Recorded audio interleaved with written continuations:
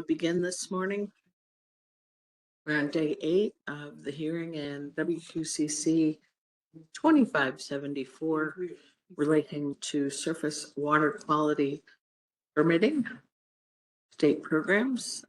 When we ended yesterday, we had heard the Water Authority's opening statement, the opening statement from the Natural Resources Partnership. We begin this morning with the Water Authority's witness. Ma'am, welcome. Would you please spell your first and last name? Danielle Shurin, DanielleShuryn. Do you swear or affirm to tell the truth? I do. Thank you. Go ahead, Mr. Stoff. Good morning, Madam Hearing Officer, Mr. Chairman, and members of the Commission. I present to you Ms. Danielle Shurin. Ms. Shurin, did you provide a copy of your current resume for this hearing? Yes. Is your resume in Water Authority Exhibit 2 a true and correct copy of to the best of your knowledge and belief? Yes. What is your current position with the Albuquerque-Bernalillo County Water Utility Authority? The Water Authority is a regional water and wastewater utility authority in Bernalillo County that serves a population of about 650,000.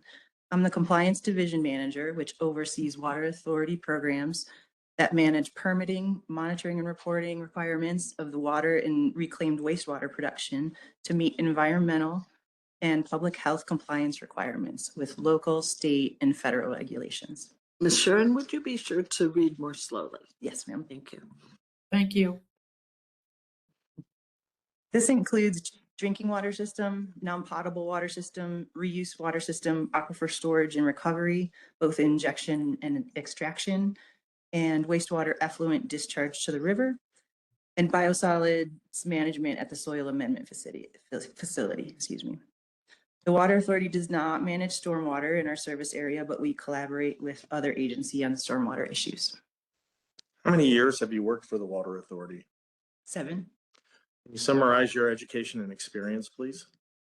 Sure. I have a Bachelor of Science in Environmental Science from Allegheny College in Meadville, PA. I have a Master of Water Resources from UNM. I worked for 15 years at the New Mexico Environment Department and about 7 years at the Water Authority. Can you provide a summary of your responsibilities in your current position, please? Sure. The Compliance Division manages primarily New Mexico Environment Department requirements for a number of programs: Safe Drinking Water Act, water quality requirements, regulatory operational requirements, and new drinking water facility design, NPDES permit requirements for wastewater treatment and discharge to the river, groundwater discharge permits for our soil amendment facility, a reuse system, and multiple aquifer storage and recovery projects. We have a cross-connection program that verifies appropriate backflow prevention is in place before water service is provided. The division manages reporting requirements for very small amounts of hazardous waste generation, air quality permits, and reporting asbestos pipe removal. We have an independent quality assurance manager that audits our standard procedures, quality management plans, and quality control processes every year. We have 2 teams of 10 to 20 staff that collect all of the data according to permit and rule requirements.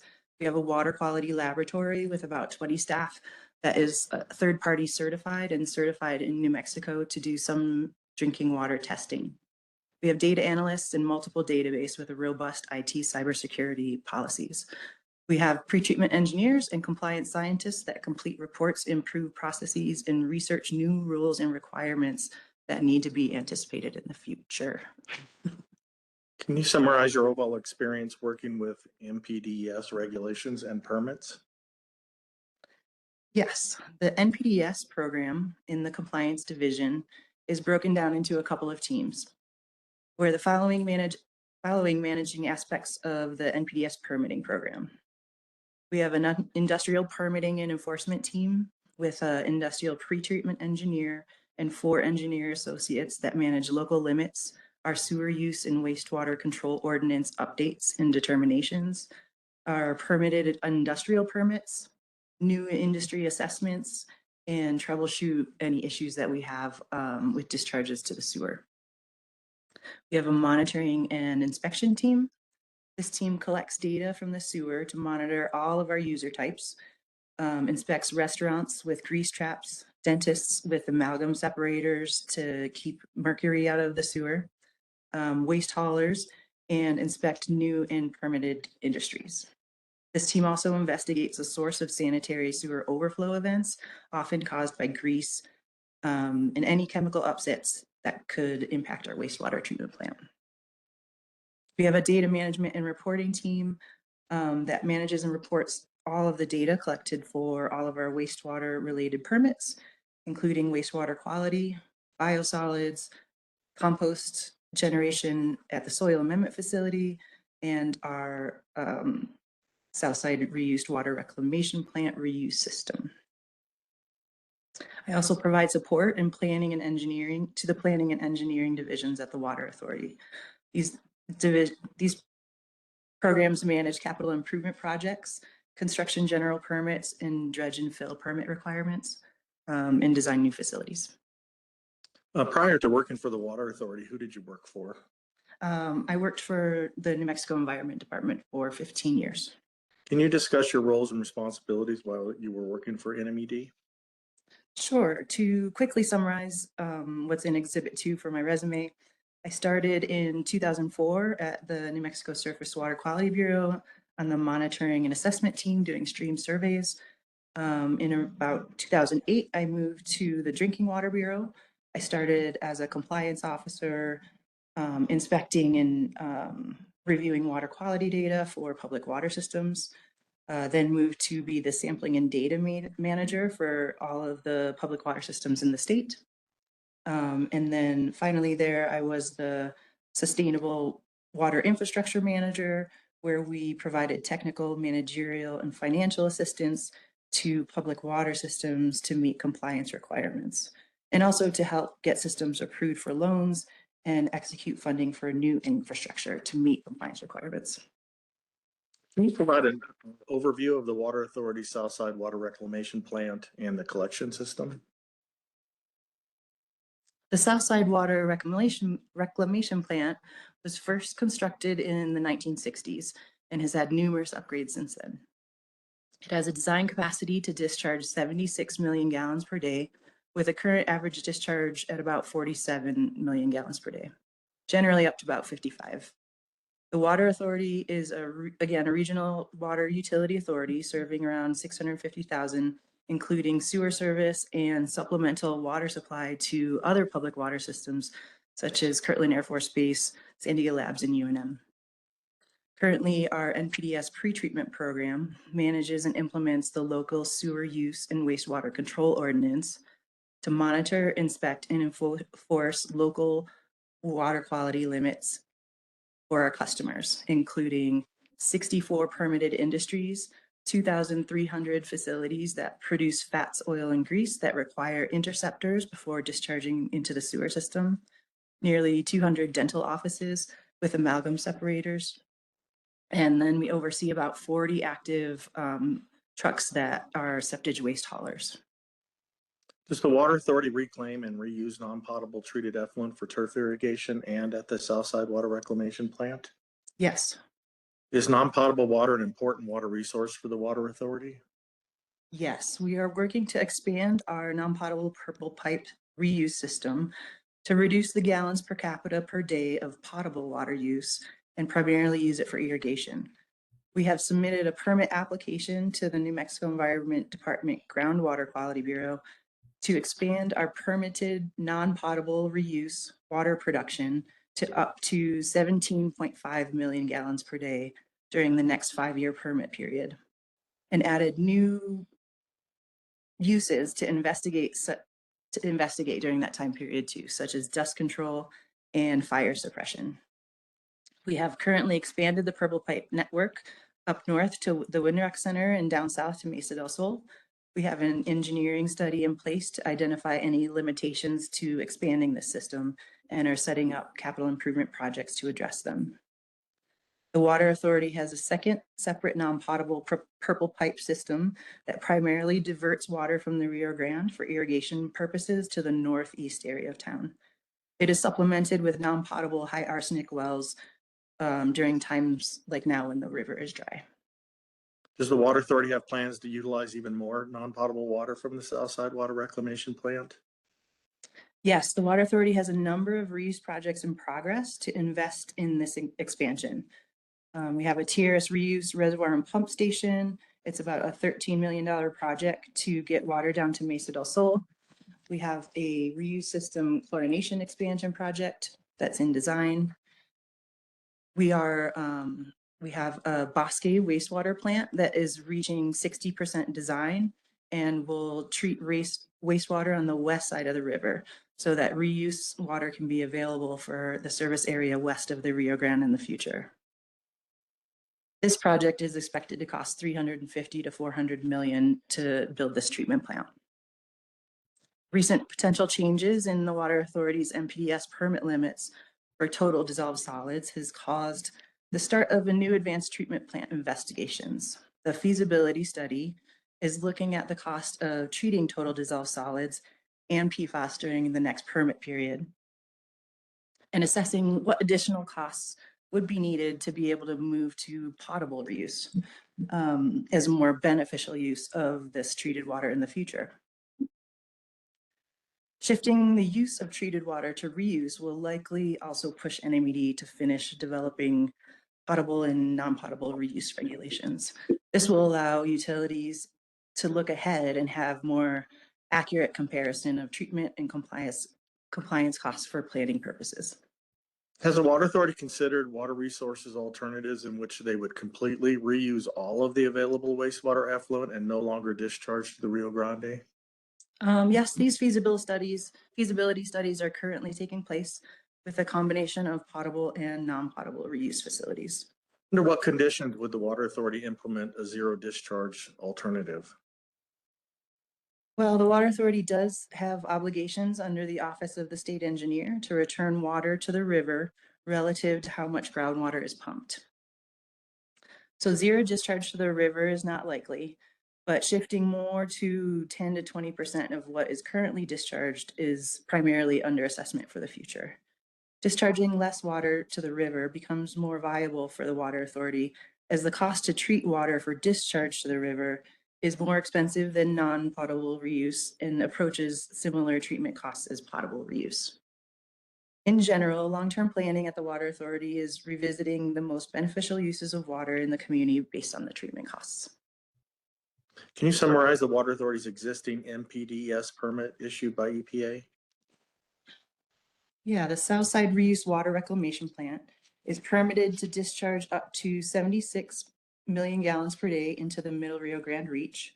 Actual discharge is about 40 to 50 MGD. The Water Authority's NPDES permit has a monitoring and reporting requirements for effluent water quality parameters, including whole effluent toxicity testing, river water quality monitoring, sanitary sewer overflow response, biosolids quality and management, pre-treatment program development, and enforcement, including the legal authority with local ordinance approval and implementation.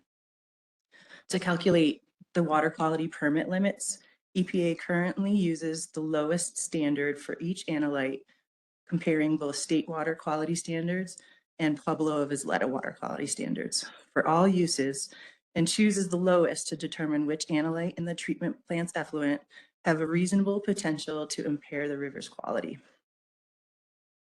From existing 2012 guidance documents with EPA in Region 6 and New Mexico Environment Department calculations procedure, if the reasonable potential calculation shows impairment, then a permit limit should be established for the permittee for that analyte.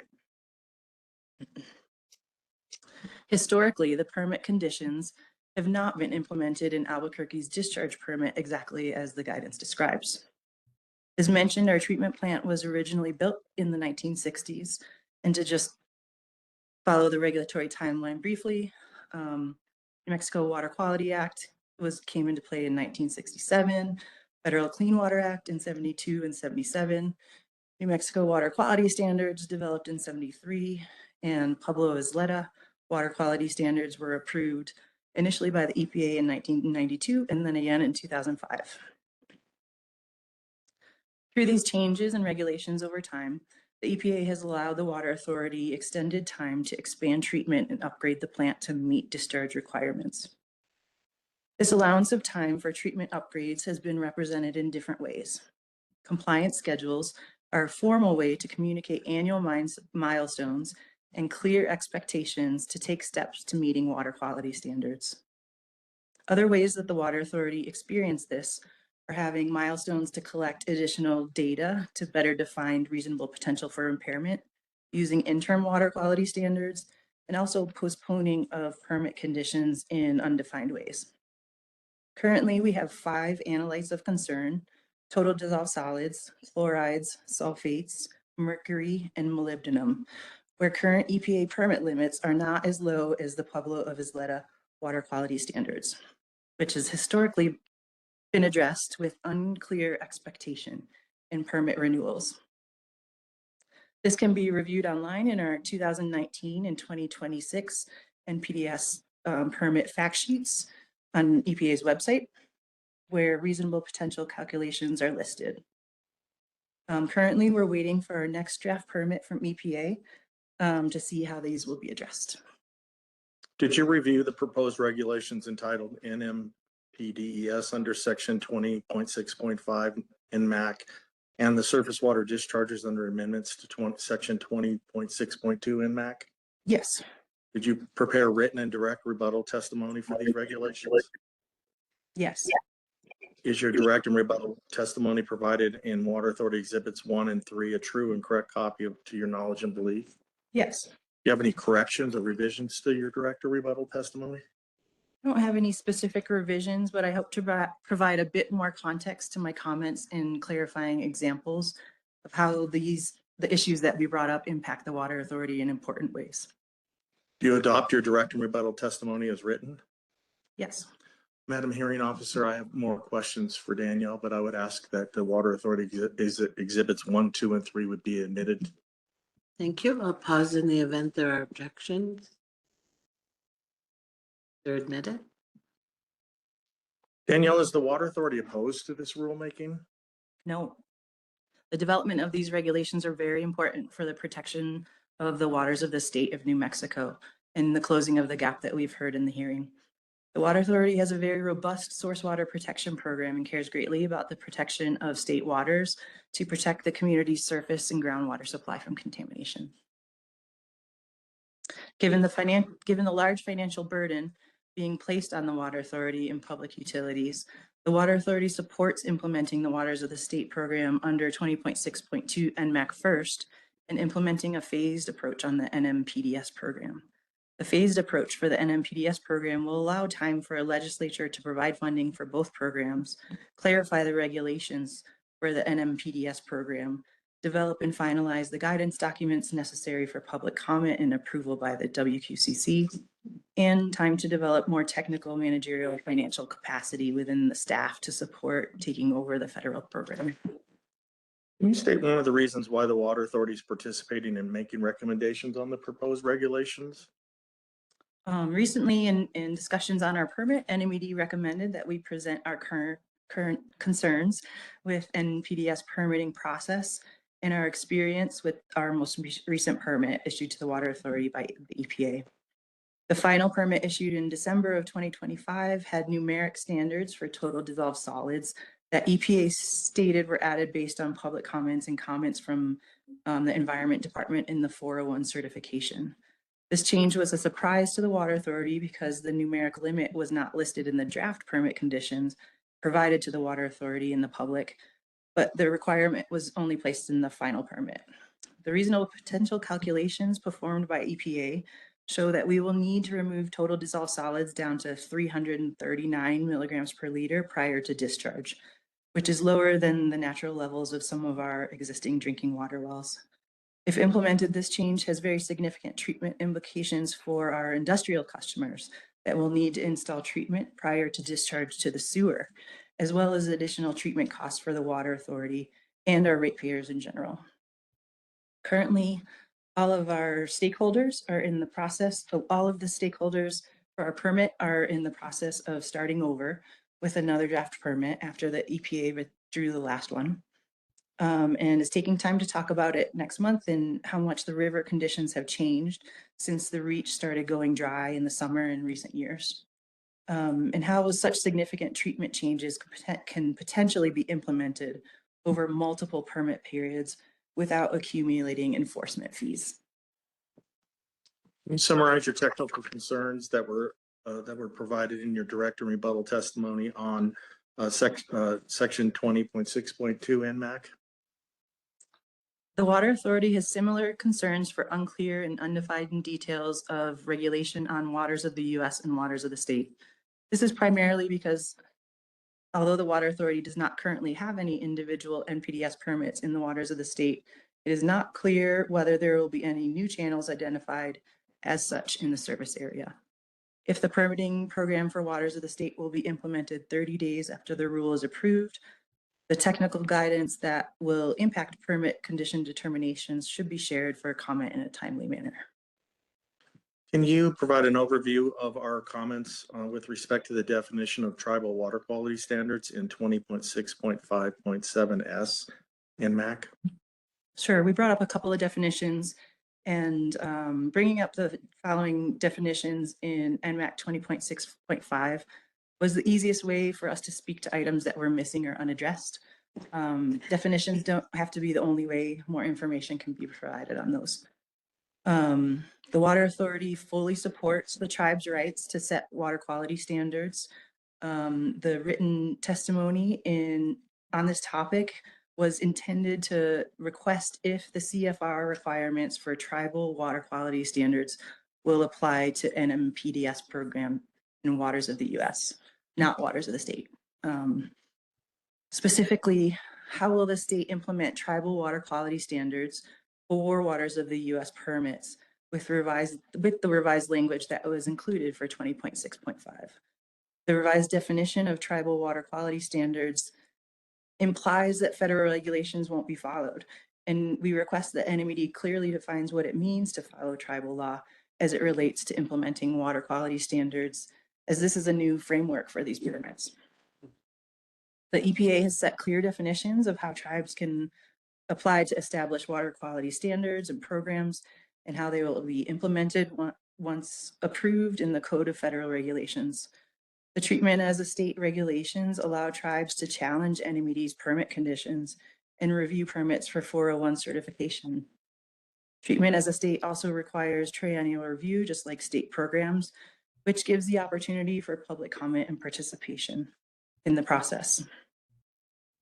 It is just not clear if the existing federal requirements and protections will still be required with the new state regulations as written. The Water Authority is requesting an NMPDES program with transparency and predictability, and utilizing a framework that is subject to WQCC and public comment. We need to anticipate how permit changes may impact our customers, our stakeholders in the whole region. The Water Authority has a responsibility to share new requirements, new treatment costs, and best available alternatives with our governing board for decision making, and to educate our customers and give them a chance to make comments and voice their concerns in how the Water Authority implements changes and potential rate increases to meet new permit requirements. Can you summarize your comments on the definition of reasonable potential that was provided in 20.6.5407B1C? Sorry, that was fast. 20.6.2 2310 and 20.6.2 2314 NMAC. Reasonable potential calculations are a statistical data assessment of effluent and ambient river conditions to put into defined calculations that determine if a discharger's effluent poses a threat to exceed the river's water quality standards. It is important that this process is predictable, repeatable, and transparent, especially in the case of narrative standards, as the Water Authority is found with total dissolved solids. Why is the calculation of reasonable potential so important to the Water Authority? A statistical assessment looks at the maximum concentration of an analyte in the effluent, how large the data set is, and how the data is dispersed to define a variable that accounts for the variability of effluent data. The background concentration of the analyte in the river and the critical low flow are used in a mass balance equation with the capacity design flow of the effluent to determine a projected concentration of the analyte in the river. If this projected concentration is greater than the lowest water quality standard for the analyte, then a limit is included in the discharge permit. Can you summarize the proposed changes that the Water Authority requested with respect to adding a definition for reasonable potential in the regulations? Yeah, I'm going to back up just a little bit. The Water Authority is always planning for the future. And when we expect new permit limits require additional unexpected costs for treatment, it has a significant negative impact on our capital improvement programs planning and execution. Understanding the reasonable potential calculations allows the Water Authority to plan ahead for the future in a cost-effective way. The technical calculations to determine permit conditions, such as reasonable potential, were not addressed in the proposed regulations, and it is important for the permittees to understand when the calculations may change in order to plan for change in permit conditions and treatment units. Did you review the New Mexico Environment Department's response regarding the development of guidance documents as opposed to providing a definition for reasonable potential in Ms. Susan Lucas Kamat's rebuttal testimony? Yes. Can you summarize your concerns about guidance documents rather than specific language in the regulations as it relates to reasonable potential? Sure. Guidance documents that are approved by the WQCC and made available for public comment are a good replacement to being silent on the technical determinations that are used to write permits. However, if there is a reference to it in the regulations, it acts as a commitment to developing and maintaining those procedures with the WQCC approval. This will also help ensure that it is done prior to implementation of the regulations and writing of permits. All right, moving on to compliance schedule. Did the Water Authority request amendments to the regulations regarding compliance schedules under section 20.6.5 407A and 20.6.2.7 NMAC? Yes, but there may have been misinterpretation of the language and meaning of the rule. In testimony this week, we heard the department say that they would consider revised language to provide as much flexibility as they can, consistent with EPA's current procedures. The department also said that they will coordinate with the permittees, like the Water Authority, on timing for compliance schedules, recognizing that it may take longer than one permit cycle to complete. We support additional language in the regulation to provide the Water Authority and NMAC more flexibility. Compliance plan implementation and guidance documents for public comment and WQCC approval will provide the Water Authority that ability to participate in request amendments as needed. Why are compliance schedules so important for the Water Authority? Compliance schedules are very important for a large utility because it takes nearly an entire permit period to implement changes in the pretreatment program first. This allows utilities to be able to address new contaminants at the source where they're created to see if compliance can be achieved with local water quality limits for our sewer users by ordinance. This often includes time for customer education, individual plans outlined in a compliance schedule that we develop for our industrial permitted users to be able to design and construct treatment plants prior to discharging to the sewer. If compliance cannot be achieved with local limits in our industrial user permits, then it often takes another permit period of meeting milestones to be able to then design and construct and start up a new facility at the Water Authority. Major public POTWs and public utilities in particular have additional requirements to implement a pretreatment program. This includes the requirement to permit and enforce the local water quality limits by ordinance for industries that discharge to the sewer. These are extensive requirements when permits limit change, including how to adjust local water quality limits to revise local ordinance and the enforcement plan. This process includes public education, public notice, collection of comments from our customers before it can be approved by our board, and then goes forward to EPA approval. This process takes an entire period to be able to adjust for water treatment at the source prior to discharge to the sewer. Did you review NMAC's response regarding the develop of guidance documents as it relates to compliance schedules in Ms. Susan Lucas Kamat's rebuttal testimony? Yes, the concerns are the same. And I think, the other part that I didn't say in that about compliance schedules is the key fact is that the penalties aren't accumulating. So we're not paying enforcement penalties during that period where the compliance schedules are in place. And those penalties often go to the regulatory agency. Can you explain your comments on permit planning and funding? As an example, in my testimony of necessary coordination between permitting and funding programs, in this case, could be the Federal Clean Water State Revolving Loan Fund, distributed to states to provide loans for wastewater treatment plant design and construction to support compliance with the Clean Water Act. At the New Mexico Environment Department, the Construction Programs Bureau implements the loan fund, but there is little direct coordination between that bureau and the Permitting Bureau, which will be the Surface Water Quality Bureau. Other public funding sources, for example, drinking water, collaborate on identifying community compliance issues and verifying facility design will meet compliance requirements after construction. When NMAC is approved for primacy to implement NMPDS permits, it would be a great benefit to everyone in the state if the surface water permitting program could collaborate with the relevant funding programs to ensure that new publicly funded wastewater treatment plants are designed and constructed to meet permit requirements. Providing some sort of preliminary assessment of permit conditions for entities during the design phase proactively impacts permit compliance in important and cost-effective ways. As I mentioned earlier, the Water Authority is currently in the 60% design phase for a new wastewater treatment plant. And at this phase, neither EPA nor NMAC provides opportunity to collaborate on the design and to assess what permit conditions will be executed in 2030 when we'll be applying for a permit after construction is complete. Continuing to limit permit applications to after the construction is completed with 1 year ahead of discharge for anti-degradation assessments or 180 days ahead of initial discharge for new permit application is missing the low-hanging fruit of providing compliance assistance in advance. Not being able to predict what the permit conditions for a plant and design sets communities up for failure when additional treatment may be required when permit conditions are only assessed after construction is already complete. Can you summarize your testimony regarding the need to provide a comprehensive map showing the waters of New Mexico?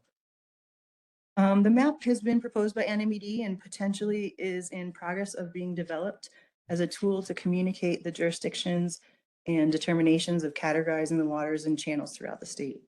This information provided in advance of implementation and issuing permits clarifies to the public and potential permittees which new regulations apply where in New Mexico.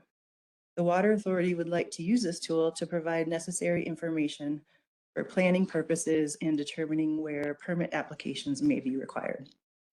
All right, let's transition to talk about the fees and the fee structure. Did you review the proposed fee structure that's to be implemented for these programs? Yes. In general, excuse me. In general, the proposed fee system is very complicated and burdensome and did not include measures for accountability and reporting the expenditures to the permittees that are funding the program. For example, the category cap in the table was not listed in the formula, and in the regulation, there was an NA in the table that indicated there was no category cap for utilities that discharge greater than 50 million gallons.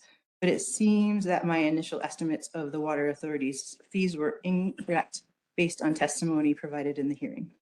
Did you listen to the testimony of Ms. Lemon and Mr. Connolly on the fee structure and the proposal? Yes. Based on your understanding, what is the proposed application and annual fee for the Water Authority? The application fee is $46,010 and the annual fee is $177,242. Prior to Ms. Lemon's and Mr. Connolly's testimony, were you able to compute the Water Authority's application and annual fee? What I computed did not match what they presented in the testimony. Has the Water Authority received the EPA model, spreadsheets, or any other documentation on how the application and annual fees were determined? Not directly, but I understand that some new items have been submitted to the docket this week. Can you summarize the Water Authority's concerns regarding how you understand the Water Authority's fees and any recommended amendments to the language? The calculation of fees was not clear after Dan Connolly's rebuttal. It's not easy to duplicate the calculations completed in his testimony, and specifically for a large utility like the Water Authority. After his testimony, it became clearer that fees charged do not represent the services that would be provided. The proposed fee approach is burdensome to the customers of the Water Authority because the fees are generated in part to support the program's worst case scenario upfront and lacks accountability for how the funds are spent. An example provided in my written testimony is the Drinking Water Bureau's water conservation fee, where we pay 3 cents per 1,000 gallons of drinking water produced. In 2024, statutory language was added to Chapter 74, Article 1, Section 13G to include annual reporting requirements. Annual reporting requirements are recommended for the Water Quality Fund to be posted in a report online so that expenditures, rollover amounts, and revenues are transparently available for the public to review. Similarly, I don't provide specific revised language, but I commented in the rebuttal testimony on the timing of the fees as proposed requires budgeting of the maximum fee amount for local government permittees. The establishment of legislative funding a year ahead of invoicing permittees could potentially resolve this issue. To summarize, the Water Authority would like to see a legislative commitment to funding this important state program upfront prior to NMED requesting primacy, so that EPDA does not stop paying for the NPDES permitting until there is legislative funding available to support the state program. Otherwise, as described in Dan Connolly's testimony, a significant burden will be placed on the Water Authority ratepayers to support service required for our permitting, as well as a significant portion of the administration of the program. Increasing costs are a very important concern that our customers are facing at all levels of life, including the Water Authority's needs to raise rates to better replace infrastructure prior to failure and potentially to meet new wastewater treatment requirements. Funding this state program to request primacy prematurely seems to essentially be turning down some federal support that we could use during program development. The hiring and training of staff, development of technical guidance, creation of compliance database, development of the application process, and implementation policies can all be developed for Waters of the State program to fill the regulatory gap immediately, while the NPDES can maybe maximize the federal funding. This will allow a more phased approach for the state NMPDES program once the state funding can be designated for it. Thank you, Madam Hearing Officer. Thank you, Ms. Shuren and Mr. Stom. Are we ready for questions? We are, thank you. We are. Mr. Boutier or Mr. Molenberg? We decline, thank you. Thank you, Mr. Molenberg. Decline. Ms. Taylor? We decline, thank you. All right, Ms. Taylor declined. Mr. Parkamenko, I think I saw you on the platform. I would like to decline too. Thank you. All right, thank you. Let's see, Mr. Brooks Good or morning, any Madam of the, Hearing oh, Executive. there you are on the platform. No questions? No questions for this witness. Thank you, ma'am. All right, thank you. Ms. Richards?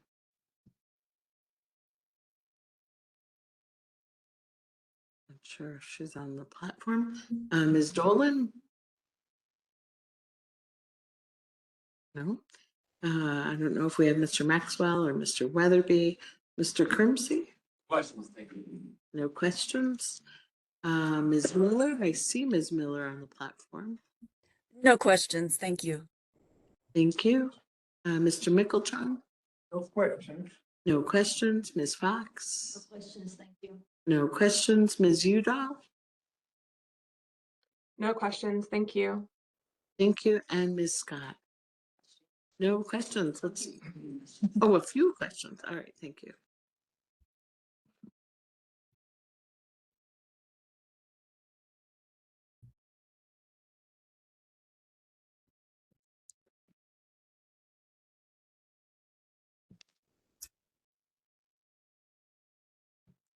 Good morning. Morning. How are you?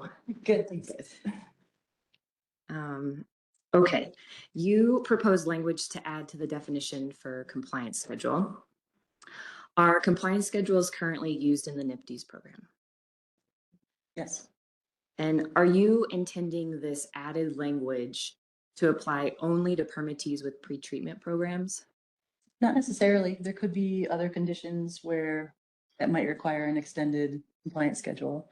But that's just what impacts us directly is the pretreatment program. And the reason I ask is in your added language, you specifically call out pretreatment programs. So my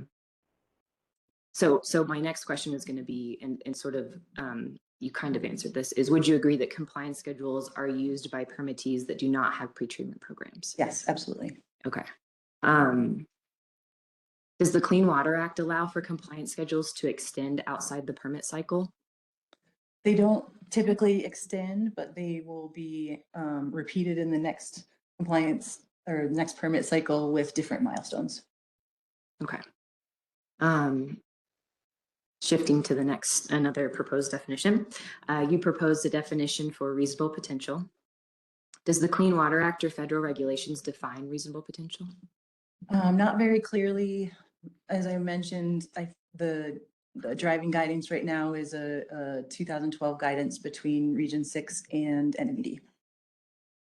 Okay. Would you agree that reasonable potential is an analysis and a process? Yes. Is NMAC actively working with ABCWA and EPA to work through issues on permit reissuance? Yes. Shifting gears again. What do you mean when you use the term significant burden on the ratepayer? Significant burden would be increase in rates. Okay.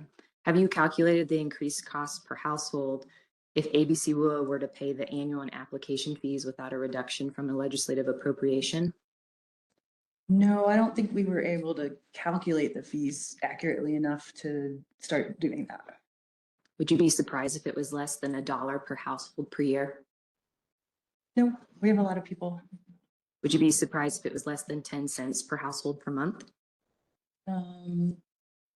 No, I think also that's only, these fees are only one component of why we would raise rates. So no, not necessarily. Okay. I have no further questions. Thank you, Ms. Scott. Any redirect, Mr. Staub? No, I do not. Thank you. All right, thank you. Let's start on this side of the platform this morning. Commissioner Laney.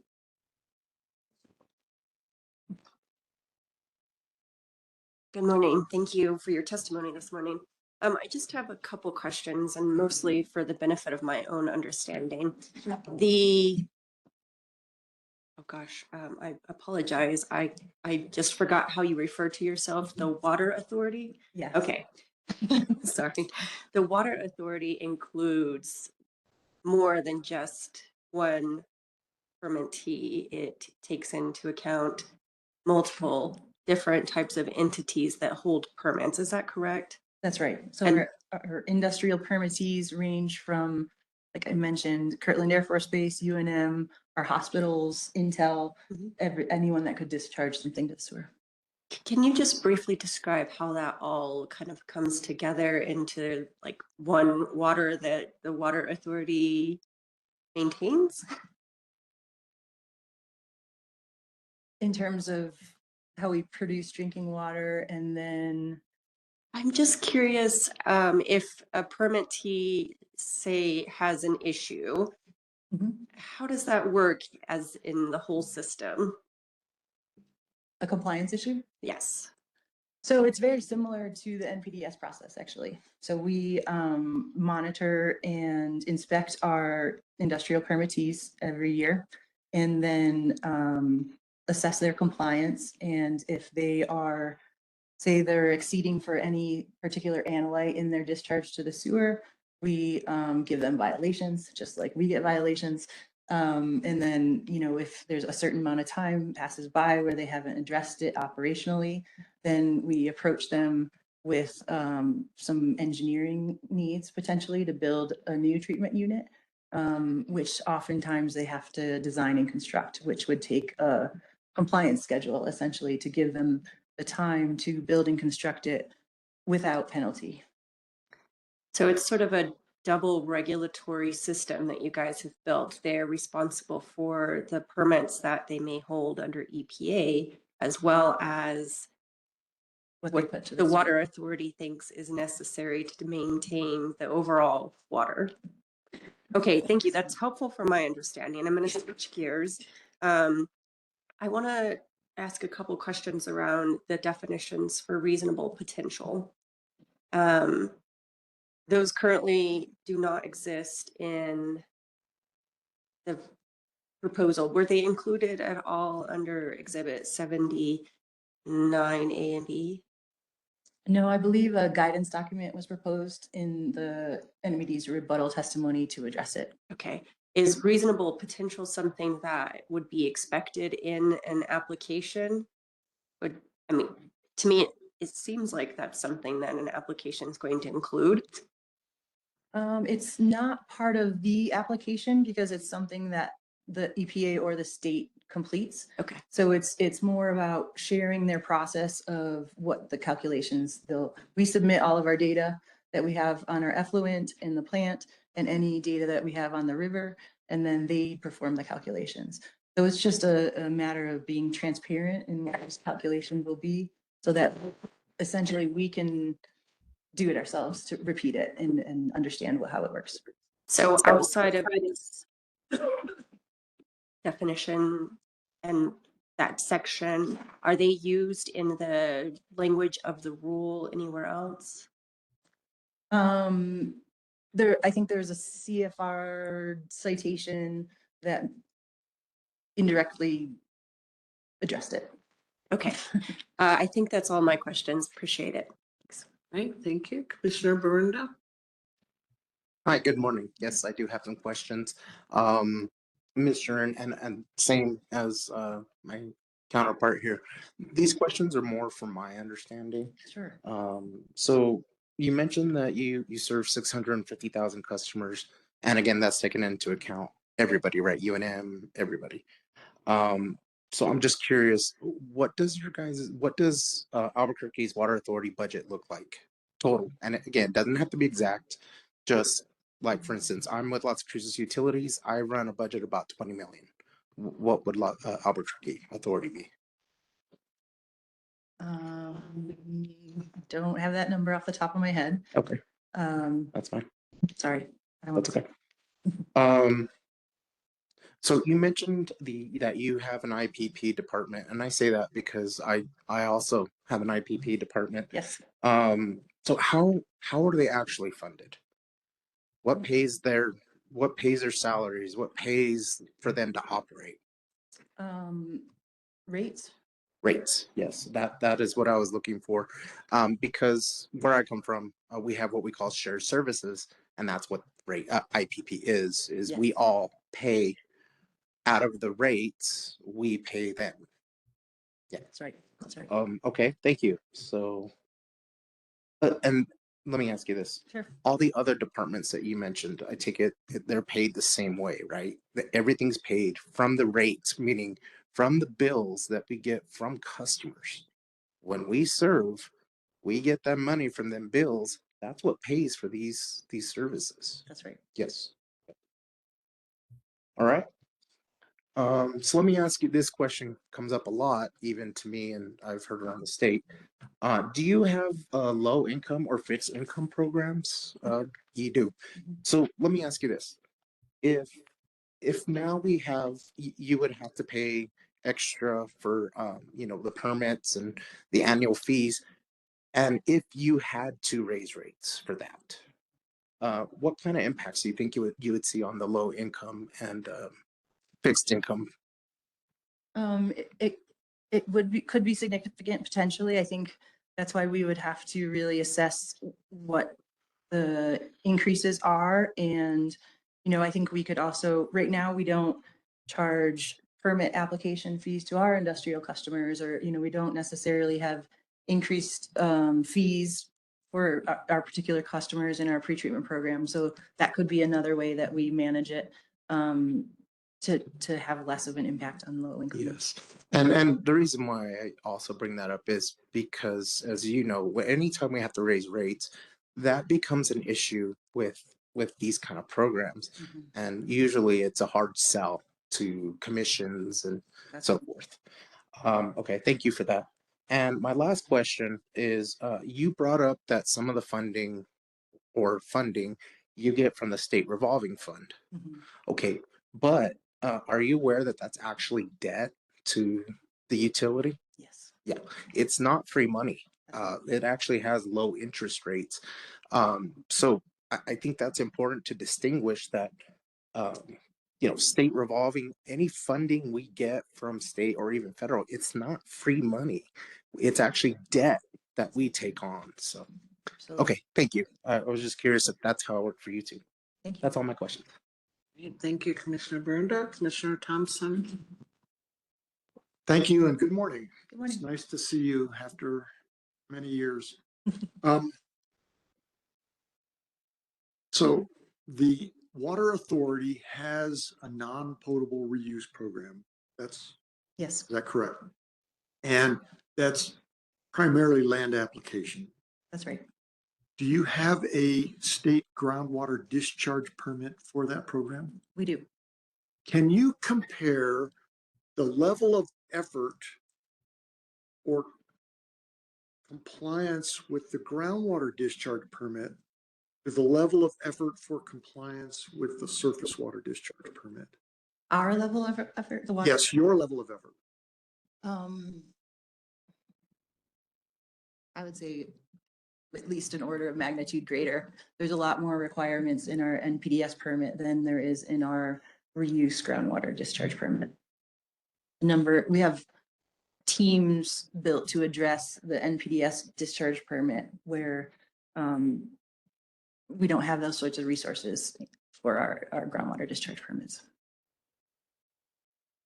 Thank you. But I assume that many of the activities that your program has responsibility for also provide support for the groundwater discharge permit.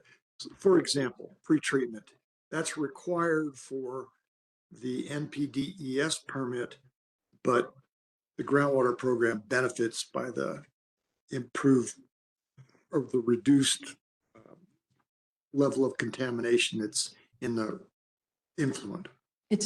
That's true. In our most recent groundwater discharge permit application for the reuse permit, as we're asking for potentially more uses of that water other than land application, I think the state is looking to, they're using a guidance document to drive those permits right now too.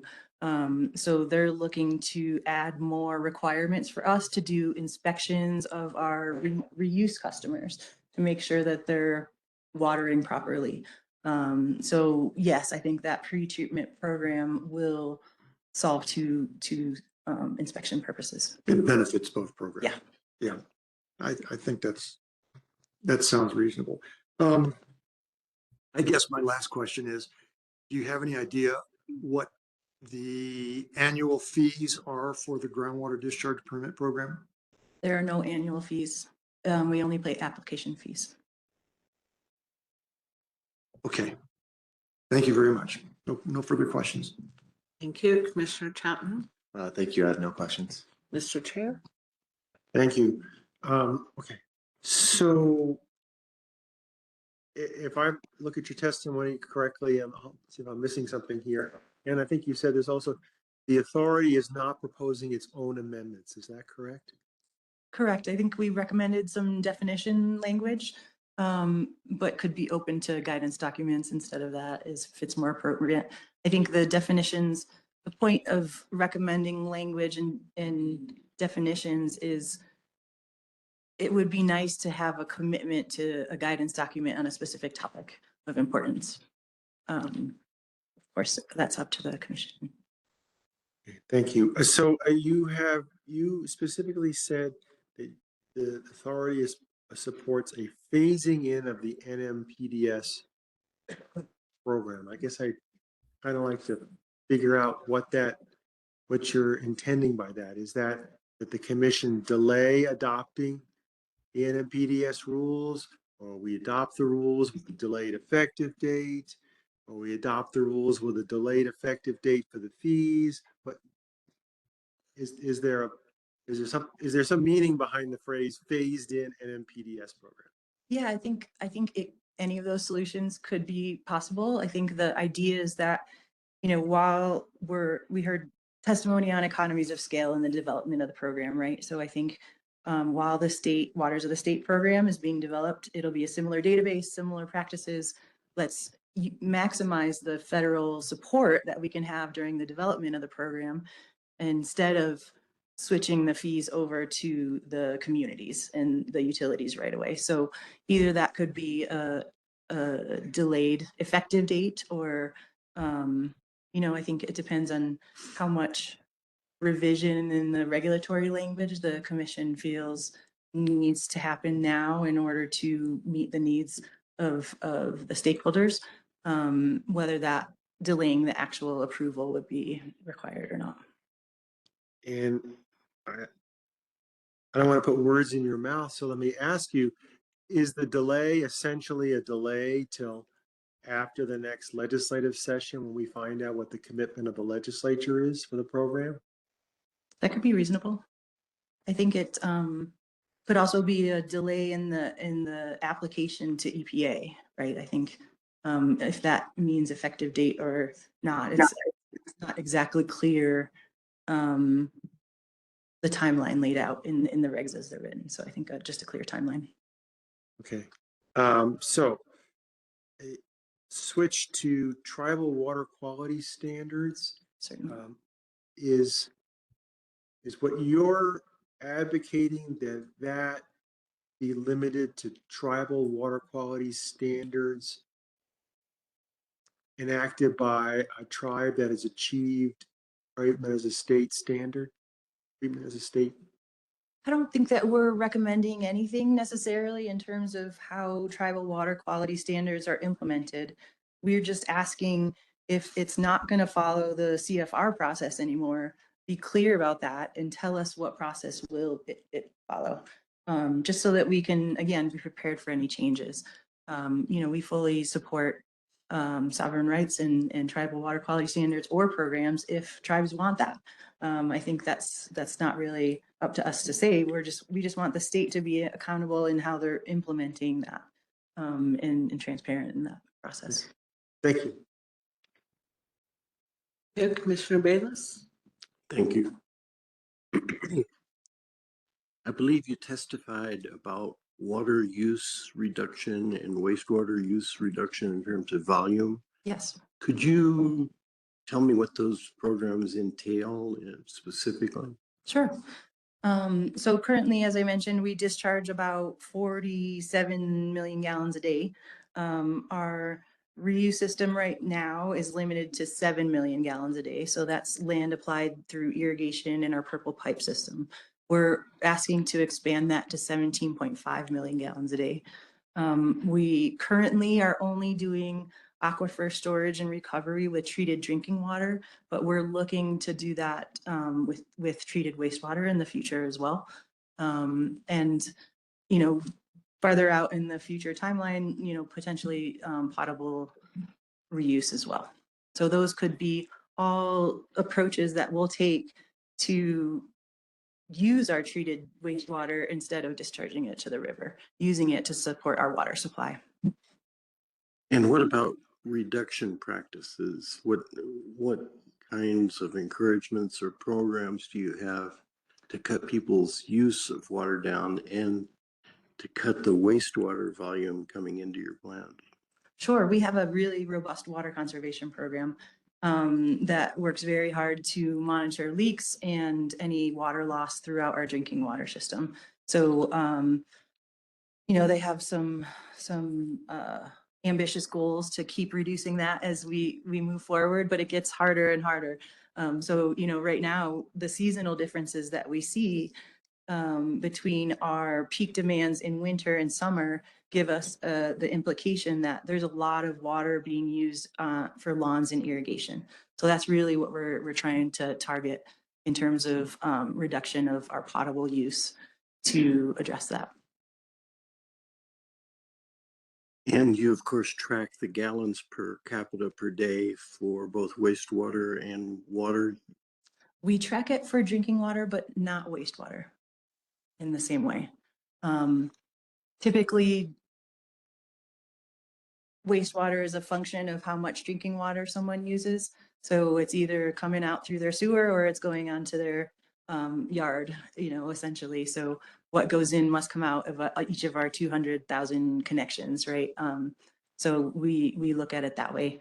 Right now, we're not necessarily, our purple pipe is primarily city parks and APS or Albuquerque Public Schools and larger entities. We don't offer purple pipe watering irrigation for residential customers.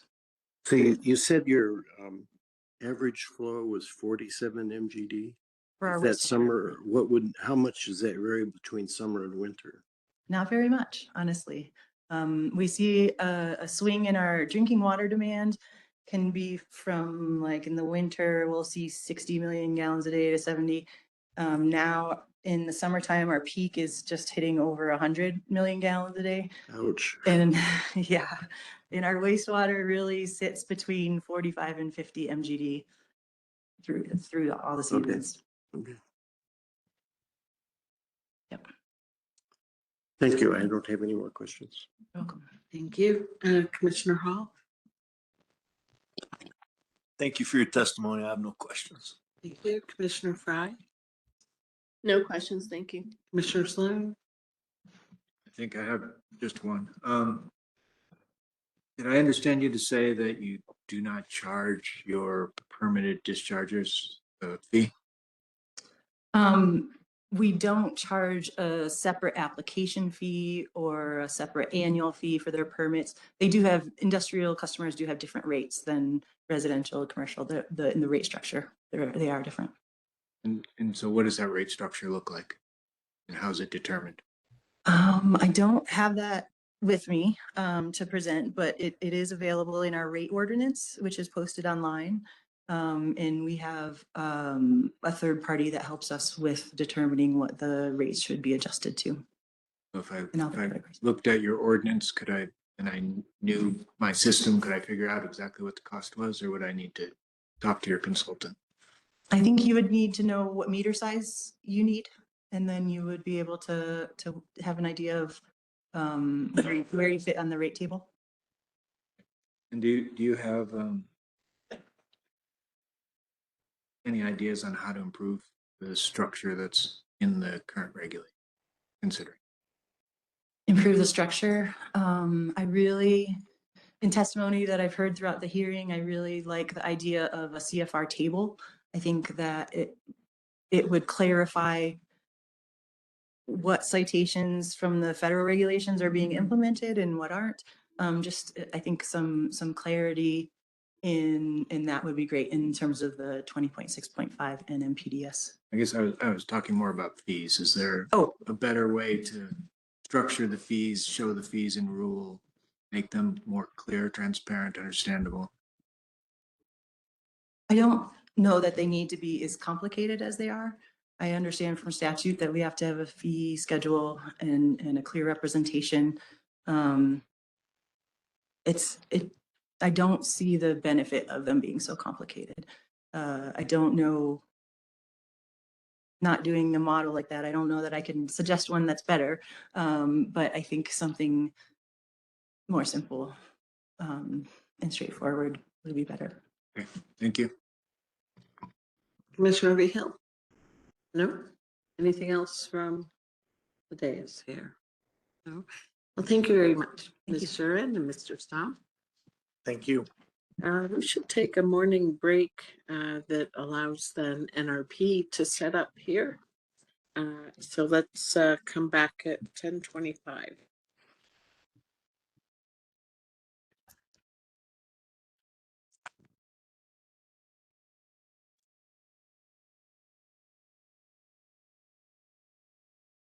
On with her. Yeah. Yeah, right. Got it. Okay, well, now.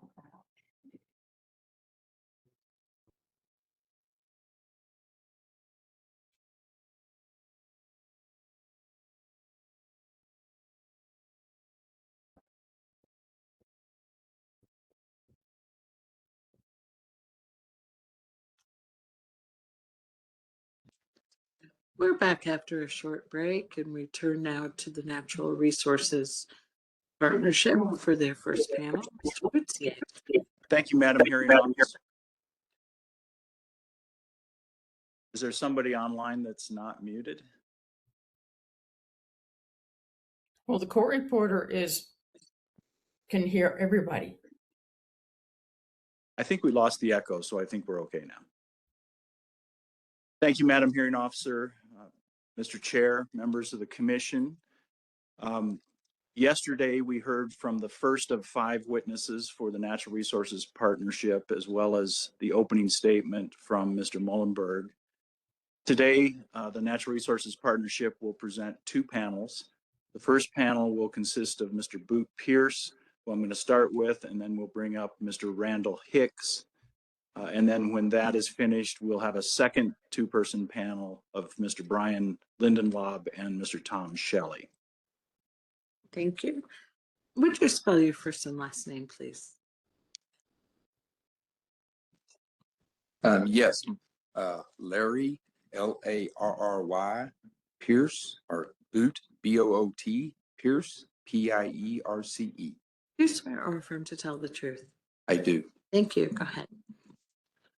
Mr. Pierce, who is your employer currently? I am employed by GZA Geoenvironmental Incorporated. On whose behalf are you testifying today? The Natural Resources Partnership, or partners. Did you provide a resume which states your employment history, qualifications, and experience that was presented and filed as NRP Exhibit 4? Yes. Could you briefly summarize your relevant history to the commission? Okay. I have a Bachelor of Science in Geology from Southeast Missouri State University and a Master's of Resource Planning with an emphasis in Geology from Missouri State University. I have been a registered geologist in Missouri since 1995. I worked for the Missouri Department of Natural Resources Geological Survey from 1992 until 2021. I started as a soil scientist, then in 1993 through 2012, I worked as a geologist in the Environmental Assistance Unit. From 2008 to 2012, I was chief of that unit. The Environmental Assistance Unit conducted stream classifications of surface water discharges and hydrogeologic site evaluation for the department's water pollution program. Additionally, the unit regulated the siting of solid waste landfills, conducted spring recharge research in karst areas, and performed emergency hydrogeologic site evaluations related to geologic hazards, natural disasters, and large-scale animal mortality incidents. In 2012, I became the chief of the Geologic Resources section and continued in that position until I retired in 2021. In addition to scientific research and mineral resource assessments, the Geologic Resources section regulated the permitting and enforcement of the state's oil and gas program and oversaw the EPA underground injection control program for which the state had primacy. In 2021, I retired from the Missouri Geological Survey and began working for Glorietta Geoscience, Inc. in Santa Fe as a senior hydrogeologist. Glorietta Geoscience was purchased by GZA Geoenvironmental, Inc. in 2023. And since that time, I have worked as a senior consultant and am the district office manager. I work with agricultural, municipal, and private clients with permitting and compliance for NMAC groundwater discharge permits, NPDES point source, and NPDES stormwater permits. My clients include multiple New Mexico dairy operations regulated under the NMAC Groundwater Quality Bureau's dairy rule. And Mr. Pierce, did you provide written direct testimony that was filed in this matter as NRP Exhibit 5? Yes. Do you have any corrections to your advance direct written testimony? No. No. Do you adopt your advance direct written testimony as your own testimony in this matter? Yes. Would you please proceed now and present your summary of your direct testimony for the commission? My testimony concentrated on 4 major concerns. My first concern is the need for clarity in the NMAC's proposed 20.6.2 and 20.6.5 definition for surface water of the state and best management practice. I testified that the definition of surface water of the state lacked clear definition and contained no exemptions for erosional features such as swales, gullies, and small washes. The definition lacked the necessary criteria for a professional to determine whether a particular surface feature is truly a surface water of the state, especially for perennial streams. The definition also lacked criteria for determining what features were not considered surface waters of the state. As a former regulator, I understand the need for clear and concise definitions for both the regulator and the regulated community. For the regulator, this provides a stable foundation for which permitting and enforcement decisions can be made. For the regulated community, understanding how the department makes their decisions provides regulatory certainty and limits the need for appeals. The NRP proposal, Natural Resource Partners proposal, seeks to align the definition of surface waters of the state to those streams which have been regulated under the Federal Clean Water Act on March 23, 2023, the day before the SACIT decision. The original NMAC first amended petition was very vague on this definition. The NMAC Exhibit 79A did include an exemption for erosional feature to the definition of surface water of the state, but still lacked the clarity on criteria for identifying what is or is not considered an ephemeral stream. I also testified that the inclusion of treatment was unnecessary in the definition of best management practice. In my opinion, treatment is considered an advanced management practice that is only necessary if operational procedures, physical measures such as wattles, silt fences, and the like, or engineered structural features such as lagoons, diversion ditches, settling basins, are not adequate to meet surface water quality standards. At that point, treatment should be considered. Treatment is always an option for some point source discharges, such as wastewater treatment plants that require them.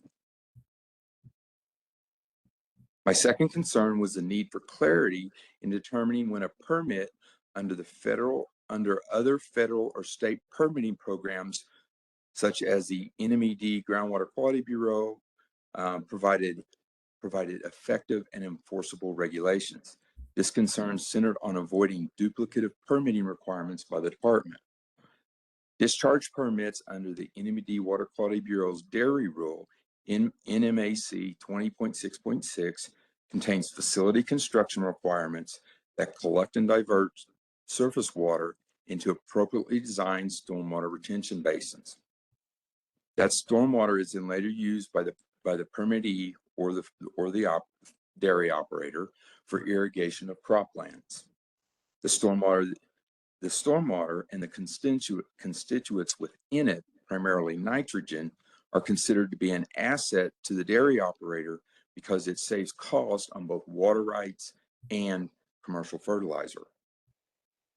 Both stormwater basin and land application areas are sampled and monitored regularly under the NMAC groundwater discharge permit. NMAC Exhibit 79A addressed this concern under section 20.6.2.2302, excuse me, 2303, paragraph C, and included dairy rule permits as exemptions.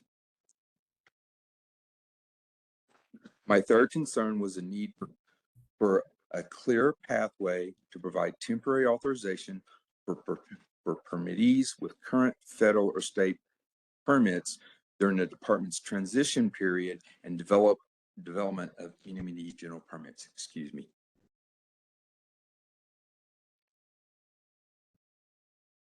In the first amended petition proposed for NMAC 20.6.2 and NMAC 20.6.5, it stated, and I quote, "No person shall cause or allow a discharge without a permit issued by the secretary or general permit coverage approved by the department."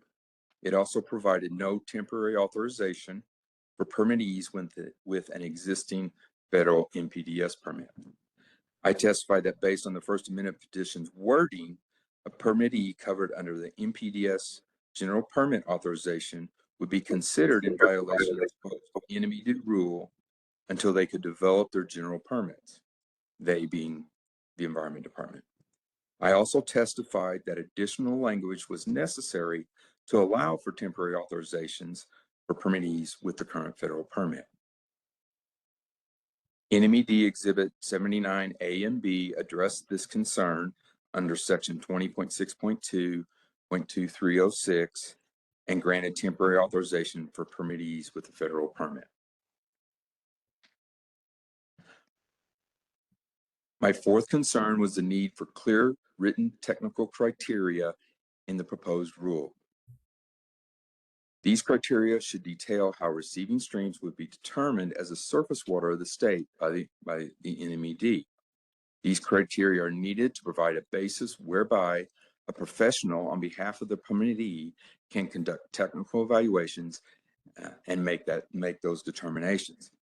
The NMED has indicated that they intend to publish a map, but lack the clarity on criteria to serve as the basis of that map. At the time of this public hearing, NMED has yet to publish that map, nor has the criteria for developing that map been provided. If a map is published by the NMED following this hearing, it is essential that the map be subject to public comment and commission review. A different option might be to pass the rule but delay the effective date until the map and other guidances can be developed. Did you review the direct testimony of NMED's witnesses that were filed in this matter? Yes. Did you review the direct testimony of the witnesses for SWAG? Yes. Did you review the direct testimony of witnesses for the water protection organizations? Yes. Did you also provide written rebuttal testimony for those NMED witnesses that was filed in this matter as NRP Exhibit 58? Yes. Madam Hearing Officer, at this time, I'd like to move the admission of NRP Exhibits 4, 5, and 58, and we'll proceed after that with additional testimony. I'll pause for a moment in the event there are objections. Exhibits 4, 5, and 58 are admitted. Mr. Pierce, do you have any corrections to your advanced written rebuttal testimony? No. And do you adopt your advanced written rebuttal testimony as your own testimony here today? Yes. Why don't we proceed now with a summary of your written rebuttal testimony? Okay. My written rebuttal was completed prior to receiving the second amended petition known as NMED Exhibit 78A and 78B. Some of the issues that I discussed in my rebuttal have been addressed in that exhibit. Specifically, these exhibits address the issues of temporary authorization and duplicative permitting when an effective and enforceable federal or state permit was in place. However, some concerns remain regarding the definition of surface waters of the state. While an exemption was placed in the definition for erosional features, the definition still lacks any technical criteria for determining if a stream is or is not a surface water of the state. Additionally, the definition of best management practice still included the term treatment as a BMP, best management practice. something that is often thought of as an advanced management practice. I also discussed the WPO's proposed changes by Ms. Rachel Kahn that would add a public notice and public review requirement to the NOI and PCN authorization request for general permit coverage. NRP believes that this requirement is unnecessary. I agree with the previous testimony by Dr. Nafis Faoud of NMED, who stated that the appropriate time to provide public comment was during the development of the general permit itself. Do you have any responses to rebuttal testimony that was filed by other parties? Yes. Why don't you go ahead and address those issues?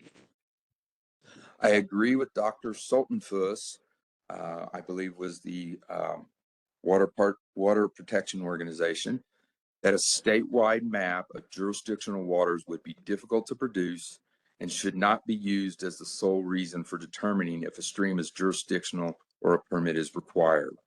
A dynamic map that includes previously assessed stream segments might be helpful to an applicant and give them some insight into a stream's classification. However, NRP believes that if the rule contains a clear and concise definition of surface waters of the state, which allow professionals to consistently determine jurisdictional status of ephemeral streams, that would be more beneficial than the map. I agree with Dr. Sultanfuss that ephemeral streams include a bed. The definition of ephemeral stream in 20.6.4 also includes the term bed. I would like to propose a set of minimum criteria to be inserted in the rule to help identify a bed and distinguish between erosional features and ephemeral streams. These geomorphic criteria are presented to help determine the presence of that bed. Feature number one would be the cross-sectional profile of the stream. Typically, ephemeral streams have U-shape and flat bottom. I won't say design, U-shape and flat bottom, U-shaped and are flat bottomed. And erosional features are typically V-shaped.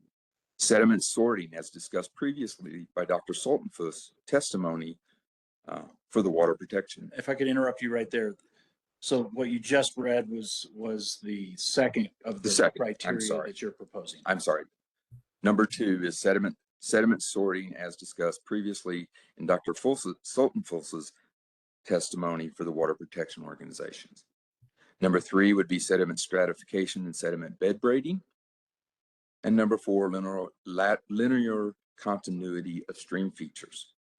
This is a short list, and I believe this is a minimum criteria that should be put into the rule. There are other features indicative of ephemeral streams that could be included in this definition. Mr. Pierce, is there anything else you would like to address in conclusion? Yes. And what would that be? We appreciate the New Mexico Environment Department has incorporated many of our suggestions into Exhibit 79A and B. I would like to emphasize that criteria, like I just outlined, are important to have in the rule itself. This helps the regulated community better assess whether they are covered by the program. Thank you, Madam Hearing Officer, Mr. Chair, members of the Commission. That concludes the direct and rebuttal testimony from Mr. Pierce. I'd like to now call up the second witness on this panel, Mr. Randall Hicks.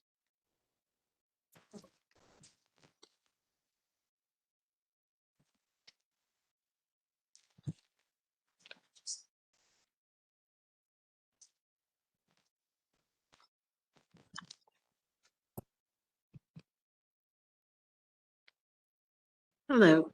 Good morning. Would you spell your first and last name, please? Randall, Randall,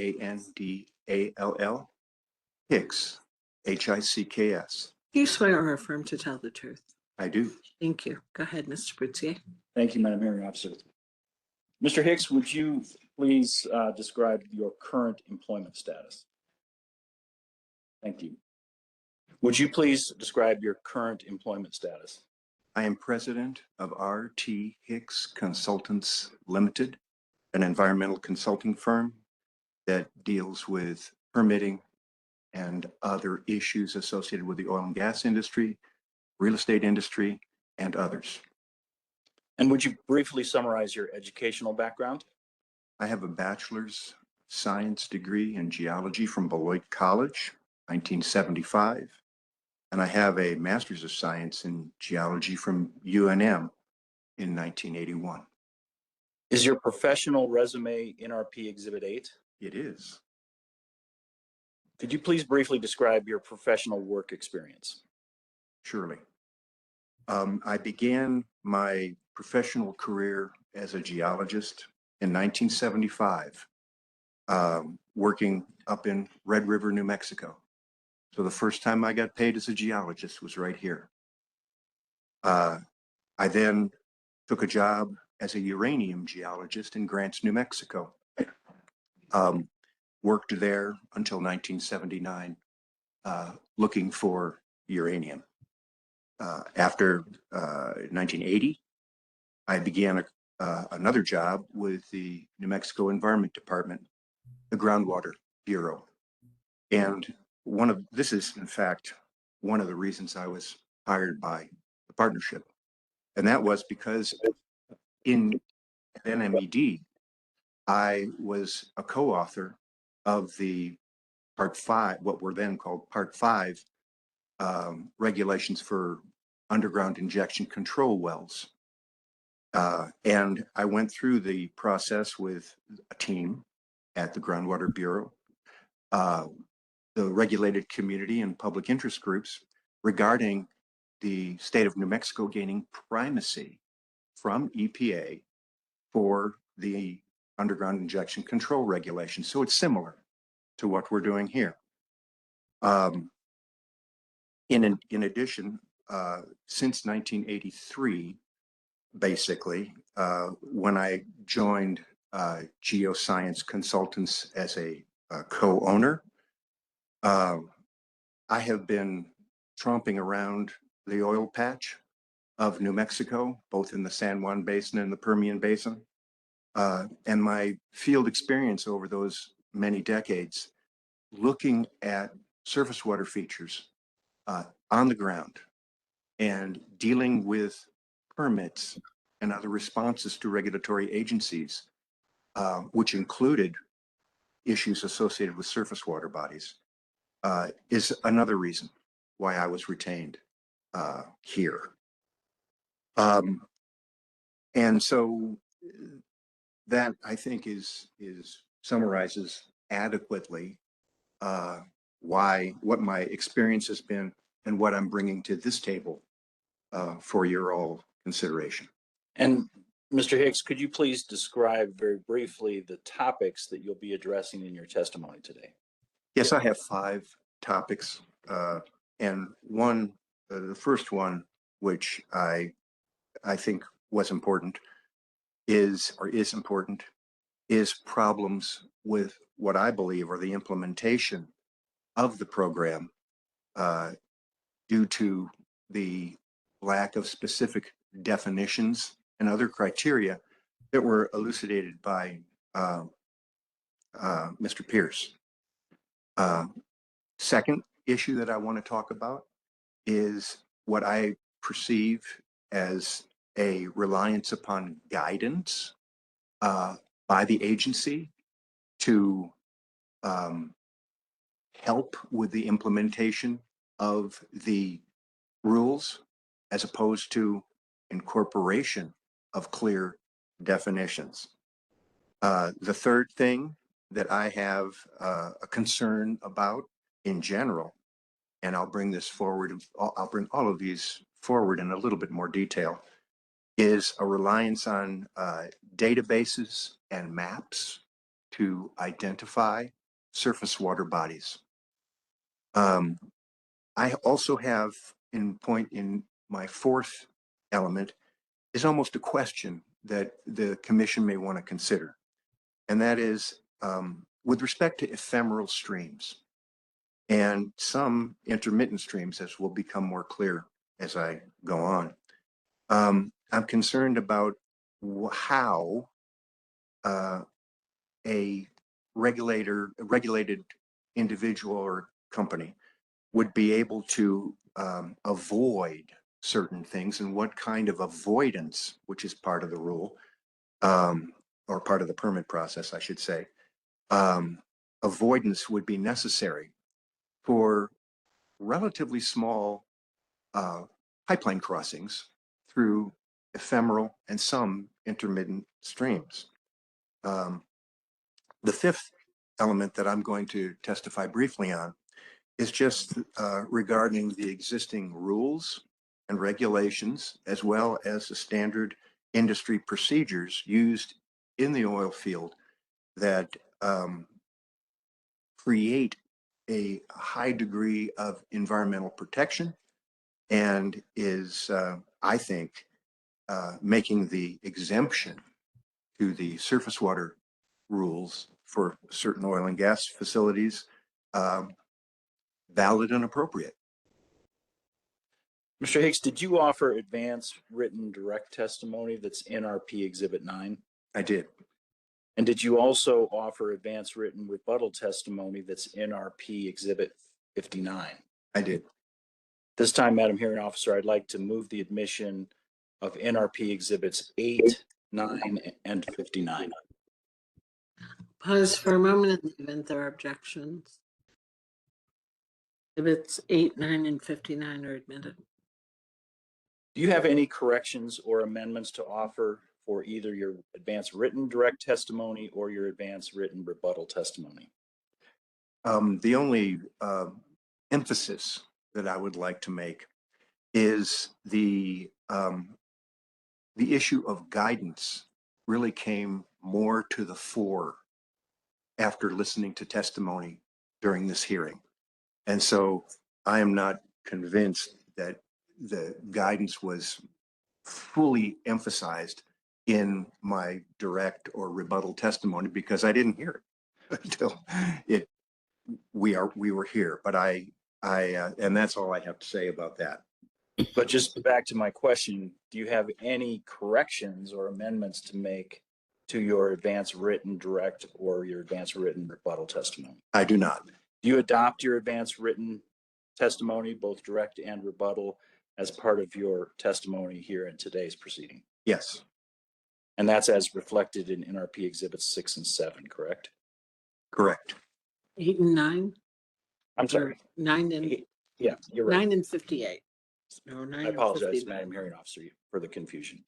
Yeah, correct. Exhibits 8 and 9. Now, Mr. Hicks, could you please now expand on what it is you do and have done, including on the ground in New Mexico, that's relevant and useful in today's proceeding? Outside of my work with NMED, where I believe I actually was on almost every road in New Mexico inspecting various features, my work in the field, in terms of what we're talking about here, surface water, truly began in about 1983, when I joined Geoscience Consultants and began to do permitting within the oil and gas field and elsewhere, and regulatory compliance within the oil and gas fields and elsewhere, where surface water bodies were an important element of gaining a permit, avoiding placement of certain facilities due to surface water, for example, and other issues. So, I mean, I've been out kicking the earth since '83 in New Mexico, dealing with surface water. And could you now proceed to address the 5 points that you wanted to address in your testimony? Thank you. Sorry, could you please address the 5 points that you outlined at the beginning of your testimony? Let's start with the implementation problems, much of which I'm going to be amplifying with what Mr. Pierce said, lack of definitions. When, as a regulator and as a consultant, one of the first things that I do when dealing with a particular issue is look for the definition and see what it is. What is it that we are actually regulating here? What is it that I have to comply with? And I don't see the kind of definitions that are necessary here. I think that the definition provided by the amplification of the ephemeral stream definition provided by Mr. Pierce is excellent and necessary. And the reason I say this is the following. When I, as a consultant or a regulator, would go to a site to do an inspection or gain a permit, I would refer to typically a United States Geological Survey topographic map that identifies surface water in terms of a blue line on a topographic map as an intermittent stream, a perennial stream, and sometimes an ephemeral stream. In my experience, especially over the past 15 to 20 years, I have gone to these places in the Permian Basin and the San Juan Basin looking for the surface water body that was identified on the map that presumably would require protection under these rules. And I look for it. I'm walking in a swale, a depression, a linear depression that after some detailed evaluation kind of concluded, yeah, this was a surface water body in the Pleistocene, 12,000 years ago when the weather was different. And so the geomorphology of this Pleistocene surface water body still exists, but there's no evidence of flow. There's no bed and bank. What you can find in these features is after a large rainfall event, there will be some erosion. And so you'll see this V-shaped erosion coming down the valley. Additionally, for a period of 50 feet, 20 feet, you might actually see a bed over the space of a half a mile. 50 feet here, walk down another quarter of a mile, you might see a bed for another 50 feet. These do not qualify, in my opinion, as a professional geologist, as an ephemeral stream. And there are so many of these in the Permian Basin and the San Juan Basin of New Mexico, where my experience lies. So I want to make certain that I'm clear that there are ephemeral streams and there are intermittent streams, and you can tell them walking through the countryside because the vegetation is more dense there. These, and you can also look at the bed and the bank and you can see them. And absolutely, these deserve protection. Nobody's going to argue about that. But we need to understand that where there is going to be minimal disturbance, for example, through a ephemeral stream, something that's mapped as an ephemeral stream, the regulations don't provide any environmental value. They just don't for something that small. So the definitions, I think, are going to make things absolutely clear. I won't have confusion, and neither will the agency. That's the implementation part. Number two is respect to guidance. I have heard what I consider a reliance on guidance to clear things up. And I want to emphasize something that you already know. While the regulations are written by the Environment Department, these are your regulations. You are the ones that need to make the decisions and whatever changes need to be made. And I have testified in front of commission hearings all the time. And there will be questions from you all. And what happens in general is that you will make your considerations and make the changes to the rule as is appropriate. Guidance is never a good idea to replace regulation that is subject to public notice, cross-examination, and sound science from both sides to understand how to go. I deal with guidance all the time with the Oil Conservation Division. And there is guidance that's written by the Oil Conservation Division that is antithetical to what the rule actually says and actually creates more environmental harm than compliance with the rule as written.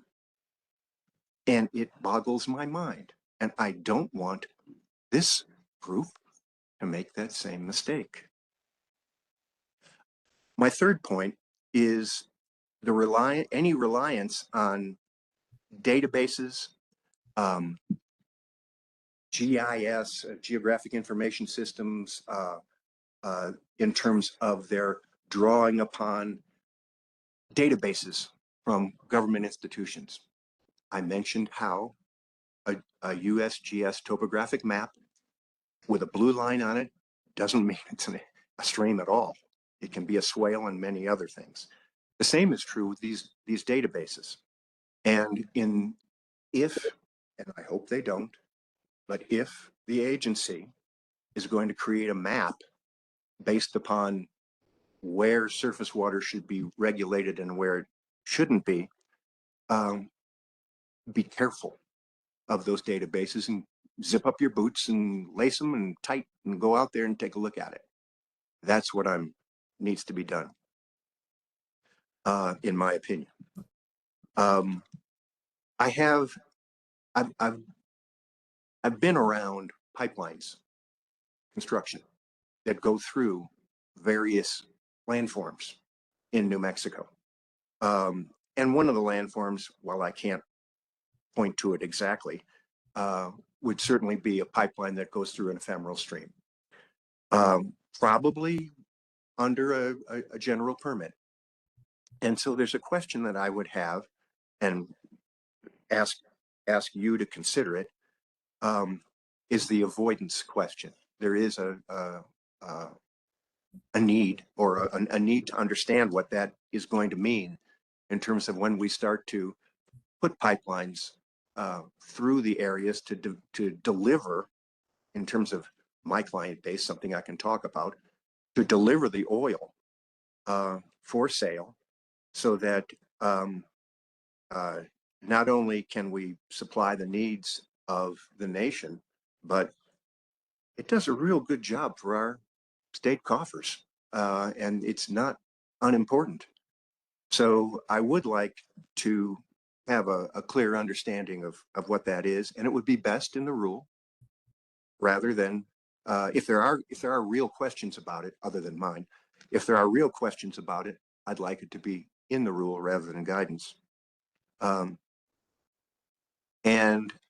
finally, my last point was the exemption for oil and gas activities from the surface water rule.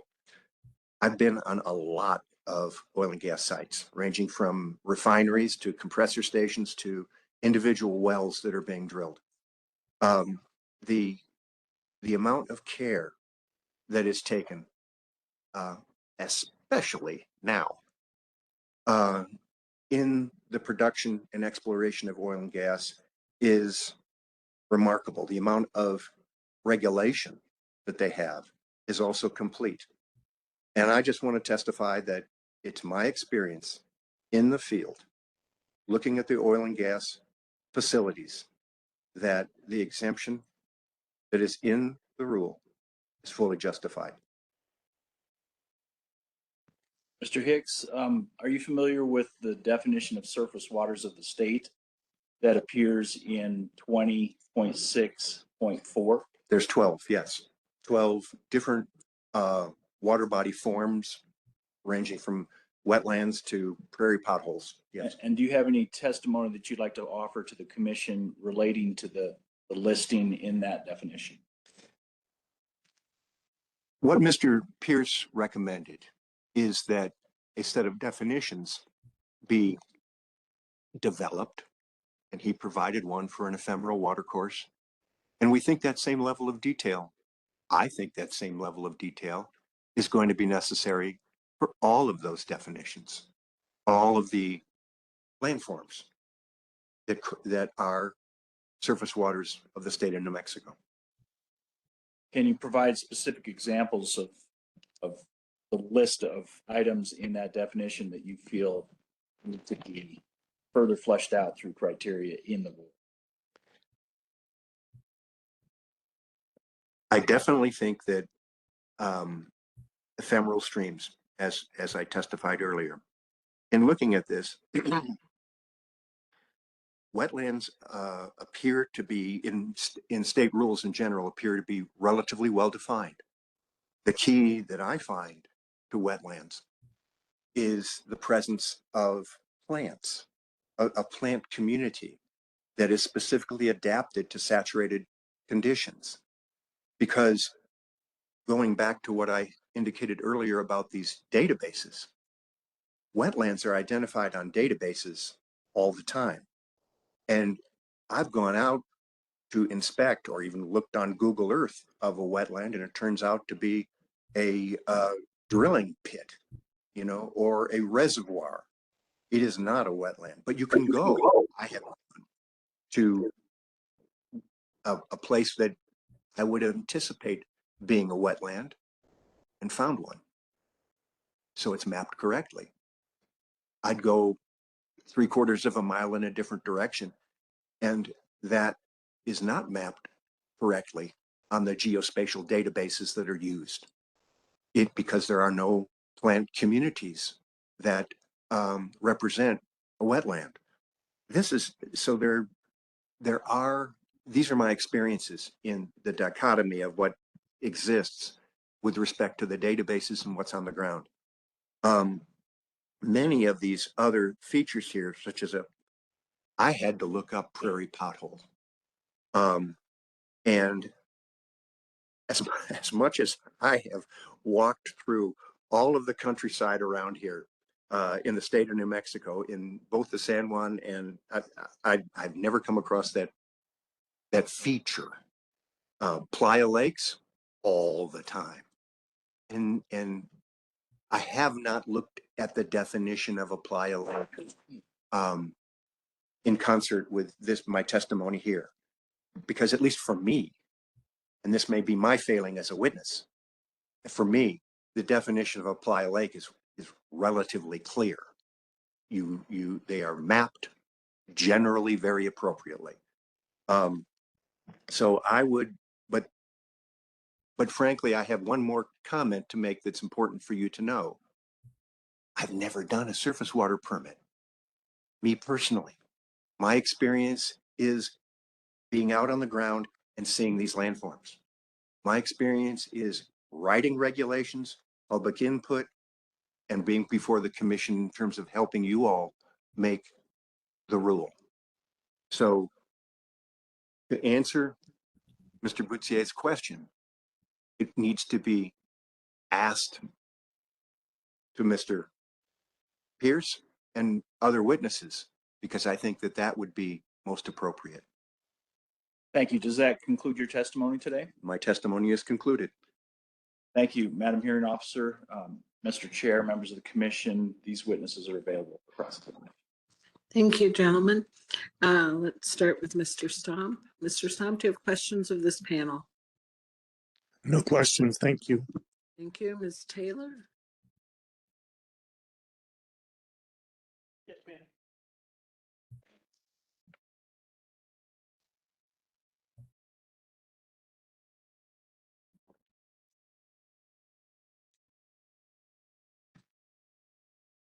Good morning. My name is Liz Taylor, and I represent the San Juan Water Commission. And in our testimony, we had supported the NRP's idea of a map, and then the map would have public comment period, and could be vetted before it became effective. I just want to understand how I've heard what I've heard from both of you is that you have some concerns about the map, First as being the compilation of databases, and then second, that it being a definitive jurisdictional tool. Now, if I've misstated your testimony, please let me know. But my question is, how does your testimony today concerning the concerns you have about a map square with or relate to what you had proposed before about using a map to define surface waters of the state? So, and both of you may need to address that. So I'll start. I believe a map can be a useful tool, and a map can only show essentially what is known. So if a map is dynamic, in that the Environment Department can show those streams that have been physically determined to be, then that would be a very useful tool. I don't think that I don't think that a static map created at one time would be able to show every stream, whether it was ephemeral or jurisdictional or not. I believe that, but knowing the criteria that goes into making that map is critical. How is it determined that this is jurisdictional? I don't know that you can create a map that every point in the state is this is jurisdictional or this is not. You can create a map of these are the segments that we have determined to be jurisdictional through field investigation, through other reports and stuff like that, other information and other research, and having that map is dynamic so that as new information comes in, new segments can be added and build upon that map. I think that would give a permittee, it would be helpful to give a permittee an ideal on what to expect when, if they look at a map and there's ephemeral streams in their area, then they at least have that to start with going forward and say, okay, now these are the criteria that they use to determine those streams were ephemeral. What's on my property? How does that compare? I could amplify on that slightly. What Mr. Pierce is talking about, of course, is a map that identifies where permits have been issued, where people have been on the ground, where everybody agrees that this is a surface water of the state. My concern, as I think I amplified, it is that kind of a map that Mr. Pierce is talking about cannot be created before the regulations are passed. And so if a map was created in advance of the regulation or soon thereafter, however you want to put it, even if it was under, the review of the commission or other experts, nobody's going to know whether it's right or wrong until they actually put their boots on the ground. And so if those kinds of data can be collected, and frankly, I think it's impossible with the manpower of the agency and all of our constituents in this room to go out and take a look and make that understanding so that it can be mapped appropriately. I don't think an accurate map can be created until we have that information that Mr. Phillips is talking about, and we can make it a dynamic map. Okay, so let me get to my more technical question then. So how would you propose a different new or a different amendment to the regulation concerning the map that you had proposed in the earlier amendments? I believe maybe so, because I'm looking at it more as a dynamic map that has to be able to be updated as new information comes in. It's again, like like Mr. Hicks said, we can't map this entire state. It's absolutely impossible. So what we can map is what information we know, whether it's through, whether it's from the Environment Department, the Army Corps of Engineers, U.S. Geological Survey. You map using the data that you have, the data based on a specific criteria that's set up for this is how it's, you put that information in the map, and then as new information comes in of, yes, this is an ephemeral stream, that segment gets added to the map. And when I say map, all maps now are on GIS, so it's a GIS data layer. Or on the opposite end of that, if something comes in and we know that, okay, this segment is not an ephemeral stream, that then can be put in there as well. And that information would be more useful than having a static map that it's a one-time map. Whether we reviewed the map or not, a static map created would be wrong probably as soon as it was created, because it would be more information that would come in. Right. So is your idea, and I don't want to put regulations in your mouth here, but is your idea that the map is a tool, but that better definitions would also help potential permittees figure out whether they should be regulated or not? And I think you also had well, let me just stop right there. So is that That's correct. I think a clear and concise definition has got to be that, and that definition can then be used. This is how this map was created, based off of that definition. And I agree with it, Mr. Pierce. And then also, I think one of your proposals too was to have a process whereby you could ask for a jurisdictional determination, and would that be kind of the capstone to that process you're talking about? I think in any process there's going to be Peralta's rule, 80-20, 80% of the streams that you look at are either you're gonna know it's ephemeral, or you're gonna know that it's not.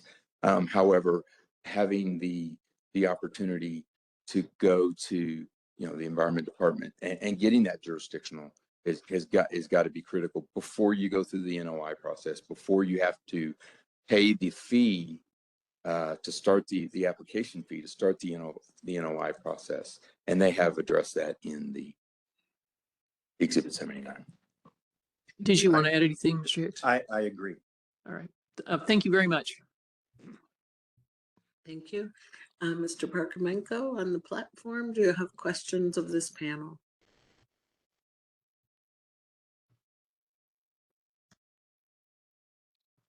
You may have stepped away. Mr. Brooks, I believe you're on the platform. Do you have questions of this panel? No, ma'am. No questions for this panel. Thank you. Oh, Mr. Parkamenko? Yes, I have no questions for this panel, Madam Hearing Officer. I just couldn't unmute for some reason earlier. Okay, thank you very much. Ms. Richards, I don't know if she's on the panel platform, I mean. Ms. Dolan?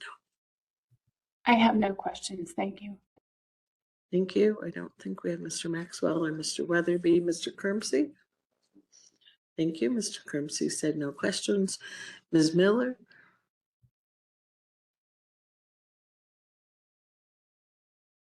No questions, thank you. Thank you. Mr. Micklejohn? No questions. No questions. Ms. Fox or Ms. Pice? I do. Thank you, Madam. Thank you.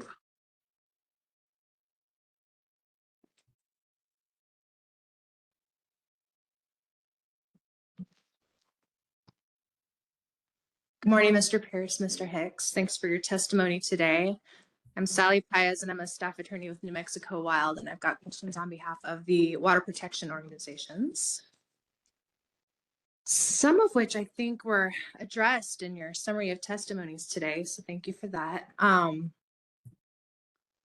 think most of my questions are actually for Mr. Pierce. You support NRP's proposed definition of surface waters, which would limit the state permitting under section 20.6.2 to the water features that constituted waters of the United States right before the Sackett decision in May of 23. Is that correct? Correct. And the federal definition of waters of the United States has changed many times, isn't that right? Yes, it has. The definitional changes resulted from multiple different opinions of the U.S. Supreme Court. I saw you cited the Rapinos case from 2006 in one of your footnotes. There was other cases as well as amendments to the Code of Federal Regulations. Correct. Are you aware that even prior to the Sackett decision, that a very large percentage of surface waters in New Mexico were not considered waters of the United States, including many of our smaller streams, isolated waters such as playa lakes, and especially waters also enclosed basins, which cover about 20% of New Mexico's land surface? Correct.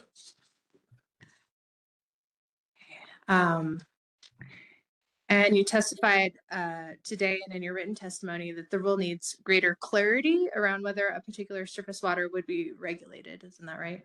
I agree. And you believe this clarity would be provided by adopting a proposal to define surface waters as the waters that were waters of the U.S. the day before Sackett? Correct. The day before? Or at least it has to have a clear and definite, Okay. definition, I guess. So simply kind of going to that moment in time is not necessarily going to resolve all of the ambiguity about which water features fall in or out of the classification of waters of the U.S. Going to that point in time would help because it sets a base standard to go forward with. Prior to Sackett, were there situations where reasonable minds would still disagree as to whether a water feature was a surface water? Water of the United States, and you would need to use some sort of additional tools, guidance, perhaps a mapping tool to kind of establish whether or not there was federal jurisdiction? There's always going to be disagreement about that. All right. Seems like it, yeah. Okay, so and you've testified that the department's proposed definition of surface waters of the state lacks technical criteria to, for example, distinguish between erosional features and regulated water courses and water bodies, correct? Correct.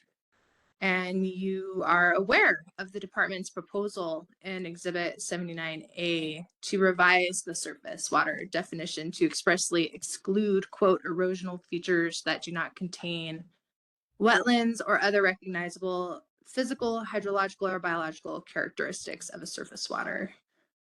Correct, but the criteria that I'm talking about is to help identify what is and is not considered a surface water of the state. Okay, thank you. And it sounds like you were here for Dr. Saltonfus's testimony on sort of the similar subject area. Yeah.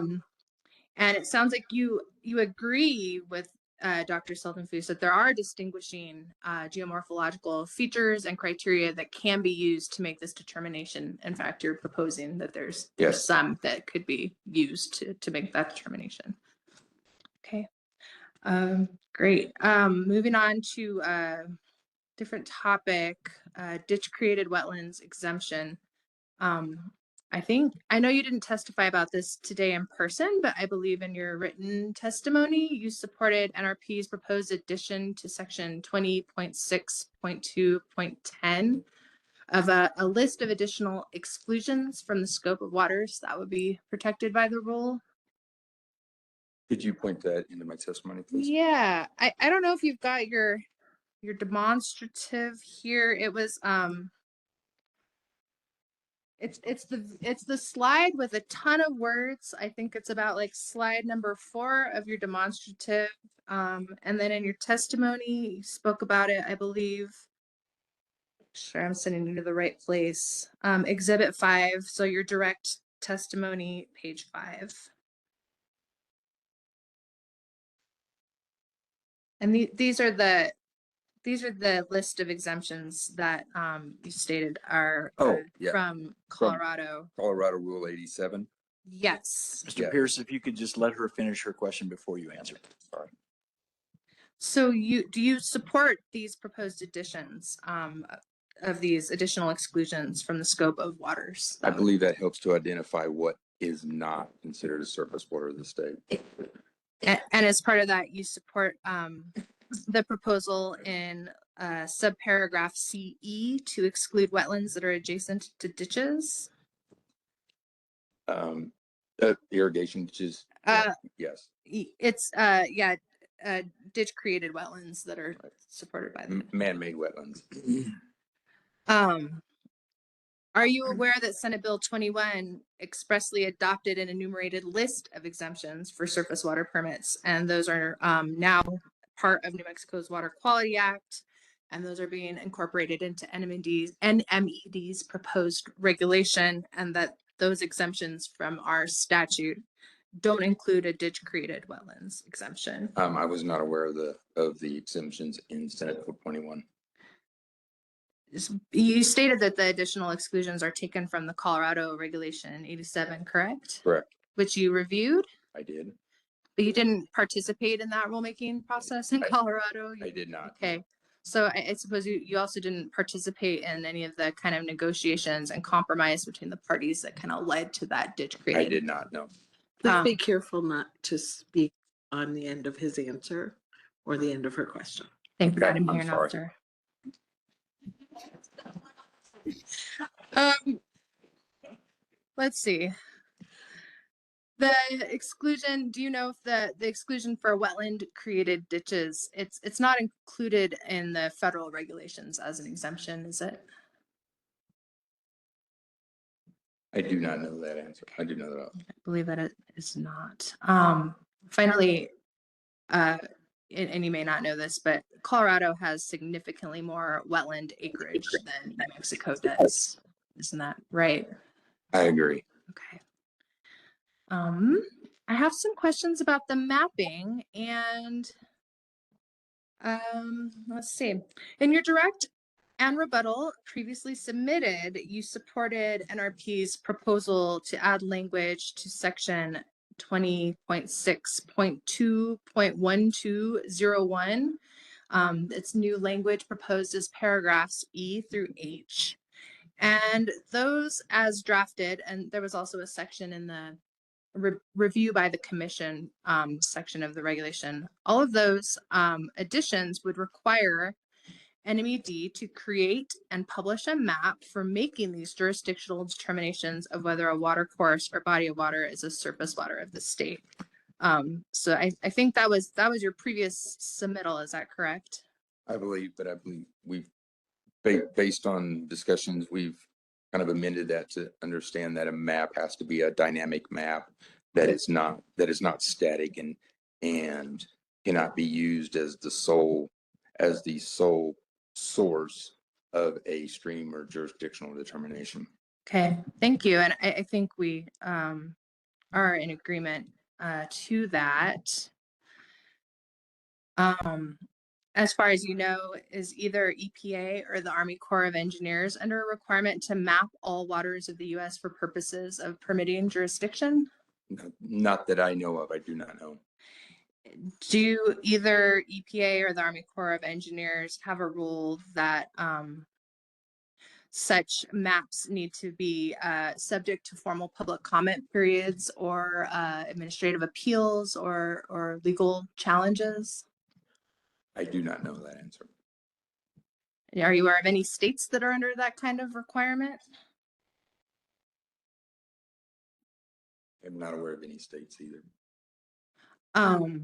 Do you, and this may be a question for council later, but do you know, is NRP proposing to amend some of that language that was in your Exhibit 1A with regard to the mapping of the surface features and how the department would rely on those and how those would be subject to public comments and appeals?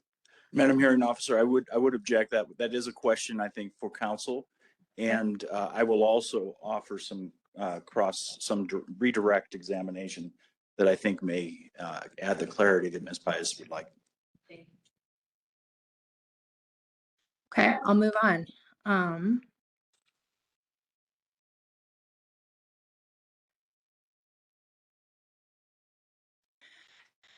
NRP proposes in another section, 20.6.2.2305B1B, that the conditions of a general permit for point source discharges for stormwater, quote, shall not be more stringent than the conditions of a corresponding federal general permit and the conditions of certification under Section 401 of the Clean Water Act. Is that correct?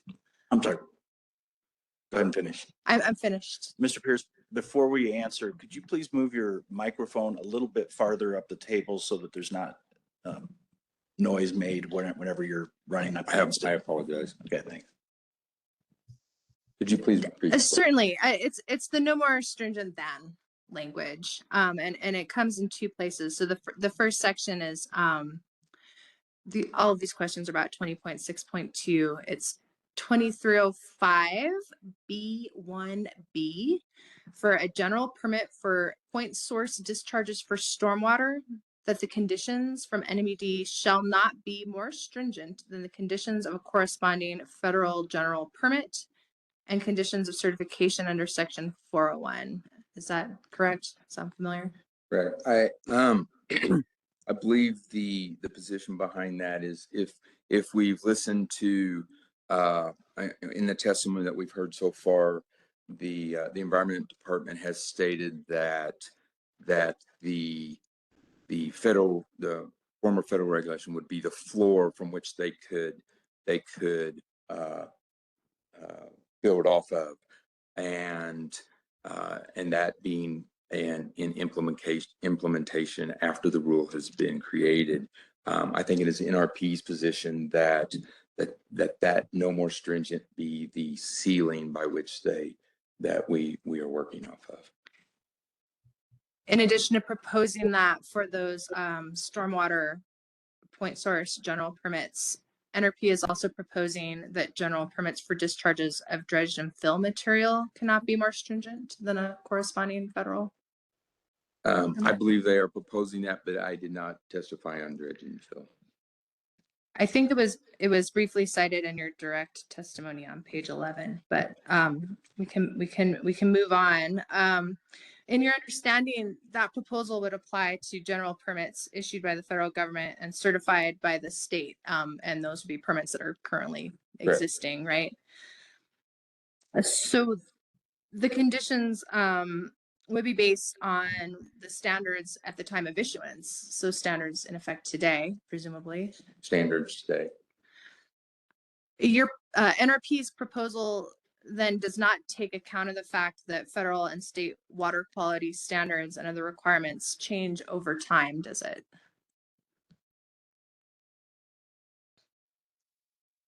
I would just object to the extent that that may call for, in part at least, a legal interpretation, but I would allow the witness to answer as best he can.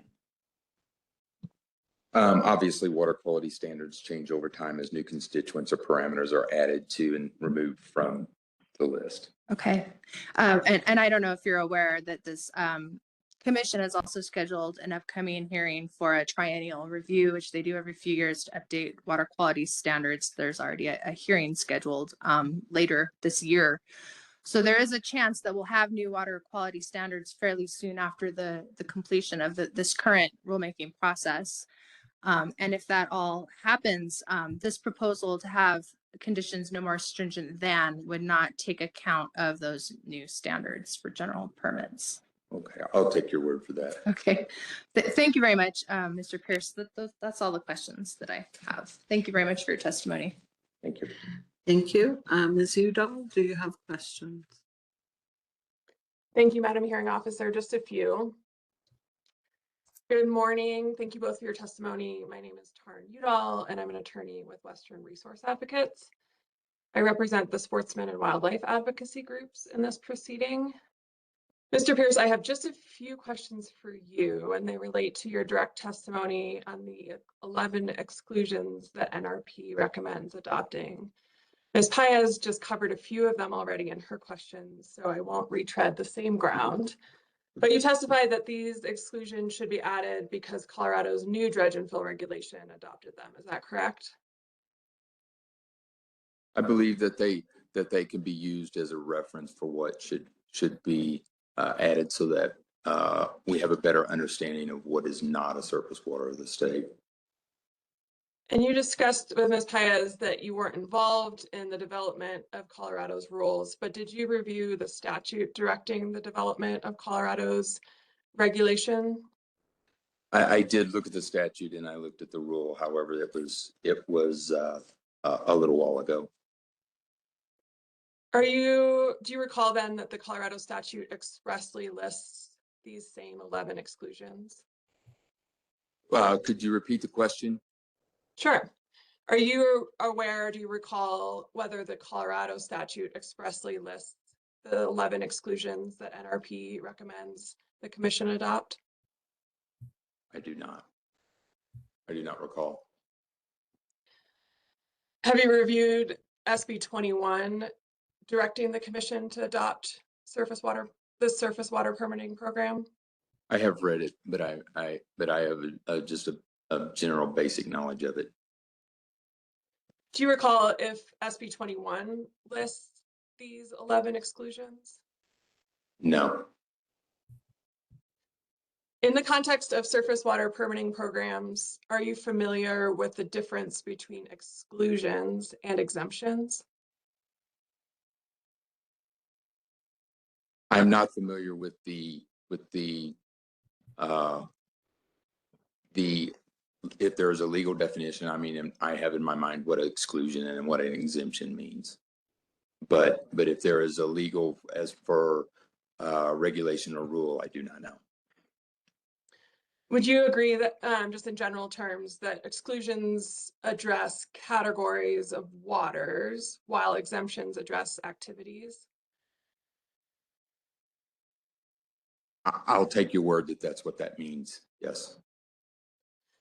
And you responded to Ms. Paez that you weren't aware that SB 21 lists exemptions for specific activities involving the discharge of dredged or fill material. Did I hear that correctly? Correct. That's probably that question may be better directed towards one of the later panelists. In your written direct testimony, you stated that several of the 11 exclusions NRP would like to add to the New Mexico rules are covered by existing exemptions. Do you recall that? I do not recall. Where could you point me to where I testify on that? I apologize. No problem. I believe it's on page 5 of your written direct testimony, where you acknowledge that several of the features, the water features that NRP would like to add as exclusions from the New Mexico program may be covered by existing exemptions, including exclusions for private waters and waste treatment systems. Does that jog your memory? Hold on one second here, please. Take your time.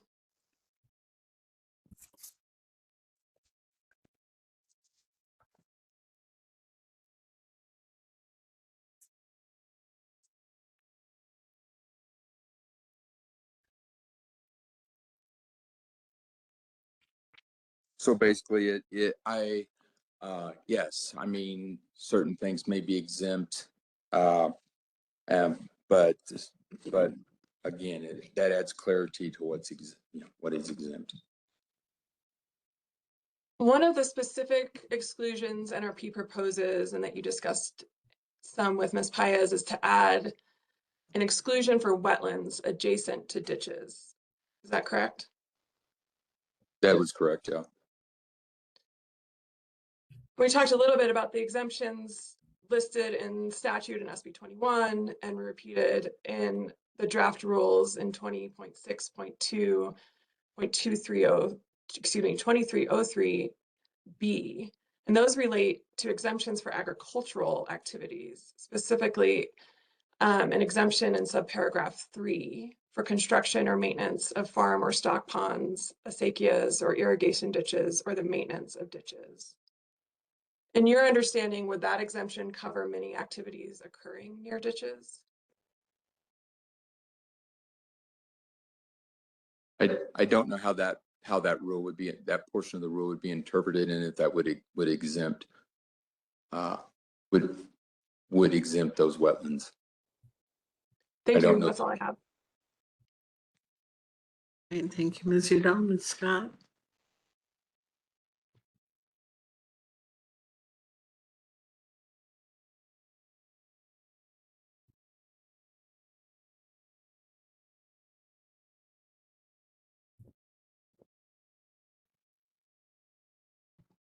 Good morning. Morning. I'm Brecken Scott with the New Mexico Environment Department. I just have a couple questions for you both. Okay. Are you both aware that the EPA uses a number of guidance documents and other tools to implement its permitting programs? Yes. Yes. Are you both aware the U.S. Army Corps of Engineers uses a number of guidance documents and other tools to implement its 404 permitting program? I'm not overly familiar with the 404 program, but I do know that they do have guidance. I'm not familiar. Are you both aware the EPA uses a number of guidance documents and other tools to make jurisdictional determinations? I was not aware of that. I'm not aware. Are you both aware the U.S. Army Corps of Engineers uses a number of guidance documents and other tools to make jurisdictional determinations? I'm not aware of that. Those are all my questions. Thank you, Ms. Scott. I'm going to start on the platform this time. Commissioner Langer, do you have questions of the NRP panel? Madam Hearing Officer, I do have some I forgot some to redirect. ask. Sorry. No problem. Go ahead. Thank you. Mr. Pierce, you're not a lawyer, correct? No. And you're not offering a legal opinion as to whether the existence of exclusions or exemptions in SB 21 precludes this commission from adopting additional exemptions or exclusions? By no means, no. Okay. And is it your you testified that you believe that the kind of map that has been discussed that for some time has been in creation and maybe at some point is going to be created, you testified that could be a useful tool, correct? Correct. So it's not your testimony that such a map should not be created or attempted to be created, correct? By all no means, but no, not at all. I believe that, like I said, I believe it could be helpful in providing information to professionals, permittees, and applicants. Yeah. And Mr. Hicks, you testified that in the case of the map that you described prepared by the USGS, that there are lines of various colors on that map, correct? Correct. And is it your testimony that that's completely unhelpful? It's not completely unhelpful. It is just often wrong. And is it your testimony that you believe that the map that is under discussion about the Environment Department creating a map, do you believe that that's something that should not happen?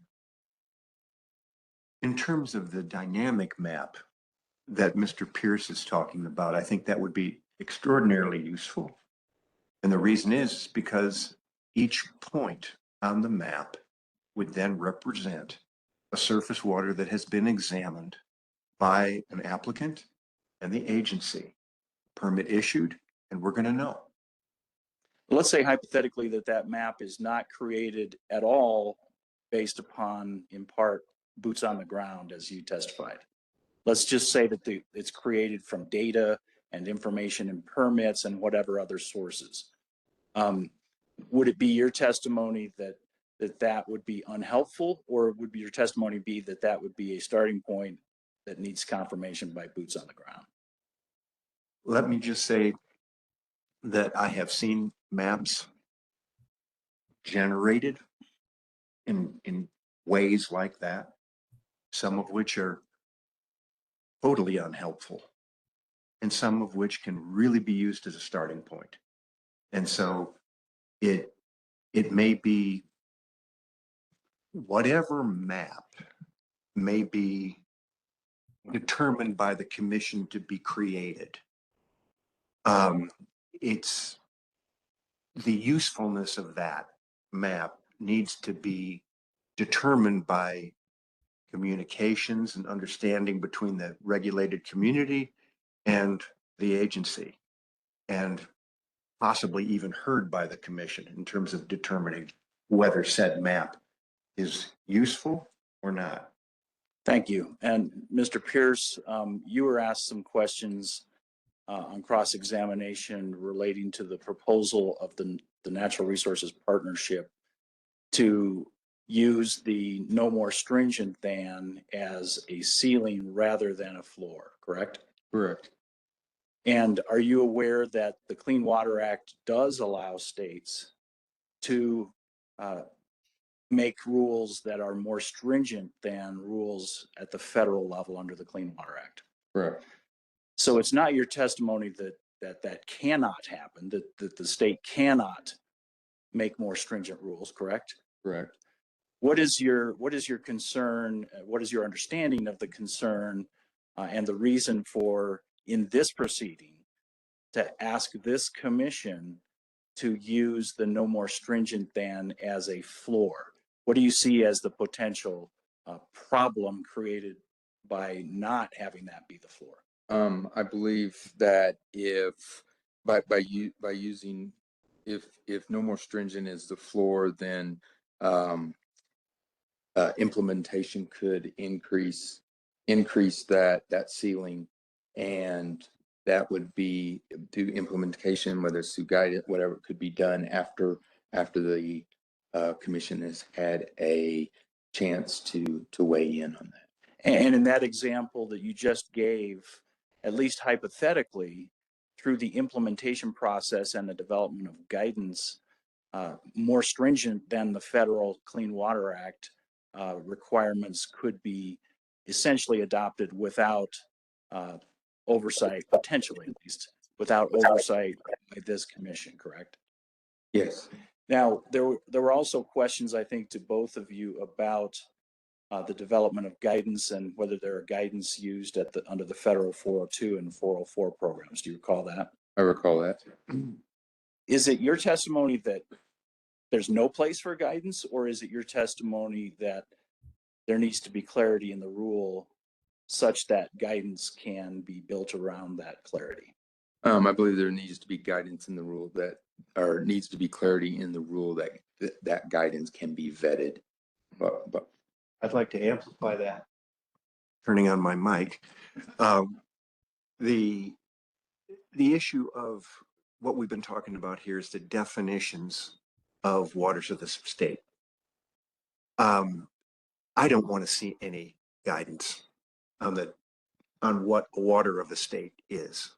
I want to see the waters of the state be clearly defined, technically, in this hearing and published and approved, and those definitions approved by a commission after it's gone under cross-examination like it's going on now.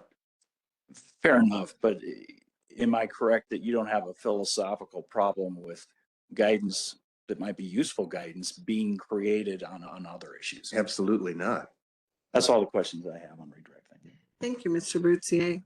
We'll go to the platform first for commission questions. Commissioner Langer, do you have questions of this panel? No, but it's exciting to go first, so thank you. I should have thought of it sooner. I saw Commissioner Zemlich on the platform. Okay. I'll start on this side again. Commissioner Vigil? No questions. Commissioner Sloan? No. Commissioner Fry? No questions. No. Commissioner Hall? No questions, thank you. Thank you. Commissioner Bayless? No. Commissioner, Mr. Chair?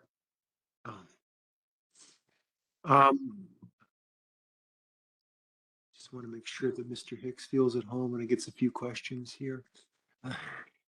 I don't feel lonely.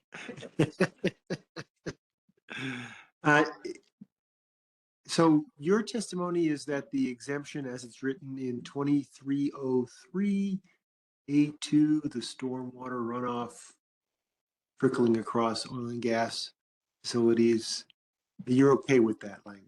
I am totally okay with that. Right.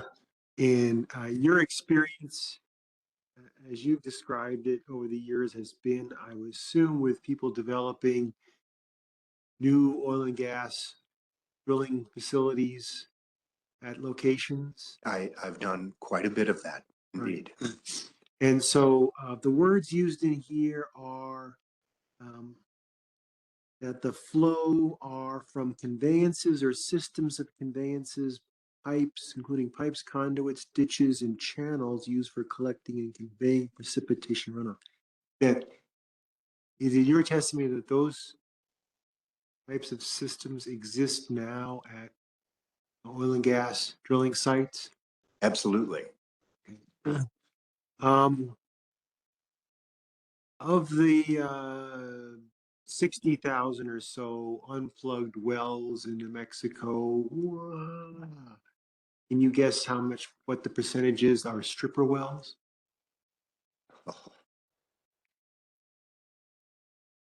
I could guess, and it would probably be wrong.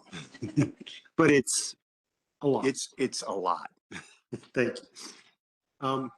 So do you have much experience dealing with those types of wells? I have some. So these older wells, low production, do they have systems for channeling runoff?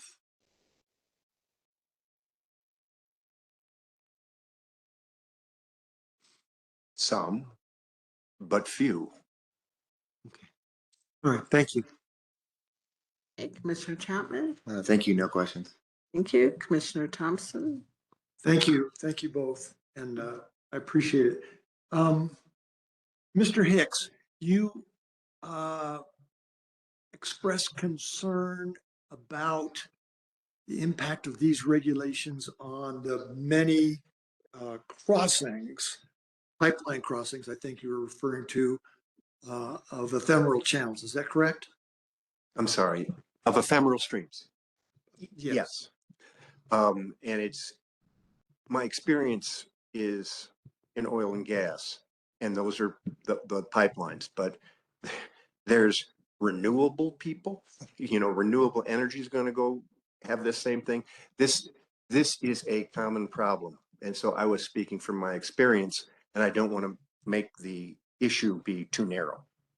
Fine. I can understand that. And I also agree that there are a lot of other types of crossings, farm road crossings, which are, I think, exempt. But so my question is, under the proposed regs, how would these be regulated? Would they be required to have a surface water point source individual permit? Would they be required to have a general permit or a dredge and fill permit? Number one, I've never done one of these permits. Number two, I've talked to a lot of people that have in my group of witnesses here. And so my total understanding is based upon their discussions with me. So what I know is an individual permit for each pipeline crossing is not going to happen. Okay. A general permit would happen. The dredge and fill is something that I actually have a concern about with respect to just the geology of what's going on out there, as well as the hydrology of it. And that is that in these ephemeral streams that are real streams, that are honest ephemeral streams, I'll cross them, and I'll look at them. And you can see the stratigraphy, you can see the sorting, you can see what's going on there, that the issues that were described by the good doctor from Fort Collins, Solinthus, I think is his name. You can see that. And so what I am understanding from a pipeline crossing, for example, is that we'll have excavation down to 4 to 6 feet through a channel. The upper 1 or 2 feet the bed of the real stream will be excavated and removed. And those pebbles, that material has been placed there last year. And you'll go down another 2 feet and you'll remove it, and you might put it in a separate pile for segregation or whatever you want to do. Those materials are 400 years old, but they're the same material. And you go down 6 feet and they're 3,000 years old. But I mean, they were placed there 3,000 years ago, but it's the same material. And so my curiosity, as someone who has not done these permits, as someone who has walked through these channels and see the pipelines, is, you know, I just want to make certain or understand as a member of the public, for a dredge and fill, I'd like to know that compliance with a dredge and fill elements, the BMPs or whatnot, are actually doing environmental good. And that may be a question that you would ask of somebody that really knows other than me. Yeah, thank you. So it sounds like you're expecting that this would be that type of activity, a stream crossing where they're excavating to put a pipeline underneath. Right. Would be subject to the dredge and fill provisions. That's my understanding at this time. And many of these crossings that you're familiar with are at remote locations a long ways away from a perennial stream. Is that correct? Many of them are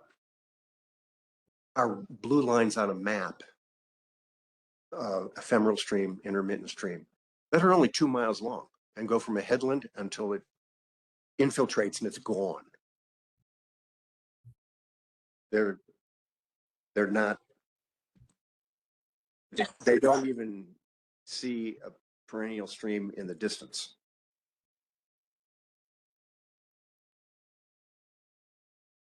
Did you hear Dr. Sultan Fuss's testimony? I did. Did you hear my questions? No, I did not. I listened to his testimony. They were good questions. Damn. Mike, where I'm going with this line of questioning of you, Mr. Hicks, is the concept of a de minimis criteria,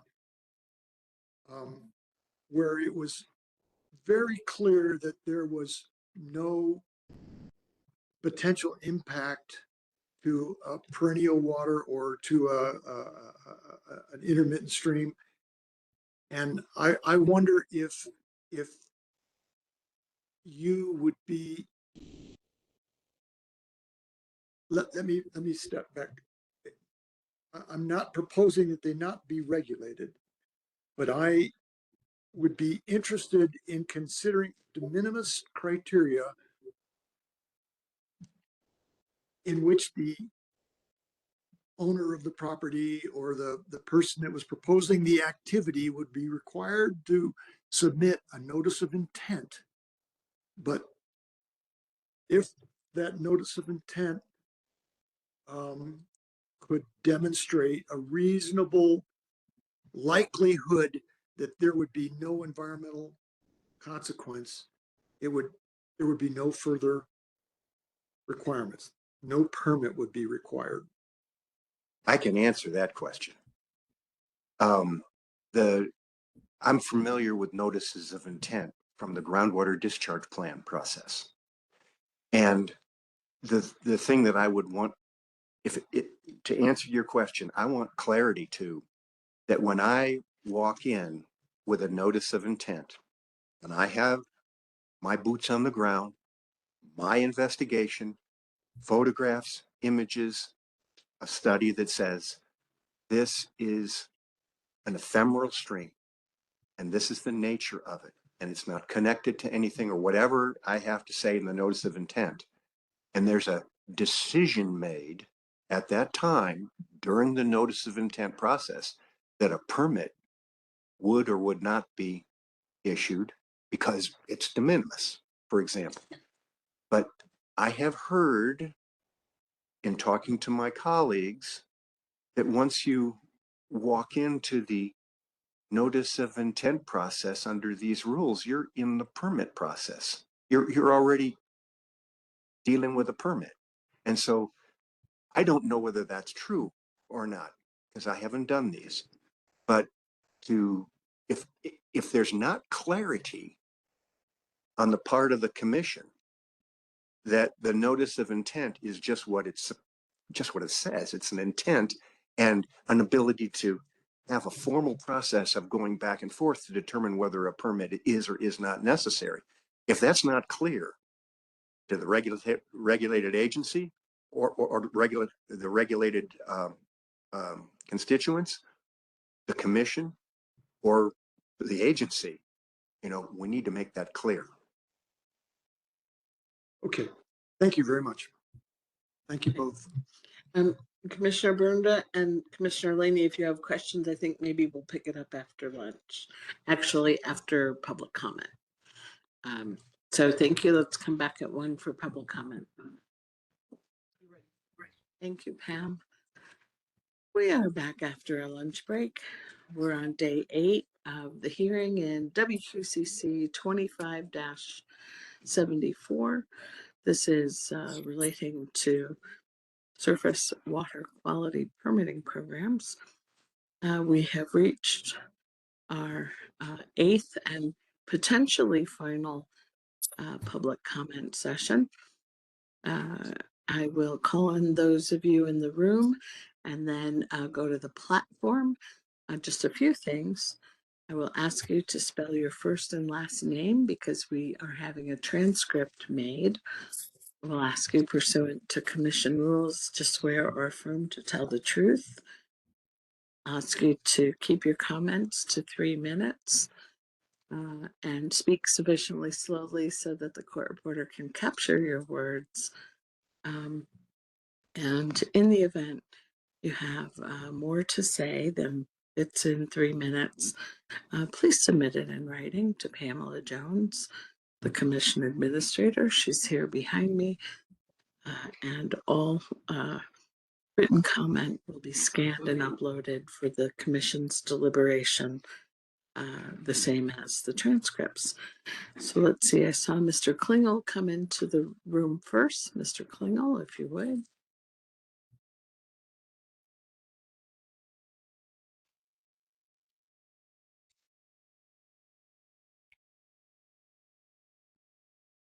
Would you spell your first and last name, please?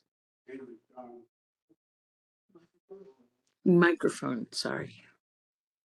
Press the button and turn it green. Okay. There you go. My name is John Klingel. It's Jon and Klingel. Do you swear or affirm to tell the truth? Pardon? Do you swear or affirm to tell the truth? Yes. Thank you. Go ahead. I've been a resident in New Mexico for almost 50 years. The need to protect perennial waters is obvious, and I assume that there have been lots of comments to that effect. My comments pertain to ephemeral waters, which include more than 80% of the waters in the state. They are critical and easily overlooked. Arroyos only run on the surface in response to precipitation. However, sediments in an arroyo generally contain water and support riparian vegetation. When I walk the arroyo near our home in Santa Fe, I see wells on the banks of the arroyo. These wells are pumping water from the sediments in the arroyo. If someone dumps poison into the arroyo, they would poison some of our neighbors. The Manhattan Project apparently dumped contaminants into arroyos about 80 years ago. and those contaminants are still a problem. I thought spring water coming right out of the ground was safe to drink, but some springs by the Rio Grande below Lanel are contaminated. It is obvious that contamination needs to be avoided because once contaminated, cleanup is extremely difficult, expensive, and may not be possible. Arroyos and their associated riparian habitat are also important to wildlife. 1/3 to 1/2 of the approximately 1,000 vertebrates in New Mexico utilize ephemeral water habitats, including streams, potholes, tinajas, arroyo riparian, and playa lakes. Playa lakes are one of the most important ephemeral waters in the Southwest. In New Mexico, they mostly occur on the eastern plains. These shallow clay-lined depressions at the low point of drainages fill with water in response to precipitation, do not have outlets, and provide some groundwater recharge to the Ogallala aquifer. Playas are important habitat for wildlife, especially migrating birds, waterfowl, shorebirds, and other wildlife such as spadefoot toads. Playa lakes are used by about 1/4 of New Mexico's vertebrates. They also provide water and forage for livestock and flood protection. When they fill, there is usually a bloom of tadpole shrimp and fairy shrimp, critical food for migrating birds. Common contaminants in playa lakes include heavy metals, hydrocarbons, pesticides, fertilizers, sediment. Contaminants concentrate in the playas and can be toxic to wildlife and contaminate the underlying aquifer. Ephemeral streams and lakes are critically important for people, livestock, and wildlife. They need to be protected by strong, enforceable rules under Senate Bill 21. Dredge and fill operations in wetlands need to be under strict enforceable permit system. Damage to wetlands needs to be avoided if at all possible. If unavoidable, the wetland should be replaced with a much larger wetland than the one being destroyed. Man-made wetlands are usually not as effective as natural ones. And 3 final points. Department of Wildlife needs to be consulted on all projects impacting wetlands and ephemeral waters, including dredge and fill operations. 2, the public needs the opportunity to comment on all such proposals, including requests for general permit coverage. And finally, the rules and regulations developed under Senate Bill 21 should be stronger than the Clean Water Act, which they are replacing. Thank you. Thank you, Mr. Klingel. Marcy Levitt?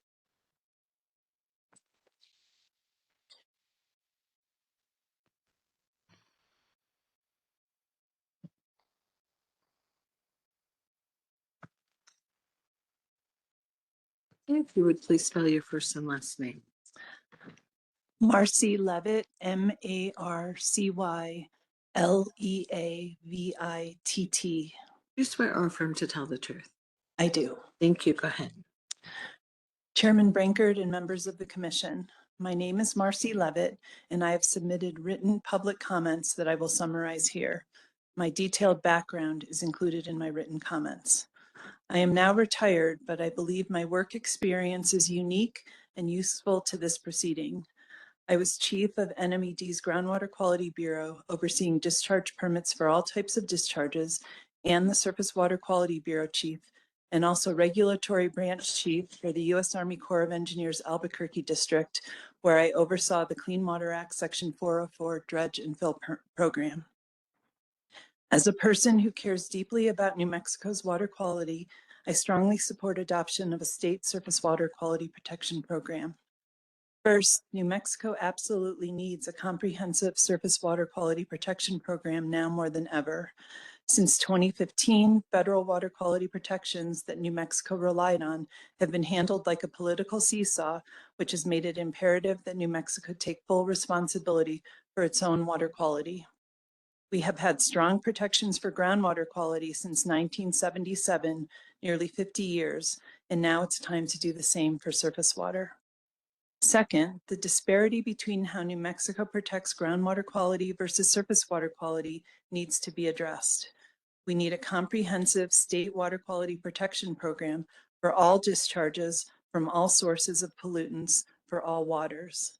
This rulemaking is the way to finally fix that disparity. On that issue, I urge you to disapprove exemptions for mine and dairy discharges where a groundwater discharge permit has been issued. The dairy and copper rules are clearly groundwater focused and were not intended to systematically protect surface water quality. Those rules do not include any of the nuts and bolts that would protect surface water as required in this current rulemaking. Thirdly, in 2003, the WQCC delinked the definition of surface waters of the state from the federal definition of waters of the U.S. This was an intentional decision after a long and arduous triennial review hearing. Since 2003, the state's surface water definition has stood the test of time through Republican and Democrat-led administrations. I urge you not to succumb to undermining or undoing that 2003 decision. Finally, this is NMED's third attempt to promulgate rules that would create a state surface water quality protection program. I urge all commissioners to do the right thing and finally fill this huge gap to ensure a successful water future for New Mexico. My written testimony contains further details on these issues. Thank you for your time. Thank you very much, Ms. Levitt. Let's see, there was a lady behind Mr. Klingel. Are you ready?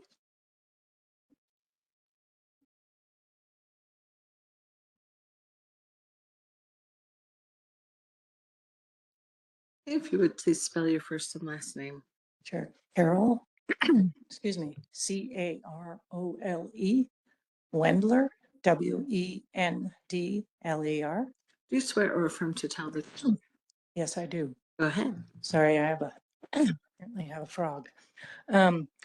Yes, commissioners and chair, thank you for the opportunity to speak this afternoon. I'm here as just a concerned citizen of New Mexico who believes that water quality and quantity is one of the most important issues that we face.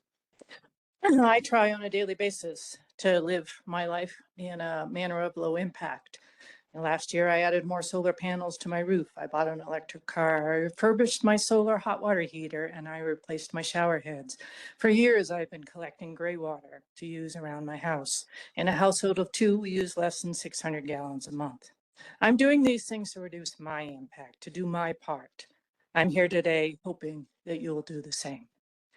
As you know, the federal reversals have stripped Clean Water Act protections from the majority of New Mexico's streams and wetlands, putting those waters and communities at risk. Last year, the legislature took a critical step toward protecting our waters by passing SB 21. Now my ask is that to use the full breadth of your authority to establish rules that will truly protect our waters and our people. Specifically, I would like to ask that the rules you pass be at least as protective as those that were lost under federal protection, that tribal water interests are protected to the fullest extent possible, that wildlife is protected by meaningfully engaging with the New Mexico Department of Wildlife and other informed parties, by protecting the full breadth of New Mexico's surface waters, rivers, streams, wetlands, and the smaller tributaries and drainages that sustain them.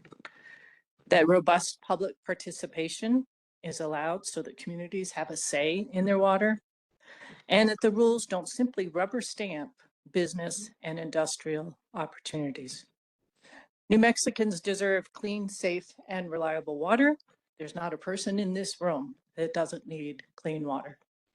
I urge the Commission to act accordingly to create strong, clean water protection rules that ensure a healthy and safe future. So every day I try to do my part. I'm here today, sitting right here, trying to do my part. I hope I can count on you to do the same. Thank you. Thank you, Ms. Wendler. Is there anyone else in the room? Sir, the blue shirt? And then this blue shirt. Thank you.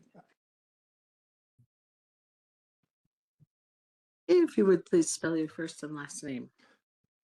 My first name is Jeff, Jeff. My last name is Weber, Weber. Do you swear or affirm to tell the truth? I do. Thank you. Go ahead. Thank you for the opportunity to speak to you today. I live in Santa Fe and I'm president of the Truchas chapter of Trout Unlimited. Our membership spans across northern and eastern New Mexico, encompassing communities from Farmington and Chama to Los Alamos, Espanola, Santa Fe, Pecos, and Las Vegas. Our core mission is to conserve, protect, and restore our state's cold water, native trout fisheries, and their vital watersheds. To accomplish this mission and to ensure future generations can experience the joy of healthy, thriving streams, we ask for your support on 3 critical points regarding the surface water permitting rule. First, protect all waters. The rule must protect all interconnected waters, including ephemeral streams and small tributaries, not just perennial rivers. What impacts the headwaters impacts the entire system. Secondly, elevate wildlife expertise. The New Mexico Department of Wildlife must play a meaningful role in the permitting process, leveraging their specific expertise and statutory responsibility for managing our fisheries. Lastly, streamline restoration permits. The final rule should include an expedited, streamlined process for voluntary restoration permits so that critical conservation work can proceed without unnecessary bureaucratic delay. As New Mexico faces prolonged drought and shifting climate patterns, our native fish habitats are in critical danger. High country stream flows are desperately low this year. The voluntary restoration projects conducted by Trout Unlimited, our community volunteers, and our partners have never been more vital to preserving aquatic habitats in our state. We appreciate your consideration and urge you to adopt a rulemaking framework that strongly supports our 3 critical concerns. Thank you for your time. Thank you, Mr. Weber. Sir?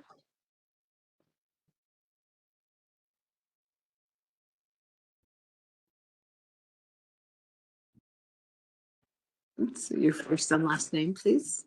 My name is Aaron Chavez, Aaron Chavez, Chavez. Do you swear or affirm to tell the truth? I do. Thank you. Please go ahead. Thank you, Madam Hearing Officer, Chairman, members of the Commission. My name is Aaron Chavez, and I am the Executive Director for the San Juan Water Commission in Farmington, New Mexico. Have worked for the Water Commission for 25 years, and I've been the Executive Director for 11 years. The San Juan Water Commission was formed in 1986 through a joint powers agreement through its parties, and the parties were the 3 cities of Farmington, Aztec, Bloomfield, San Juan County, and 8 rural water users. So the concern that we have is the fee schedule, or the fees, and the fee schedule and the timing of the fees. Like yesterday, Senator Lanier, who was our witness, and Rick Cox presented and indicated our concerns.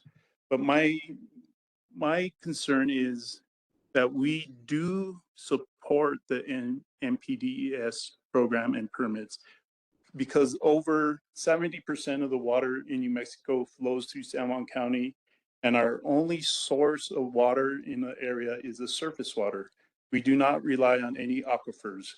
So water quality is important to us and our constituents. But like I mentioned before, our heartburn is with the fees and the fee schedule and the timing of everything. So thank you for your time. Thank you, Mr. Chavez.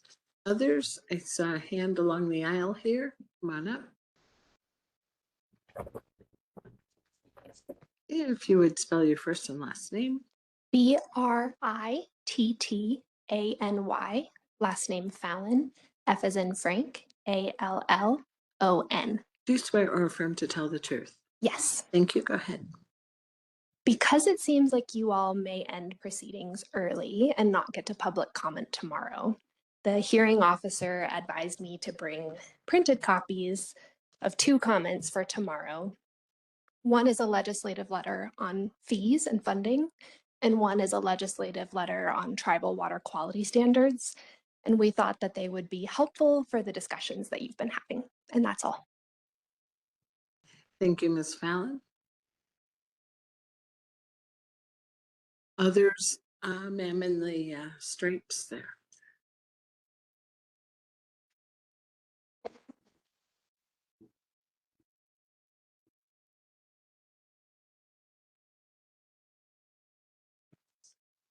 If you would please spell your first and last name. Mariana, Mariana, Garcia, Garcia. Do you swear or affirm to tell the truth? I do. Thank you. Go ahead. Good afternoon, members of the Commission. My name is Mariana Garcia, and I was born and raised in Albuquerque, New Mexico. I am an enrolled student in UNM while also working hard to support myself. Balancing classes and my job keeps me extremely busy, but it has also given me a deep appreciation for the resources that we keep our communities ready. I am here today because water is an essential foundation for life, and we cannot afford to take it for granted. First and foremost, thank you for your commitment in protecting our natural resources. As you consider these concerns through the rulemaking process, I would like to share a perspective shaped by my experiences traveling throughout New Mexico and beyond. Because I travel extensively across our state and outside its borders, I have gained a clear perspective on our environment. Whether I hit the road and look at our landscape, the reality is unmistakable. New Mexico is a desert. We naturally do not have enough water to begin with. Seeing how dry our land is reinforces that every single drop we do is a precious and must be carefully managed. When I am not working or studying, my favorite way to recharge is spending time with my family in nature. We love to spend quality time at local lakes and walk through the shaded paths of Rio Grande Bosque. Being near the water and walking under the trees is where we connect and find peace. But seeing how fragile these ecosystems are during my travels reminds me of that if we don't protect our water resources, these beautiful places will disappear. That is a scary thought and one that reinforces the importance of protecting our limited water resources. Our generation is trying to build futures, careers, and families here, but we cannot do that if we inherit an exhausted desert with no water left. We need strict permanent protections for all New Mexico surface waters. This must include the smallest streams and seasonal wetlands, which act as the vital arteries feeding our larger lakes and rivers. We must enforce rules that prevent pollution before it starts and require projects to find less damaging alternatives. Our students, job workers, and families are counting on you. I respectfully ask to please adopt the strongest possible water regulations to protect our desert state. Thank you for your time and consideration. Thank you, Ms. Garcia. Anyone else in the room? Raise your hands. Otherwise, I'll go to the platform. Oh, Mona.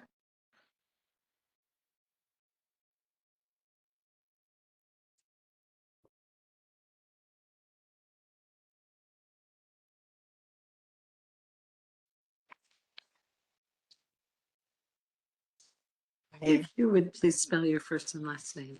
Janie, Janie, Zakin, Zakin. If you do you swear or affirm to tell the truth? Yes. Thank you. Go ahead. I'm just here to support the effort to urge the Commission to adopt strong and enforceable rules that fully implement SB 21 to protect New Mexico's water from existing and future contamination.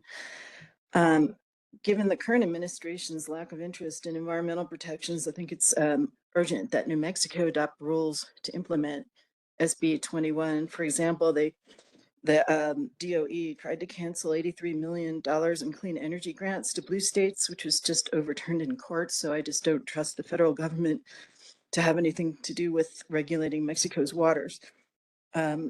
So these are the 3 rules that should be adopted. I think other people have already stated this, but I'll repeat it, that the surface water permitting rules must apply to all of New Mexico's waters.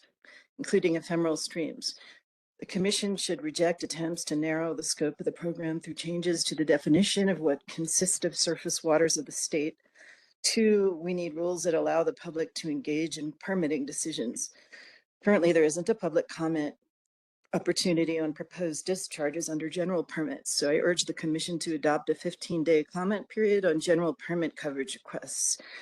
3, strong rules are needed that require appropriate mitigation of impacts to aquatic sources. And I'm not from here, but I love this state. I moved here in 2020 and I'm from New Orleans, so I'm very familiar with water issues. Thank you. Thank you, Ms. Akin. Anyone else in the room before I go to the platform? Hasn't yet offered comment. This may be our last comment session. All right, on the platform, Pam or Luis? Let's start with Mr. Miles Conway. Miles Conway, can you unmute yourself? Yeah, I hope you can hear me all right, members of the commission. Yes, please. Miles Conway is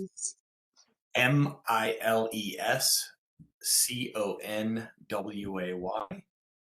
Do you swear or affirm to tell the truth? I do. Thank you. Go ahead.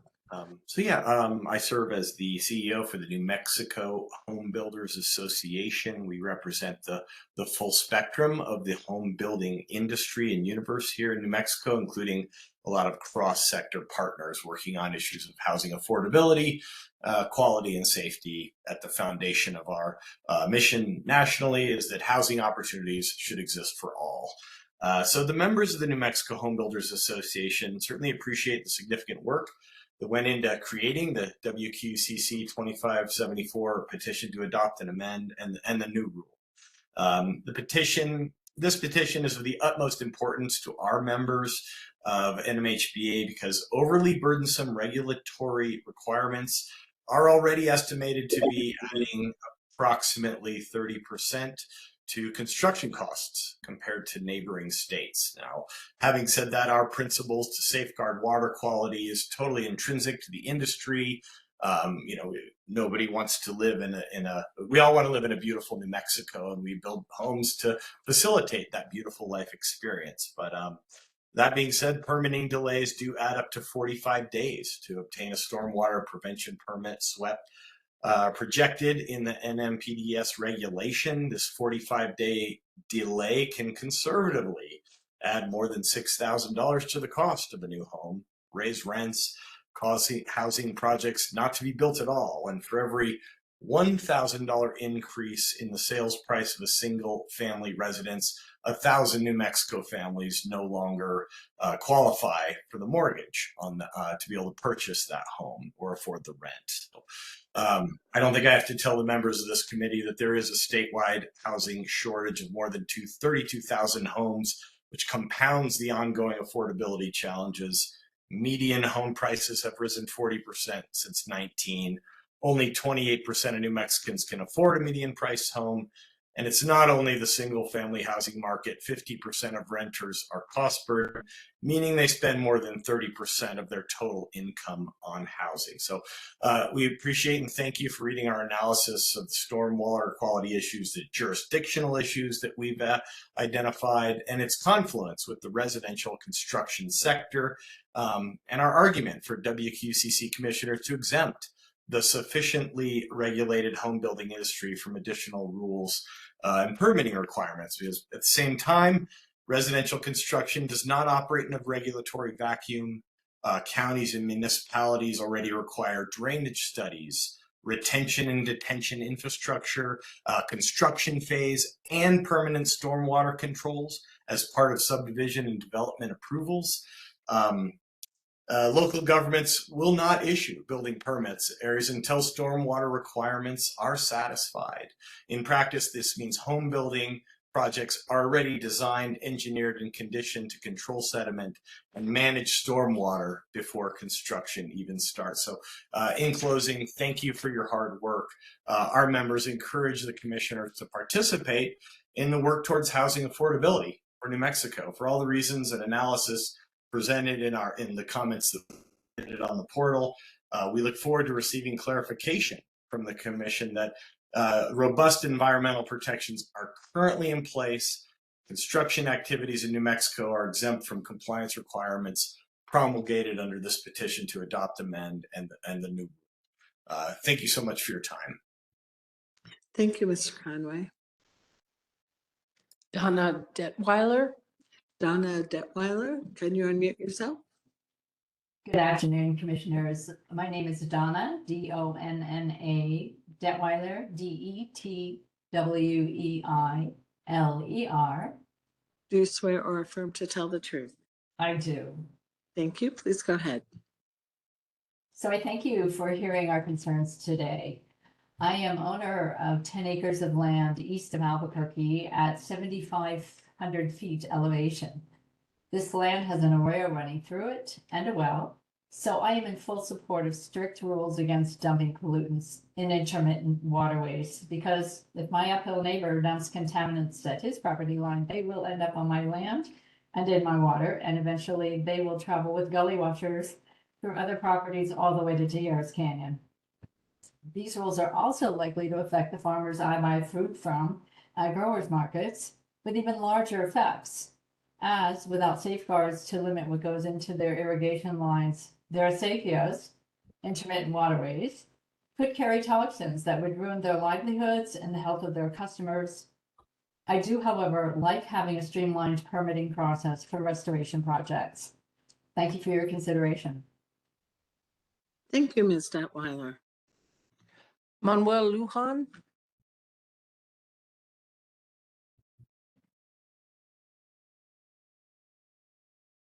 Are you with us, Mr. Lujan? Yes.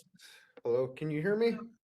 Yes. Would you spell your first and last name, please? My first name is Manuel, M-A-N-U-E-L. Last name Lujan, L-U-J-A-N. Thank you. Do you swear or affirm to tell the truth? Yes, I do. Thank you. Go ahead. Okay, so good afternoon, Chair and members of the Commission. Thank you for the opportunity to allow me to speak today. I'm speaking today as a proud farmer and advocate for our waters. I am here because water is vital to our community. It supports our farms, our families, and our way of life. And we all have a responsibility to protect it for future generations. I grew up in northern New Mexico. I spent most of my childhood in Pecos, New Mexico, where I spent most of my time fishing and swimming in the Pecos River. When I was a kid, a terrible tragedy took place in the upper Pecos River that killed off the fish and made the water unsafe. This was caused by the Torero mining operation that took place close to the Pecos River. Anyways, it took years for the river to recover, and to this day, I don't know if it recovered at all. But I respectfully urge you to stand up for our water, our community, and our future. We must take action now to ensure that nothing like this is ever allowed to threaten our community again. Thank you for your time and consideration. That's all I have Thank to you, say. Mr. Lujan. Thank you. Thank you. Tricia Snyder.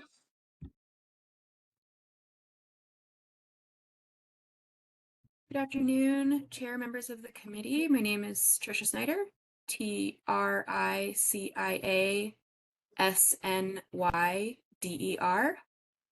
Do you swear or affirm to tell the truth? I do. Thank you. Go ahead. Thank you. I'm the Rivers and Waters Program Director for New Mexico Wild.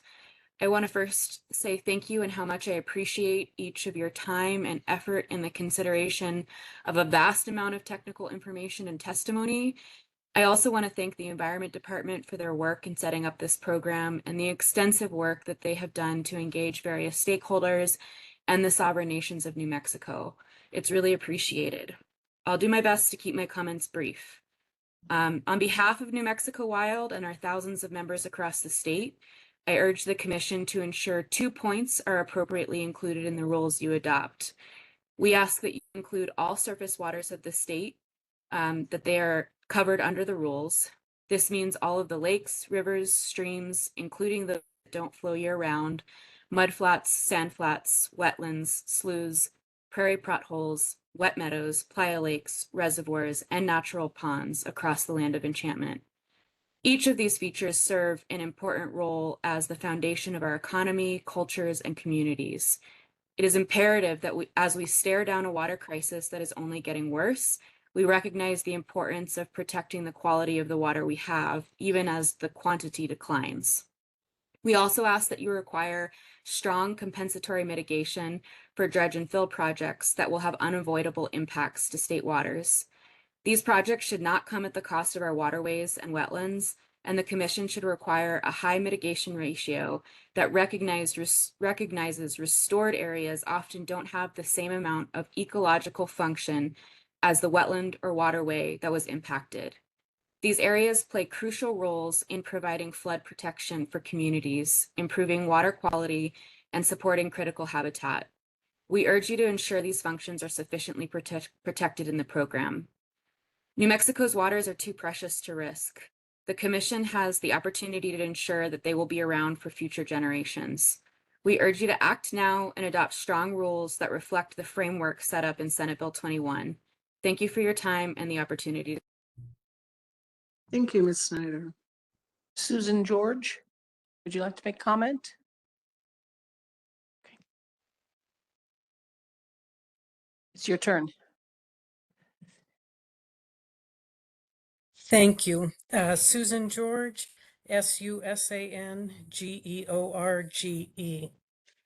Do you swear or affirm to tell the truth? I do. Thank you. Go ahead. Thank you. Mr. Chair and members of the committee, my name is Susan George. I'm a native of New Mexico. I currently live in Albuquerque's North Valley near the currently dry Rio Grande. Grew up spending my summers, though, in the Jemez Mountains, where I developed a love for the outdoors, including the bears, fish, birds that inhabited the land. And I've been a wildlife advocate for much of my career. I believe in the scientific, economic, and spiritual value of wildlife, and I strongly encourage the Commission in this rulemaking process to include a requirement that NMED consult with the Department of Wildlife when issuing permits that might impact at-risk species. State agency coordination seems like a common sense step to help avoid further declines in these species, especially in this time of drought. Thank you for the opportunity to speak. Thank you very much, Ms. George. Aaron Lee. Aaron Lee. Hello? Hello. Would you spell your first and last name, please? Yes. Aaron.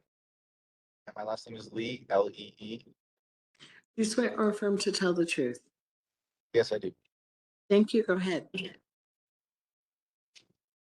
Good afternoon, Chair and members of the Commission. Thank you for the opportunity to speak today. Hello, Yacht A. My name is Aaron Lee. I'm from Cochiti Pueblo, Entene, and a farmer by trade. I'm also here to speak in support for the state to adopt rules to protect our clean surface waters. As a farmer, I think we experience and are witness to the diminishing supply of clean river water we receive each year.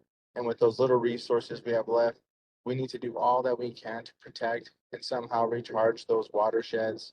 Water is the very foundation for our way of life here in New Mexico and our economy. It sustains a growing 50 billion annual agricultural industry led by chili, pecans, onions, and fruit. It provides habitat for over 4,500 species of plants and animals. Our waters also sustain an outdoor recreational economy that generates hundreds of millions every year. However, federal rollbacks have stripped Clean Water Act protections by up to 95% of New Mexico's streams and up to 88% for its wetlands. And these protections have been in place for over half a century. What we need now is for the state to adopt strong rules that clearly outline all the specific requirements for controlling the release of pollution into our rivers, streams, lakes, and wetlands. Please protect our clean waters for not just us, but life everywhere. Thank you. Thank you, Mr. Lee. Pamela McBride, you're up.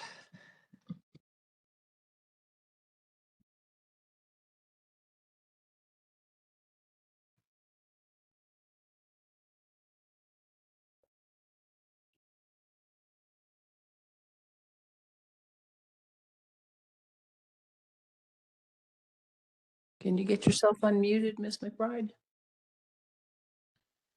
All right. Keep looking and we'll come back to you. Let's go. Let's call on Paula Garcia.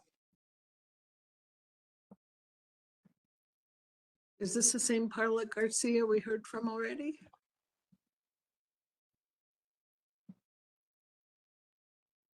This is for. All right, thank you. Would you spell your first and last name, please? Naomi, Naomi, Mora, Mora. Do you swear or affirm to tell the truth? I do. Thank you. Go ahead. Good afternoon. My name is Naomi Mora. I am 19 years old and I am a native of Las Vegas, New Mexico. I belong to the Rio Grande River and I have lived here my entire life. And for as long as I can remember, our community has struggled with water issues. What we are facing today is not a new problem, and it is a problem that has existed for decades. But in recent years, especially after the Hermit's Peak Calf Canyon fire, it has become significantly worse. Growing up in Las Vegas, I have witnessed one challenge after another: drought conditions, water shortages, aging infrastructure, low funding, equipment failures, and repeated disruptions to our water supply. Year after year, residents have been told that solutions are coming, yet the same problems continue to return. Instead of lasting improvements, we have often been left managing one crisis after another.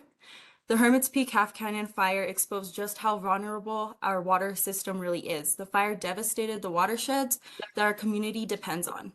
Since then, flooding, erosion, sediment, and contamination have further threatened the quality and reliability of our water supply. What was already a struggling system has been pushed to the breaking point. This is not just an inconvenience. Water quality affects every person in our community every day. It affects how we bathe, cook, clean, and drink. Parents worry about the water their children are consuming. Elderly residents about their health. Businesses, schools, and healthcare facilities all depend on safe and reliable water and have been forced to close for a short time on various occasions. When water quality is poor or the supply is uncertain, the entire community suffers. The health risks are real. Access to clean water is one of the basic necessities of life. What is the most frustrating is that many of these problems have been known for a long time. The warning signs were there. Aging infrastructure needs investment, water systems needed modernization, long-term planning was necessary, yet too often funding was insufficient, repairs were delayed, and critical improvements were postponed. The result is that our community continues to bear the burden of a problem that should have been addressed years ago. Today, I'm speaking not only for myself, but for many of the residents who have lived with these challenges their entire lives. Clean water is not a luxury, it is a fundamental necessity. It is time for long-term solutions, sustained funding, and real action to ensure that future generations of not only Las Vegas, but all over New Mexico do not face the same struggles that my generation and my community and their past generations have endured. Thank you for your time.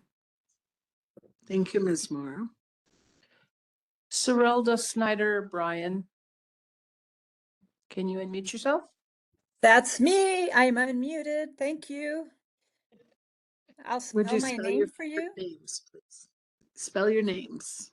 Yes. Cirrelda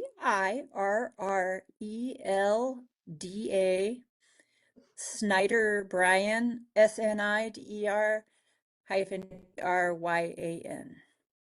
Do you swear or affirm to tell the truth? I do. Thank you. Go ahead.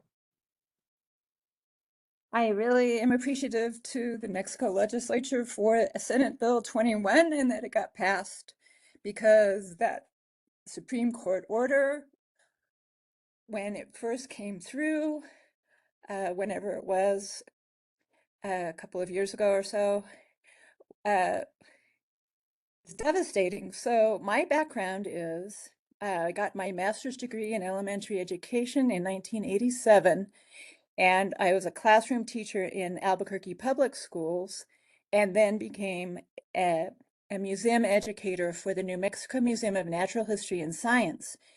I led camps into different places with water, both the Las Huertas Canyon in our sandias to study aquatic invertebrates, as well as the Rio Grande Nature Center, their education ponds. And I saw firsthand what we were required to teach, which is the importance of the very small amount of surface water in our state, as we were taught to teach any group we were working with. Out of the whole landmass of our large state, fifth largest state in the United States, only 3% of our landmass is covered by surface water. For such an amazing diversity of species and ecosystems, all depend on this surface water. It is startling that the Supreme Court took this away. The intermittent waters are part of our arid high desert region. I want to urge the Water Quality Control Commission in your excellent listening and work to protect the full breadth of New Mexico's surface waters, because they are so few and because they provide for this amazing diversity. We are a fragile desert ecosystem here on the Rio Grande Rift. All the volcanic activity we have, but we have many, many riparian areas that need protection. I would also want to urge that you match the federal protections that were taken away, 404B1 guidelines. Please match them. Don't scrimp at all. Of course, our tribal communities are the best protectors, and our ancient Acequia land grant communities are the best protectors. We depend on their models, and please protect those waters. And that's my time limit. Yes, thank you, Ms. Snyder Bryan. Nick Straight, you ready? Yes, hello. My name is Nick Streit, Nickstreit. Do you swear or affirm to tell the truth? I do. Thank you. Go ahead.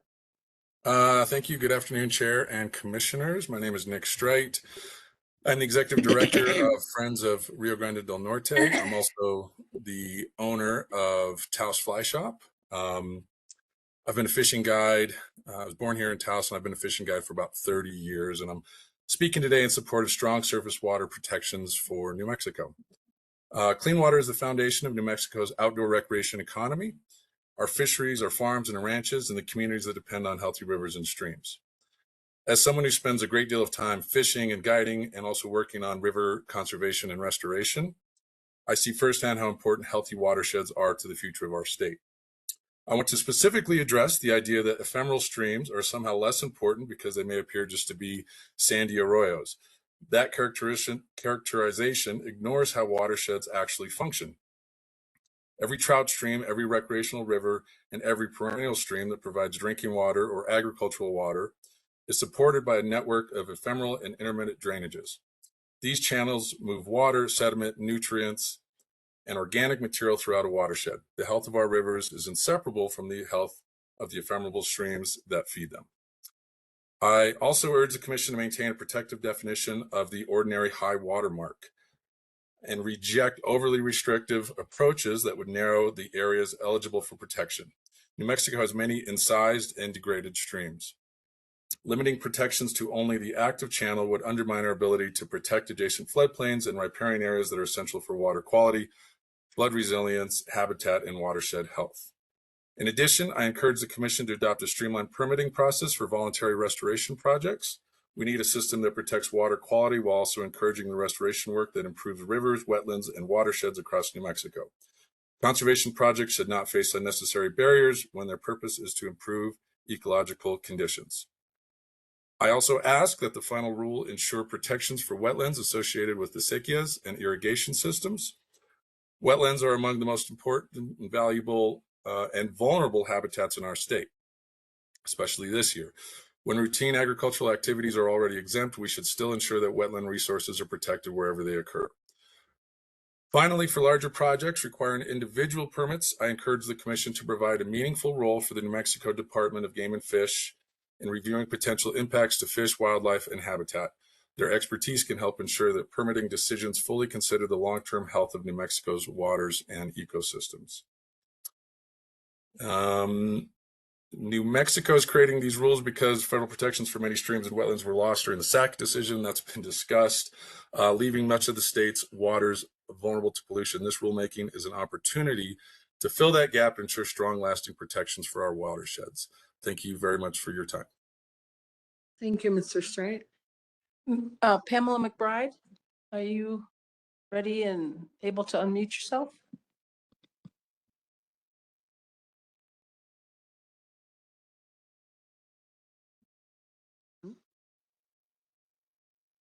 Ms. McBride, let me suggest to you that you send an email to Pamela Jones.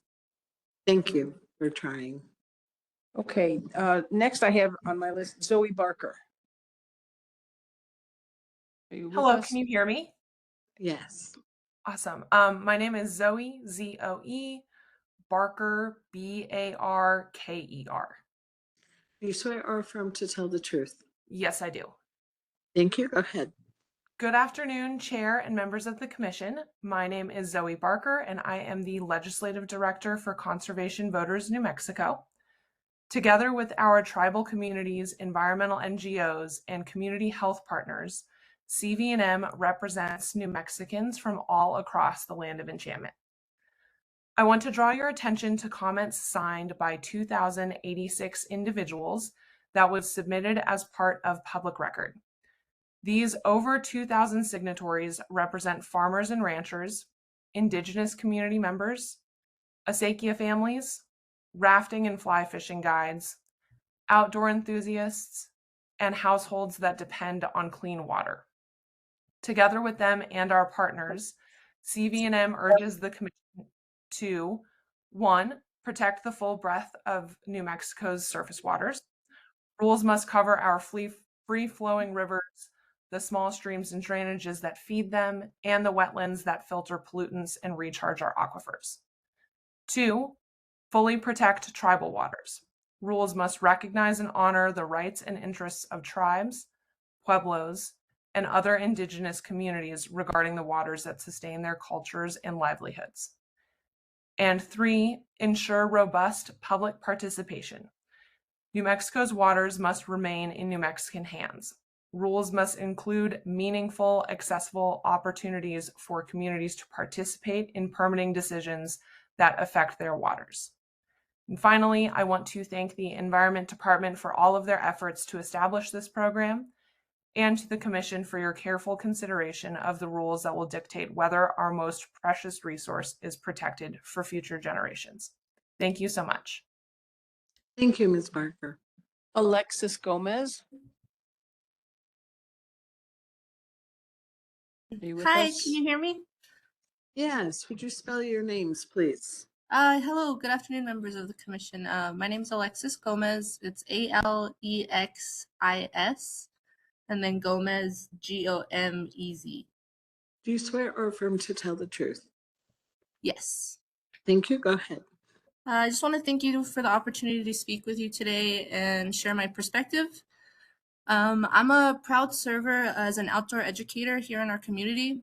My passion is helping young people build relationships with the land and the water to understand the place that makes New Mexico home. And part of why I care so deeply about this work is because of how I grew up. Some of my strongest memories are being in the water, swimming in the Rio Grande, believe it or not, floating with friends and camping beside creeks where the sound of running water was just part of the night.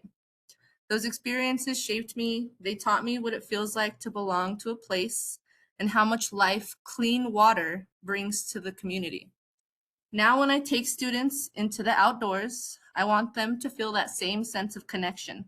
I want them to see tadpoles in a creek, watch birds gather at the river, and understand how water supports everything around us. These moments aren't just fun, They're powerful lessons in curiosity, stewardship, and belonging.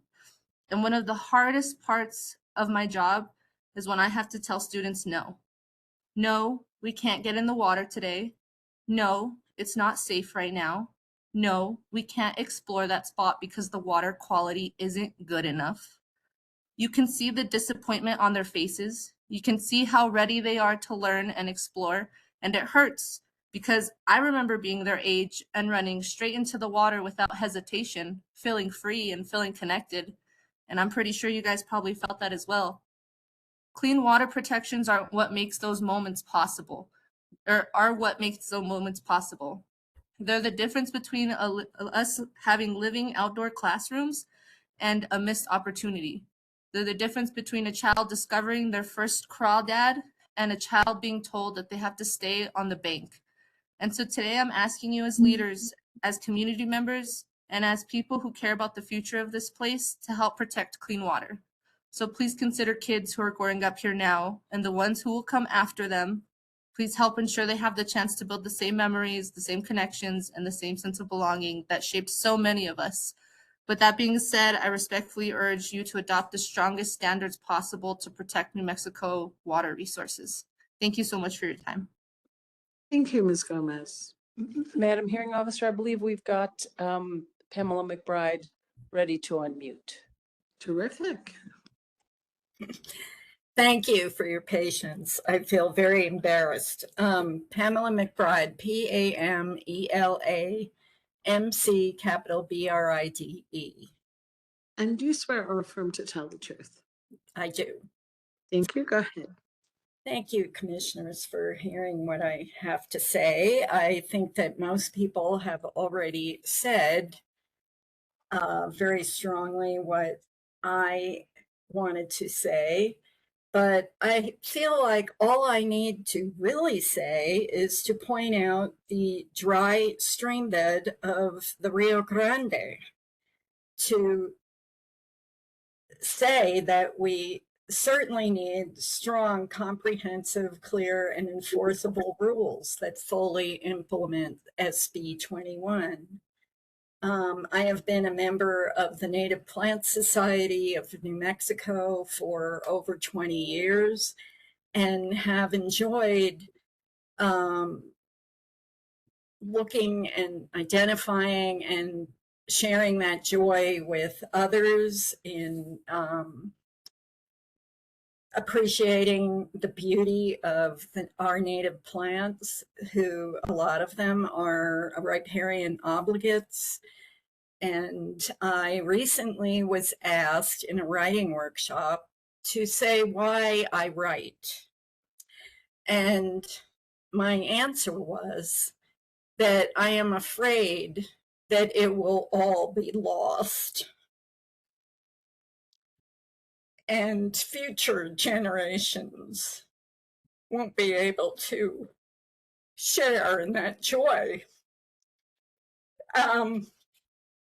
So I am hoping that when we adopt strong rules to implement SB 21, it will, at the very least, put off a time when we open the spigot and nothing comes out. That's what I'm afraid of, and that's why I'm here today. Thank you. Thank you, Ms. McBride. Is there anyone else in the room or on the platform who'd like to offer non-technical public comment? This may be our last session. We won't have one tomorrow if we are able to finish the technical case today. If anyone hearing me, party or otherwise, knows that there's someone who would like to offer public comment, please encourage them to write an email or other written correspondence to Pamela Jones, the Commission Administrator. Ms. Fallon. Apparently there was a typo in the tribal letter and the Senate Chief Clerk just dropped these off. Thank you very much. All right, any reason not to return to the technical case at this point? Gentlemen?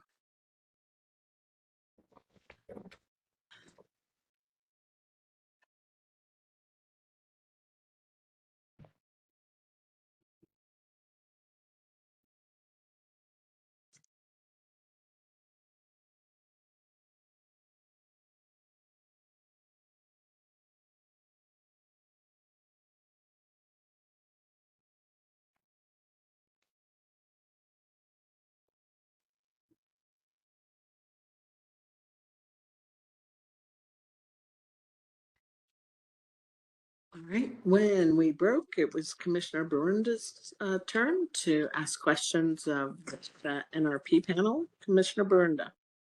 Yes, thank you. Thank you for your testimony. Mr. Hicks, I have a question for you. You mentioned wetlands, right? I did. And one of the more important things you said was that there's got to be a definition of wetlands is. Yes. Correct?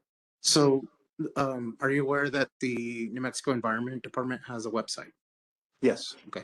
Are you aware that that website has New Mexico wetlands, like it's a specific group in that within that website?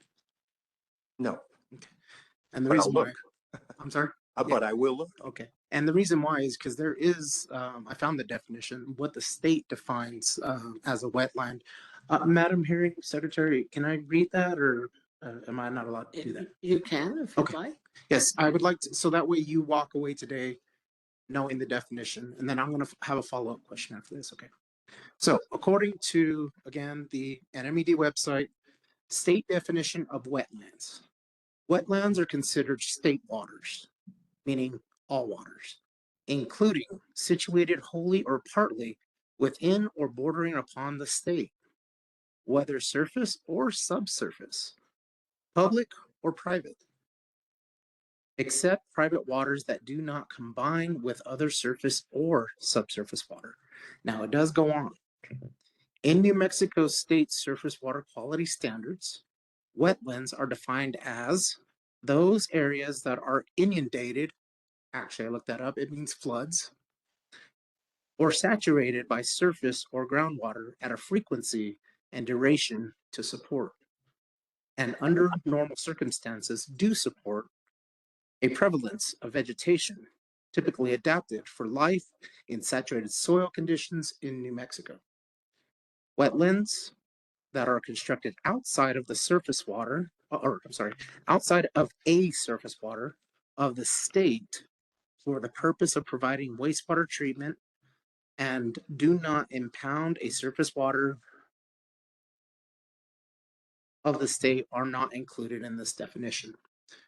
So I would like to get your take now, because it defines it as both all waters, meaning surface, subsurface, and they even mentioned groundwater here. Can I have your take on that, please?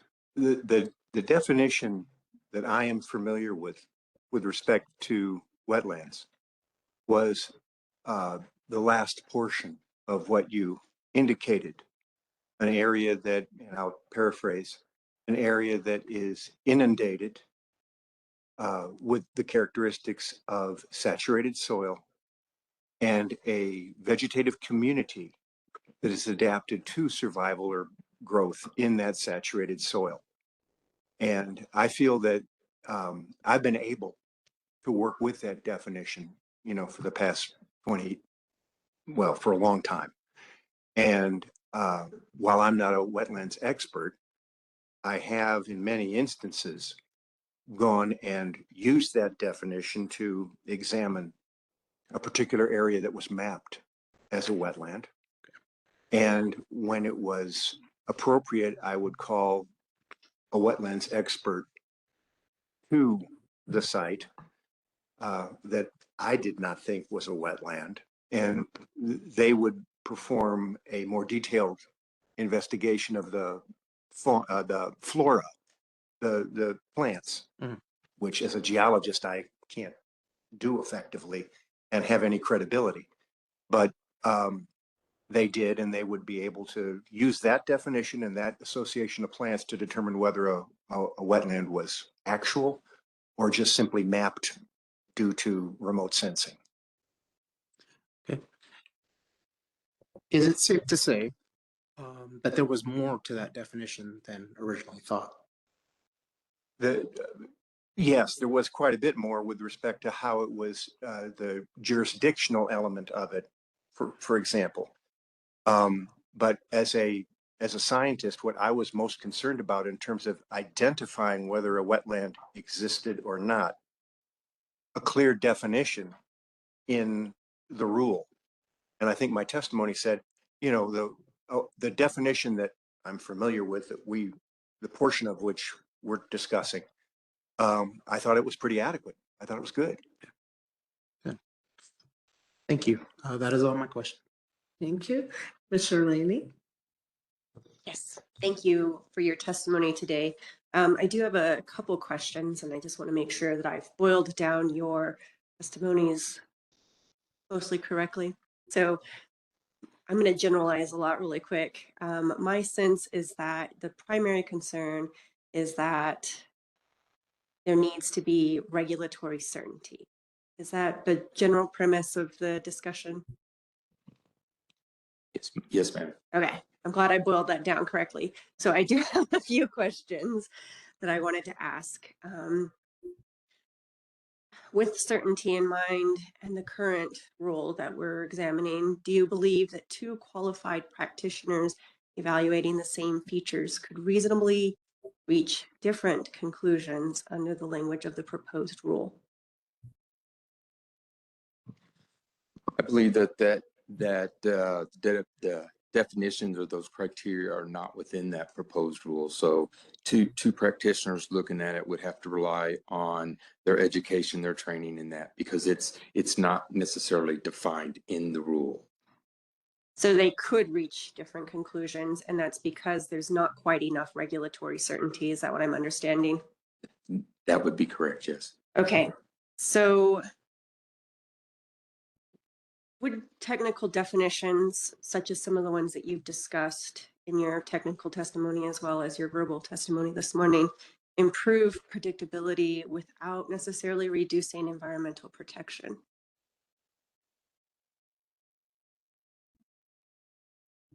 Could you rephrase that again? Of course. I'm going to skip a little bit of it, but Okay. Would additional technical definitions improve predictability without necessarily reducing environmental protection? I think that additional clarification or criteria would definitely improve predictability. I don't believe that additional criteria or clarification would necessarily reduce environmental protections. Thank you. Mr. Pierce, I believe this was part of your testimony. Apologies, I didn't write quite good enough notes. So I believe your testimony discussed permit applicability determinations. Yes. Okay. How would such a process benefit both the regulated entity and the department? So essentially we're talking something like a jurisdictional determination, permit applicability. You in the original amended petition, there was no discussion of a meeting or anything like that beforehand. It was submit the NOI. Once the NOI was submitted and the payment was submitted, then the process would begin. But having that is beneficial where beforehand, I believe the Environment Department has brought that to the table in Exhibit 79. Okay, thank you. And that was my next question. Is I thought that had been covered in Exhibit 79. Okay. Yeah. And then, in your view, that regulatory certainty would improve the compliance outcomes?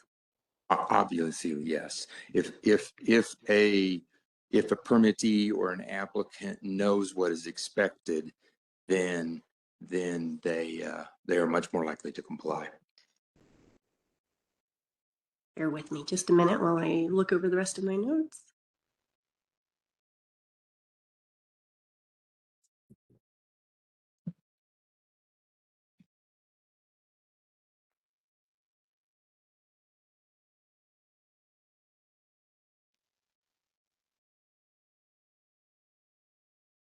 Okay.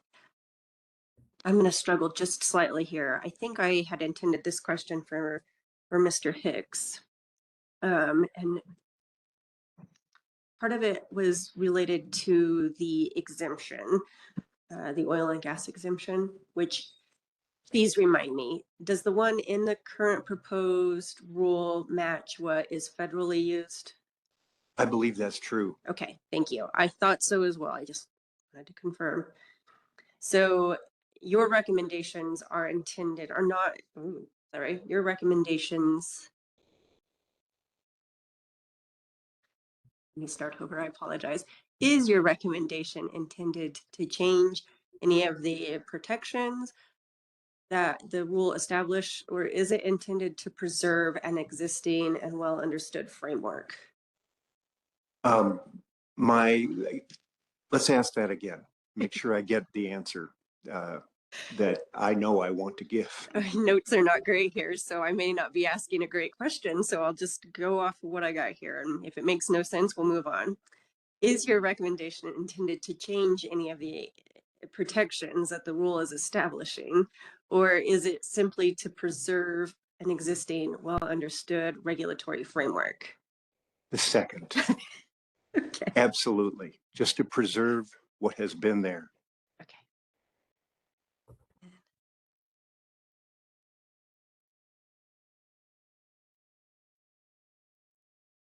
So I think this will be my last question. And I just, you spoke about, you know, that this is the commission's rule and that NMED will carry it out. So how can this commission provide sufficient technical clarity so that applicants, consultants, and NMED all reach similar conclusions when evaluating the same features?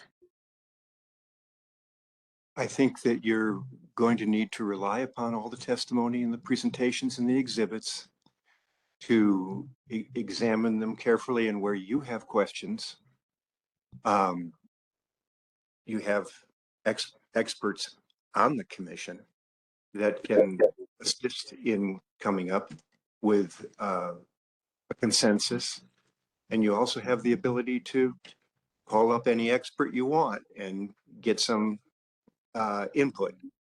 And so I think it is, what I look at it as is, we're putting it in your ballpark and you can do what you need to do to come with a mechanism. NMED is included in this conversation. You can, whatever it takes to come up with a protocol where you can come up with a reasonable idea that the commission can live with based on input from others. That's all. Thank you. Thank you. Anything further from the commission? Did Commissioner Zemlich rejoin us on the platform? No. Okay. That's all then, gentlemen. Thank you very much. Mr. Boutier, Mr. Hicks. Thank you very Mr. much. Pierce. Thank you.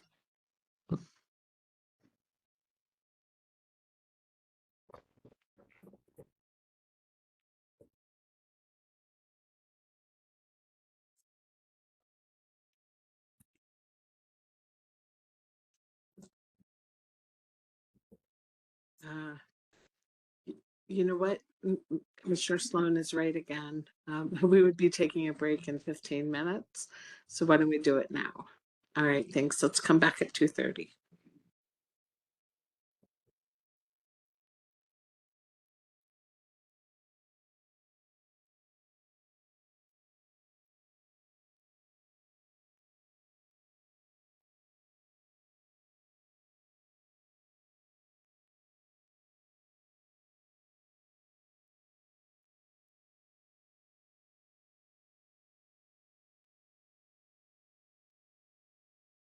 Thank you, Madam Hearing Officer. Dal Mullenberg on behalf of the Natural Resources Partnership.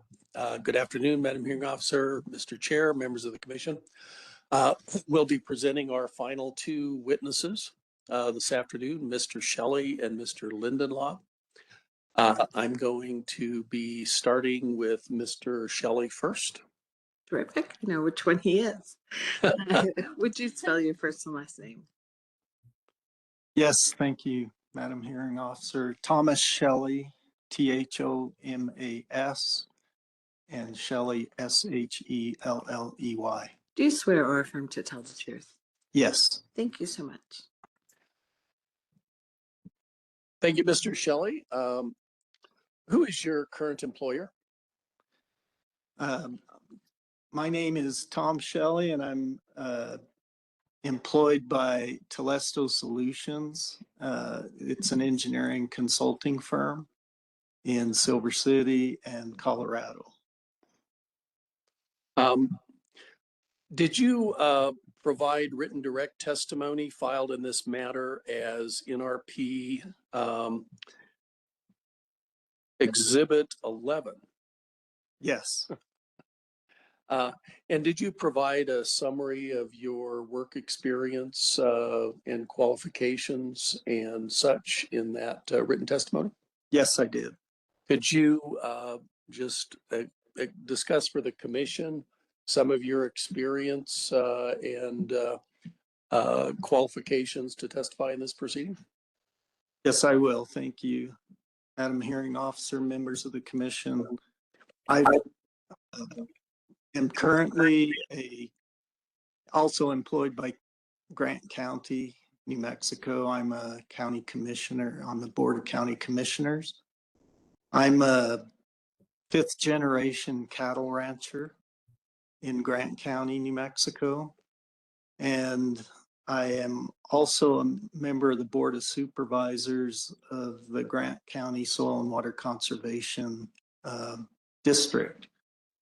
And in addition to that, I'm a registered professional civil engineer in New Mexico, and I worked for 30 years, over 30 years as an employee of Freeport-McMoRan, where I worked on copper mining permits and environmental management. Mr. Shelley, on whose behalf are you testifying today? I'm testifying on behalf of the Natural Resource Partnership, and specifically I'm testifying on behalf of New Mexico cattle growers. I am an active member of New Mexico Cattle Growers Association and also the New Mexico Farm and Livestock Bureau. But I am here today testifying on behalf of New Mexico cattle growers. Mr. Shelley, do you have any corrections to your written direct testimony? No, not for my written direct testimony. Mr. Shelley, did you also provide written rebuttal testimony as NRP Exhibit 60? Yes, I did.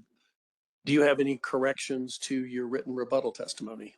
Yes, I have 2 minor corrections to my written rebuttal testimony.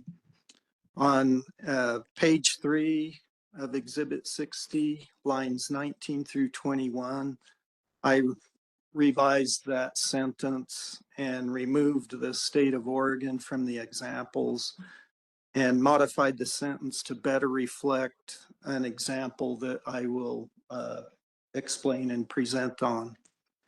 And then on page 6, line 5, I made another small change. All I did was change the word statute to effect, just to be more accurate in that phrase. Thank you, Mr. Shelley. With your corrections, do you adopt both your written direct testimony and your written rebuttal testimony as your own testimony under oath here today? Yes.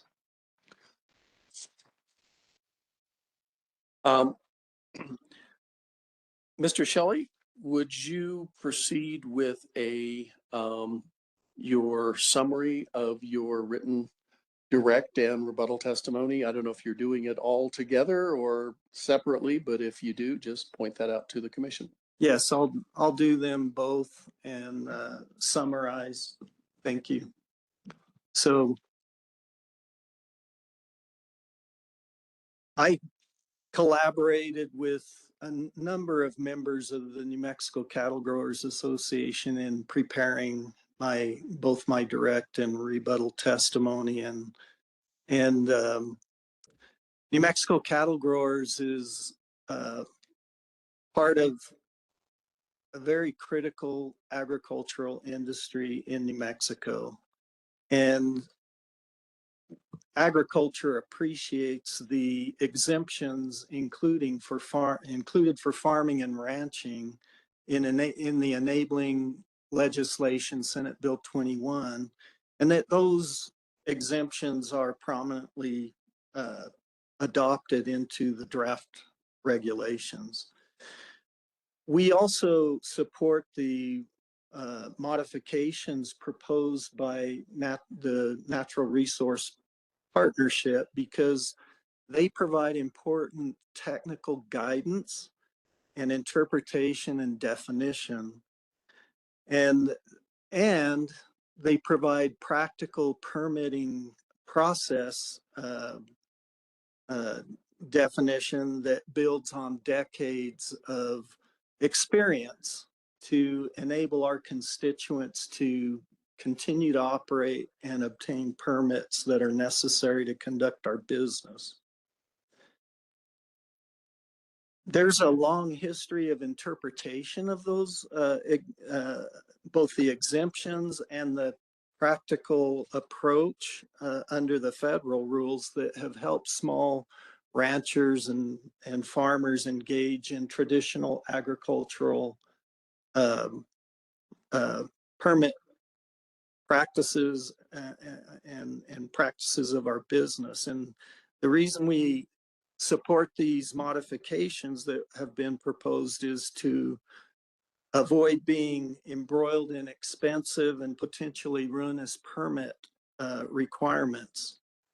We're asking the commission to ensure that these practicalities are considered, this experience is considered, and utilized to our benefit in the adopted rules.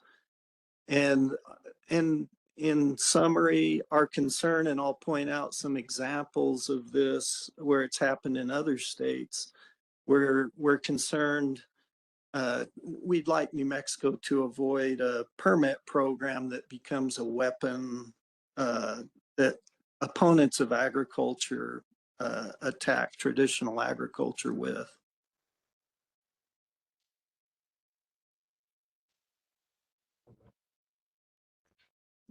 So I'll go on to our concerns aren't only, I mentioned the exemptions, which of course we appreciate, but agriculture depends on not just an exemption to build a stock tank or make a farm road on our ranch. We depend heavily on infrastructure like county roads, erosion protection structures, and not only those, but state and municipal roads as well. And so my testimony is going to talk about all of those things together because it's all integrated into our operating and business environment and important to us that the activities are, yes, protective of groundwater, I'm sorry, surface water and groundwater, but also that they're practical and they're able to be navigated by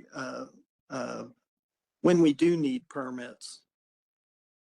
And that it's pretty clear when we do need a permit and when we don't need a permit.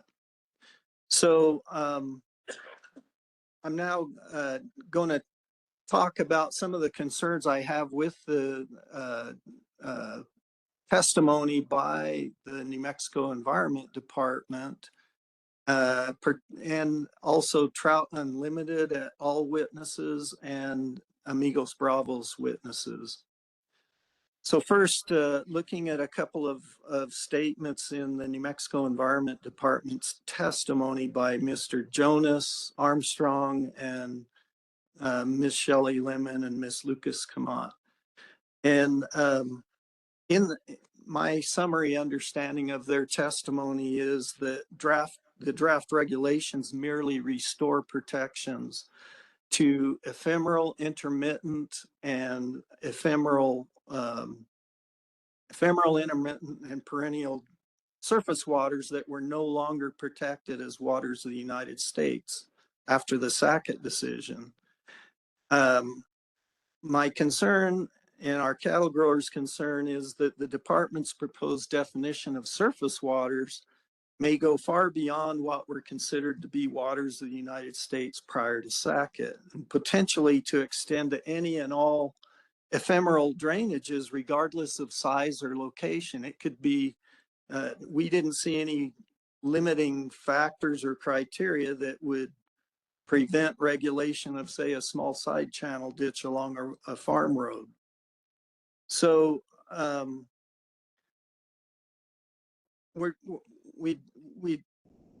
our historic customary understanding when we did require permits prior, there were limitations, and not all of those ephemeral drainages were or needed to be directly subject to regulations. We have been accustomed to having criteria that helped us define the stream bed and banks, for example, that tied to actual identifiable hydraulic characteristics. At the very least, the rules, we would like to see in the rules criteria to distinguish between surface features that are subject to surface water permit program and those that are not. And I don't see those in the regulation. Mr. Armstrong also said that there will be no additional burdens on agriculture. And to me, that reveals a lack of understanding of our integrated infrastructure and community. While we're deeply grateful for the exemptions for agriculture that SB 21 affords, as I said, we are heavily dependent on infrastructure like county roads, and I don't see exemptions for those in these rules. And I'll talk about that a little bit more. Our typical county road maintenance process and just includes usually blading, using a road grader, and installation of culverts and low water crossings, other infrastructure like that, often and usually impact ephemeral drainages, but they don't pollute or introduce constituents of concern. And there are best managed practices that best management practices that ensure that. There are also significant sections of county roads in Grant County that follow the very bottom arroyo drainage for half a mile, sometimes several miles. And I know that's also true in other counties in our state. The maintenance of these roads has not. We depend on them for residential, ranchers, farmers, and recreation. And the maintenance of those roads hasn't required dredge and fill permits historically in the past. And from a practical perspective, we'd like to see that it remains that way. So that sort of illustrates some of my concerns and New Mexico cattle growers' concerns. Now, I'd like to talk a little bit about a little bit more deeply about the impact to agriculture that we've seen in a couple of examples, just by utilizing examples from a couple of other states. For example, just in January, I met a family from Washington who have been ranching in that state for over 50 years. And they had, the state of Washington allowed for many, many years the construction of stock and maintenance of stock ponds on their upland areas and drainages, and they didn't require permitting. And I was sad to hear from this family. I met Wade and Teresa King and they told their story of how suddenly they did maintenance on these stock ponds in, say, 2020, 2019 timeframe. And then they got a letter from the state of Washington after all these years of maintaining these things. And now they're subject to prosecution and heavy enforcement. And this is a good steward of the land that was previously lauded for their land stewardship in that state. And the man-made stock ponds, apparently what's happened is the man-made stock ponds they rely on, it's the only water they have in a lot of that country, and ironically it's Grant County, Washington. They suddenly something changed in interpretation or in of their regulation, and they're being prosecuted for disturbing wetlands that they created in these stock ponds. So I like that we have a very specific exemption for that, but I also see that even in states that had exemptions, families continued to do their business and then suddenly found themselves in ruinous litigation. So another example that I've provided as an attachment to my testimony is the state of Wisconsin, where farmers have been burdened, contrary to comments by NMED, they've been burdened with additional costs for farm field maintenance, et cetera. And I hope that you have that and have read it, but just in case, because it was just a footnote in my testimony, but the Wisconsin Farm Bureau wrote this policy document, and I wanted to read a few of the statements from it because it illustrates the very fears and concerns that New Mexico cattle growers has. So I'm just going to read a couple of the statements. What often starts as routine maintenance or a common sense improvement quickly becomes entangled in regulatory uncertainty. Farmers are being told that routine projects now require costly engineering studies, unclear permits, or agency sign-offs. Without clarity and fairness, essential improvements are being put on hold. Even when a project would likely be exempt from permitting, the process can be delayed by months or longer due to unclear timelines, slow agency responses, or shifting interpretations.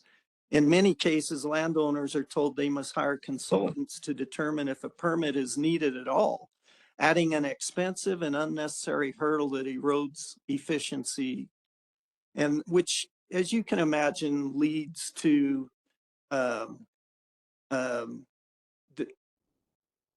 undermining confidence in state and local oversight.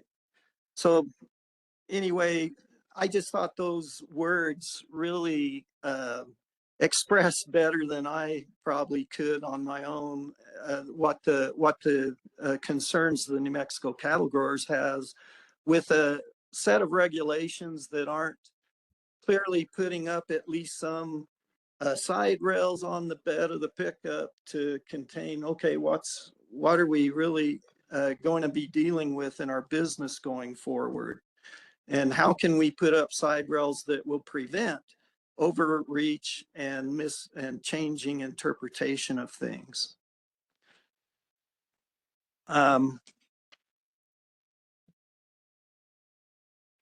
Next, I'll have some rebuttal testimony concerning Susan Antonia Lucas Kamat's testimony about concentrated animal feeding operations. That testimony said that it was consistent, but it didn't cite exactly consistent with the 40 CFR that we're used to using under federal regulation. And so I know that the department is open to adopting the Natural Resource Partnership's proposal on that, and I thank them and hope that you will also adopt that definition. Now, going to Amigos Bravos et al.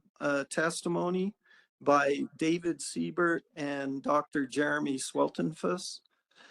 And their comments are rebuttal testimonies mainly related to their definitions of functional assessments and New Mexico Rapid Assessment Method and required content for dredge and fill applications, both for individual and general permits. So our feeling is that those rule changes they're proposing would add significant complexity to the general permit notification process, including alternatives analysis and a myriad of other requirements beyond compliance with the best management practices that we normally are used to relying on under 404 general permit. And obtaining coverage under a general permit should be a fairly simple process, adapted to typical activities, particularly for small farmers and ranchers and others who don't have the resources like Grant County to comply with burdensome rules. So I also recommend that the commission reject adding that definition of the New Mexico Rapid Assessment Method and the proposed use of it. Specifically, it may be a useful tool in certain circumstances, but I haven't found documentation in the record that explain it clearly. And so it wouldn't be appropriate for the commission to adopt a methodology that's not vetted by the commission and the regulated community. And it's best not to define and require specific tools that may change over time or be replaced by new science or tools.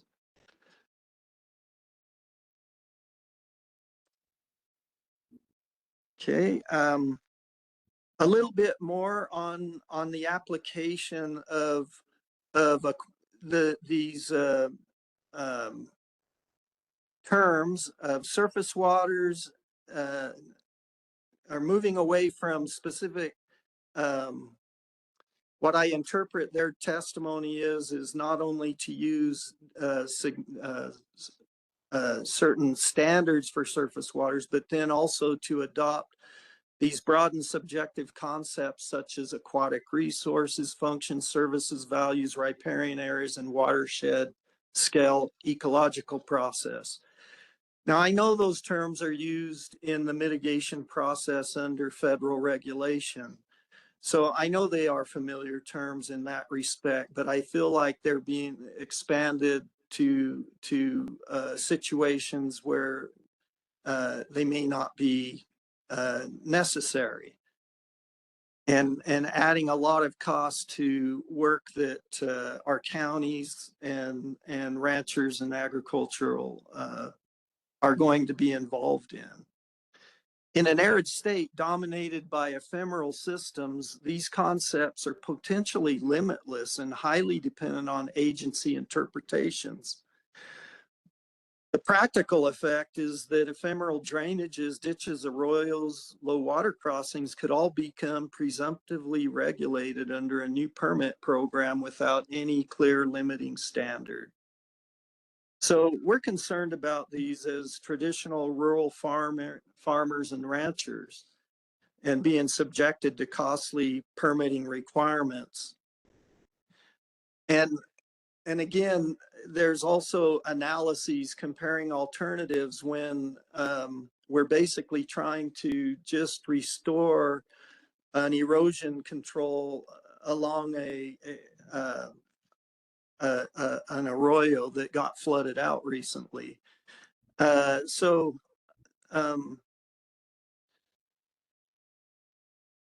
I've understood it, their Amigos Bravos witnesses were also proposing to incorporate these kinds of analyses for ordinary maintenance, and that could turn ordinary maintenance into major permitting actions requiring extensive environmental review and consultant involvement.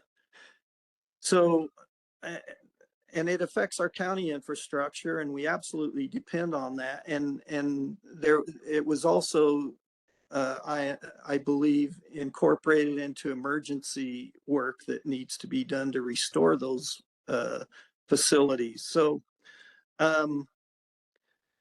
that kind of framework may be reasonable for a large industrial scale project, or one that is directly affecting waters of the U.S., definable water of the U.S., but it's not feasible for rural counties, agricultural producers, and local road departments. And because of that, I feel like those kinds of revisions to the rule would disproportionately burden rural New Mexico communities with limited institutional capacity and financial resources.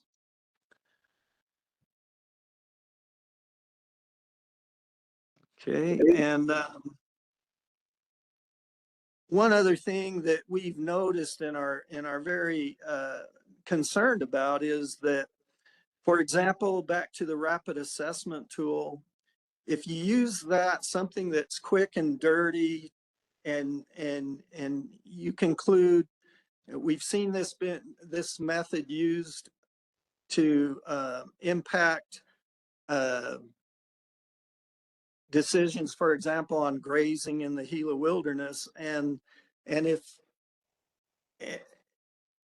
they're high level, quick and dirty things, and then the burden shifts to, if you want to counter that with better science, it shifts a big burden back onto those that don't have a lot of resources to hire expensive and do expensive technical studies to try to bring in better science to it. So that's a concern for New Mexico cattle growers. Okay. So we're worried about the complexity and costs of these kinds of provisions, and ask that the commission reject those changes in the rules.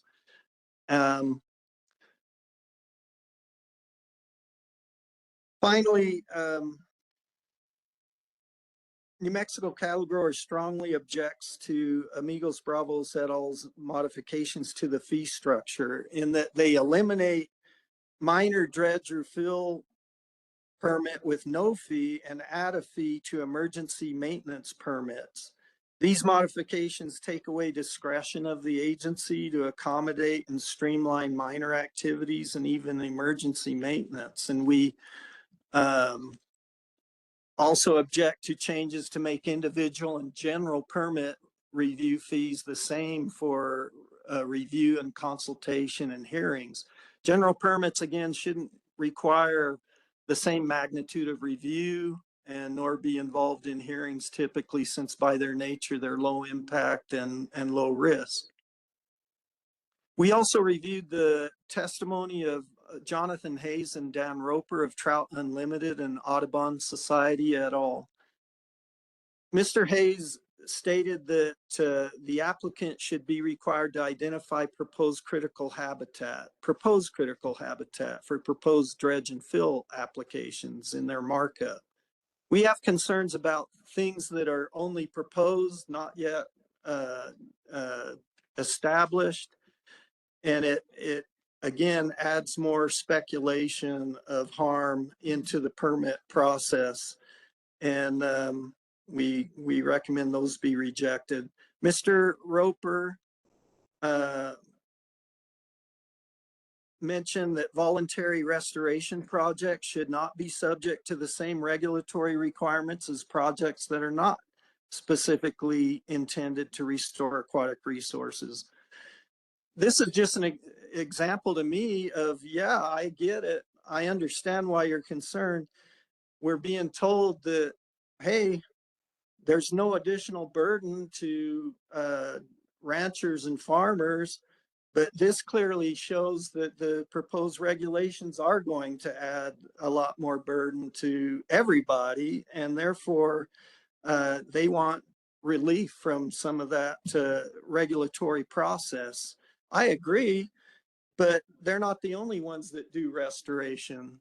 Ranchers and farmers are often involved with their county soil and water districts to do restoration work, as are mining and oil and gas companies.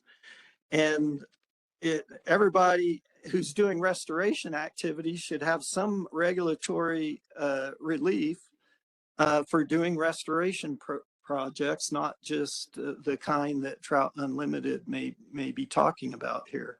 And that concludes my summary. Thank you, Mr. Shelley. I'll now move on to Mr. Lindenlaub. Hello. Would you spell your first and last name, please? First name Brian, B-R-I-A-N. Last name Lindenlaub, L-I-N-D-E-N-L-A-U-B. Do you swear or affirm to tell the truth? I do. Thank you. Go ahead. Mr. Lindenlaub, who's your current employer? I'm employed by Westland Resources, a Trinity Consultants company. And on whose behalf are you testifying today? The NRP. Did you provide a resume which states your employment history, qualifications, and experience filed as NRP Exhibit 2? Yes. Could you briefly summarize your relevant experience for the commission? Sure. I've been working for the same company since 1990, or predecessor companies, since 1997.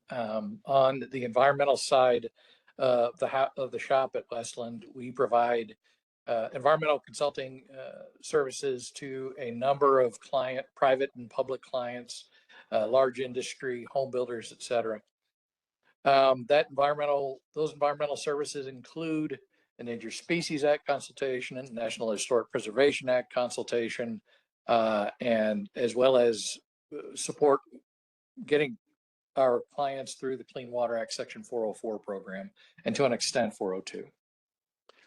Thank you. Particular to the Section 402 and 404 work, can you tell us kind of when you started doing that type of work and the particular nature of that work? Sure. Started in 1997 doing jurisdictional waters determinations, filling out applications for clients, helping clients through larger permitting processes where those were required. I'm proud to say that Westland developed enough of a reputation that when the Arizona Department of Environmental Quality sought primacy of the Clean Water Act Section 404 program, they engaged Westland to support that effort. Thank you. And I guess over that span of time, you must have seen some changes in how the regulatory programs worked from the 1990s until now. I have.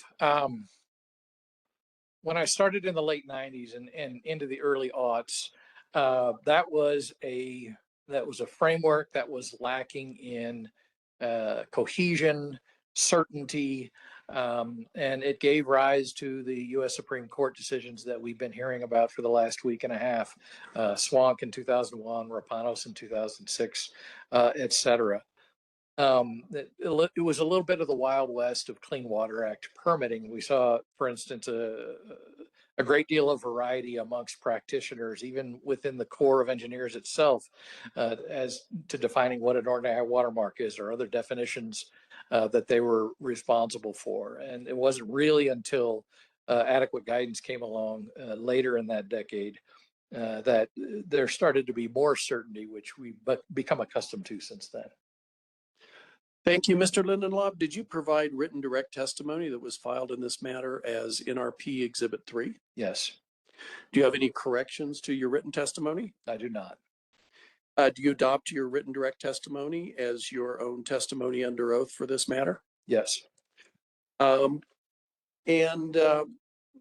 Mr. Lindenlaub, following the preparation of your direct testimony, did you review the written testimony of the department's witnesses, SWAG, water protection organizations, and any others? And feel free to elaborate on what you reviewed or didn't review, but did you review and analyze some of that testimony? I did.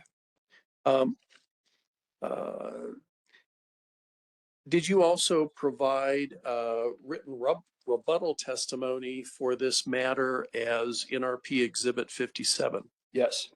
Do you have any corrections to your written rebuttal testimony? No, I do not.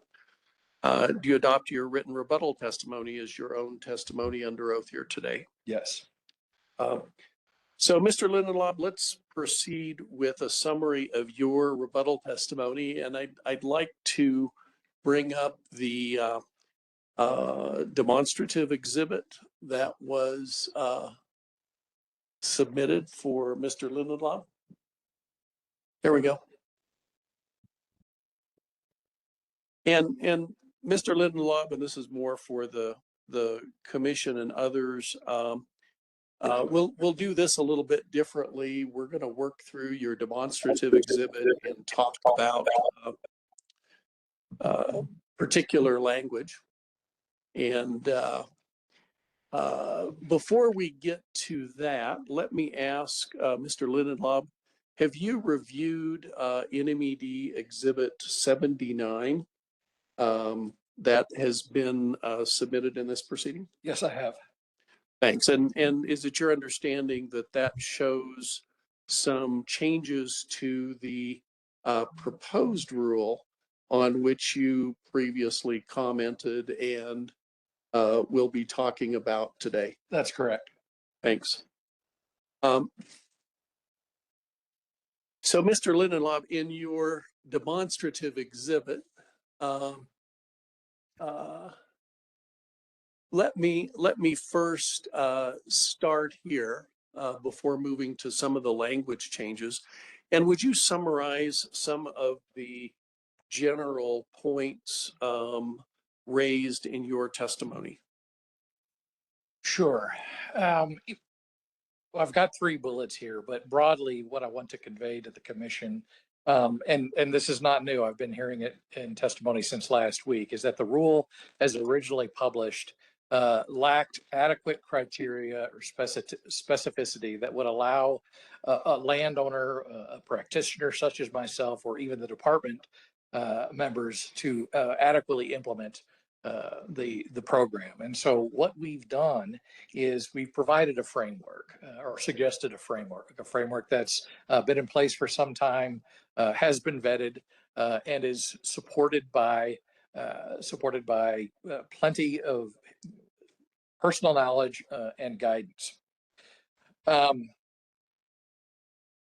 If the commission, this is our position, if the commission chooses to move forward without the specificity being included in rule, then we would at least encourage that the guidance process be public and vetted, and that even the implementation of the rule be delayed until that guidance is vetted and in place. Thank you, Mr. Lindenlaub. So you mentioned a framework, and I think it was in reference to what NRP proposed or is proposing. In a few instances, is NRP proposing rule language that would reference particular guidance? Yes, it is. And if in fact the rule, let's say, referenced existing guidance, as opposed to NMED's testimony that they would be preparing unspecified future guidance, would that alleviate some of the concerns of NRP? I believe it would. Guidance that has been in place, has been vetted, and is familiar. Right. But if the rule is adopted as NMED proposes, they will set off to apparently devise their own guidance. And do you have any understanding or certainty as to what topics that guidance might cover or how it would be prepared? Only what we've been able to hear in testimony to date. Presumably there would be more meat put on the bones as to the definition of surface waters, et cetera. But it's actually a bit unclear. If a lot of the details are left to guidance, are there other mechanisms that the commission might consider? For example, delaying the effective date of the permit requirements until the guidance has been vetted and is in place? Indeed, I had suggested that, yes.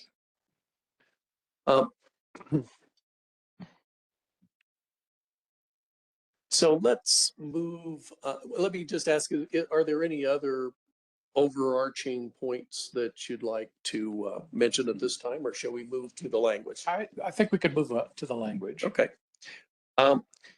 Mr.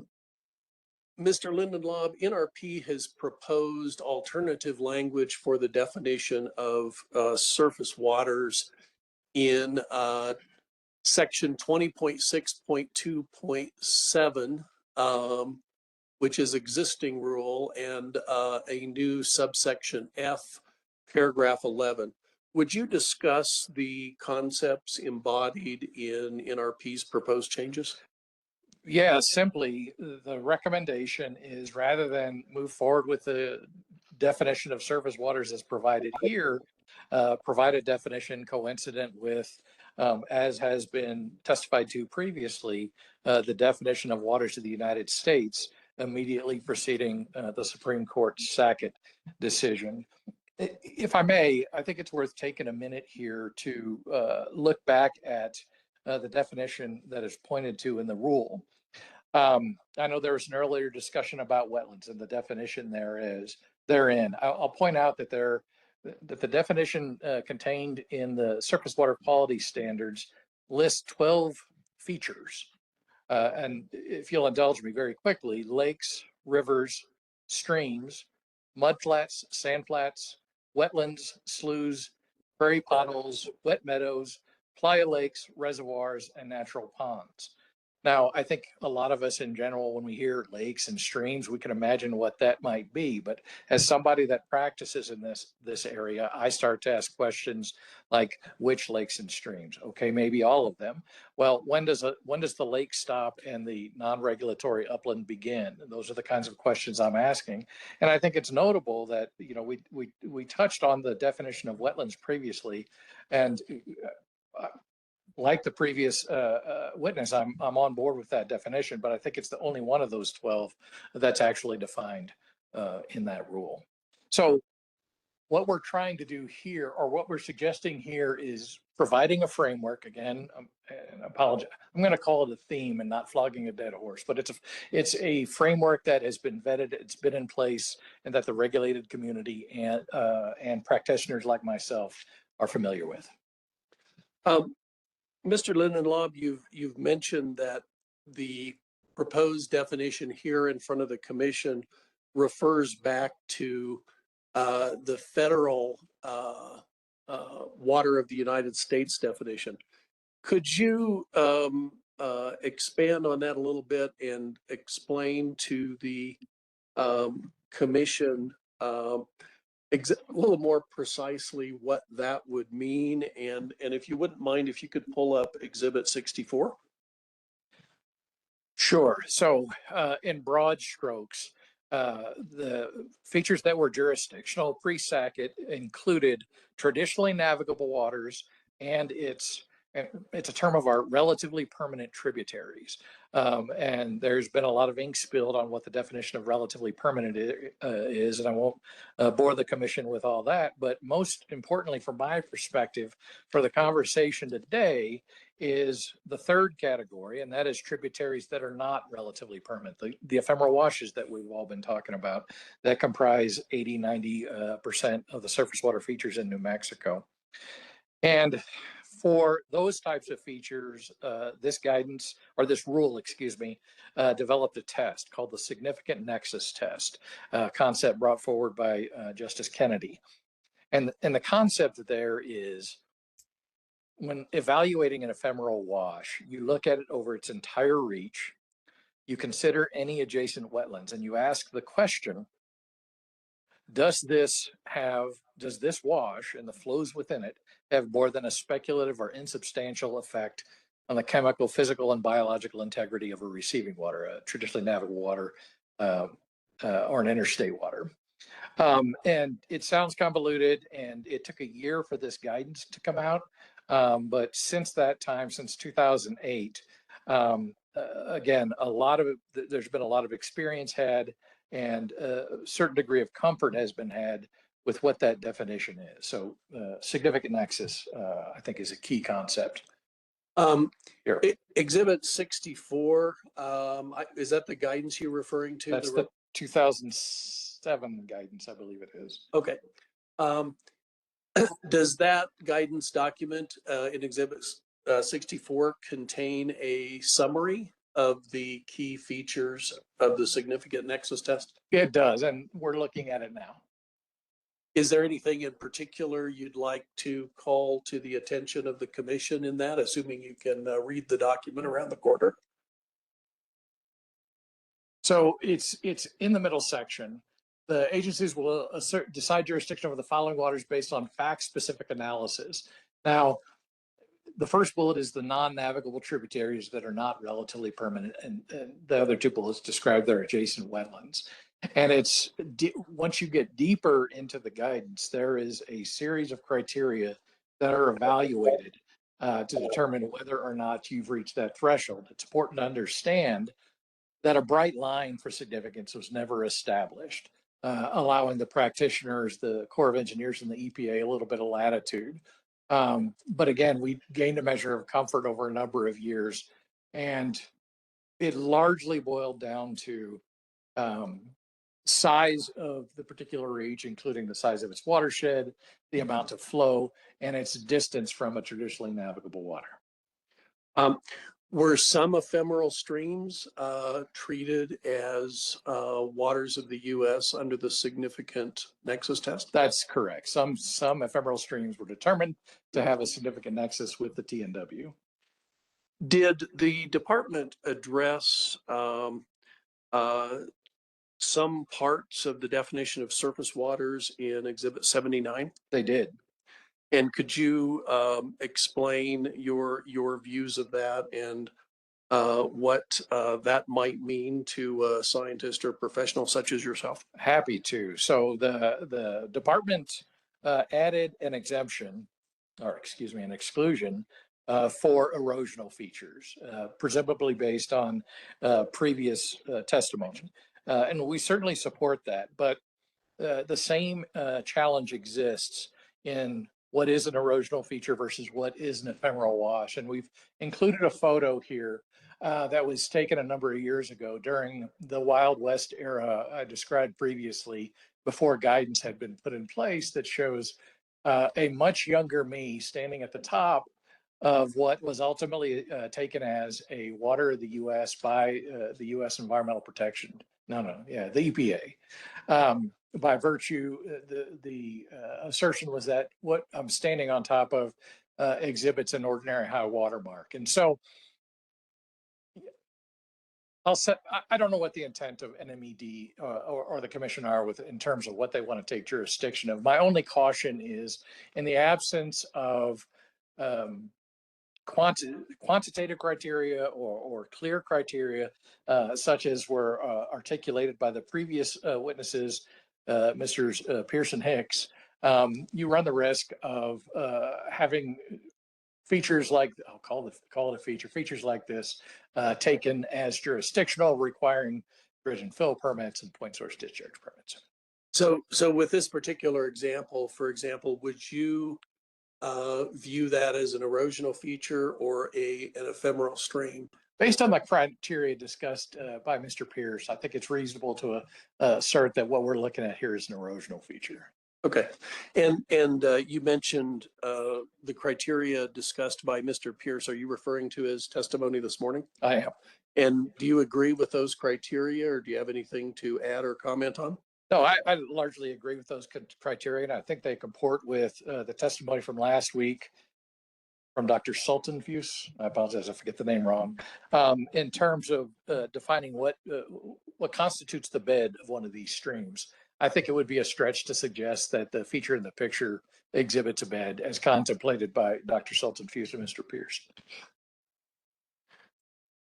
Thank you. Let's move back to the demonstrative and the next definition, which I think we can cover briefly.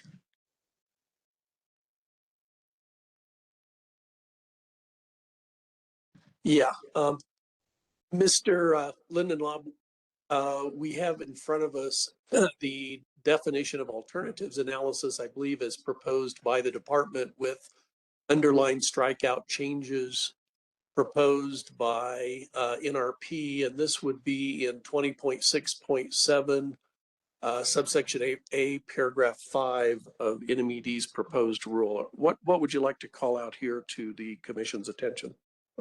Support the concept of an alternatives analysis, certainly. But I think that the language that was provided in the 404B1 guidelines that have been discussed under previous testimony, I think really could help inform the definition here. A couple of thoughts. One, making sure that a project purpose is contemplated.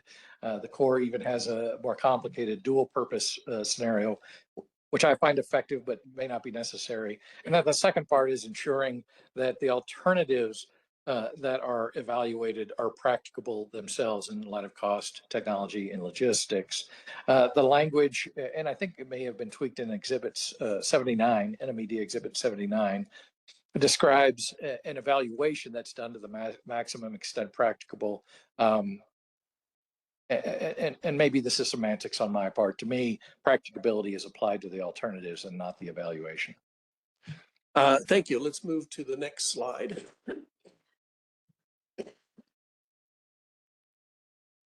Mr. Lindenlaub, we're referring now to a definition, and I should add, I may have said this before, but I believe this is all from NRP Exhibit 1A, and by all I mean the changes were showing up here with the language. Is that right? That's what I understand. Correct. Okay, thank you.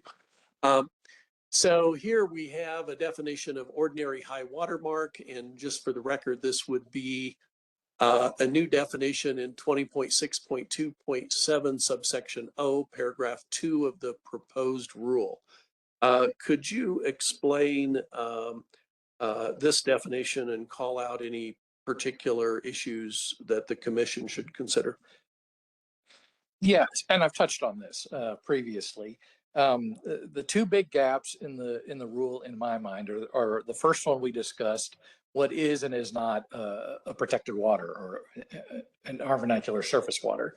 And the second real question from my perspective is, where does it start and where does it end?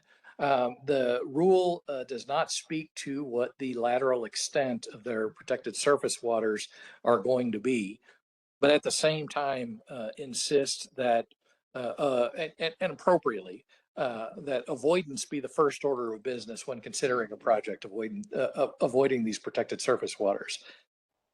My concern here is that by not clearly articulating what the extent of those surface waters are, a landowner's ability to avoid impacts to that feature are compromised.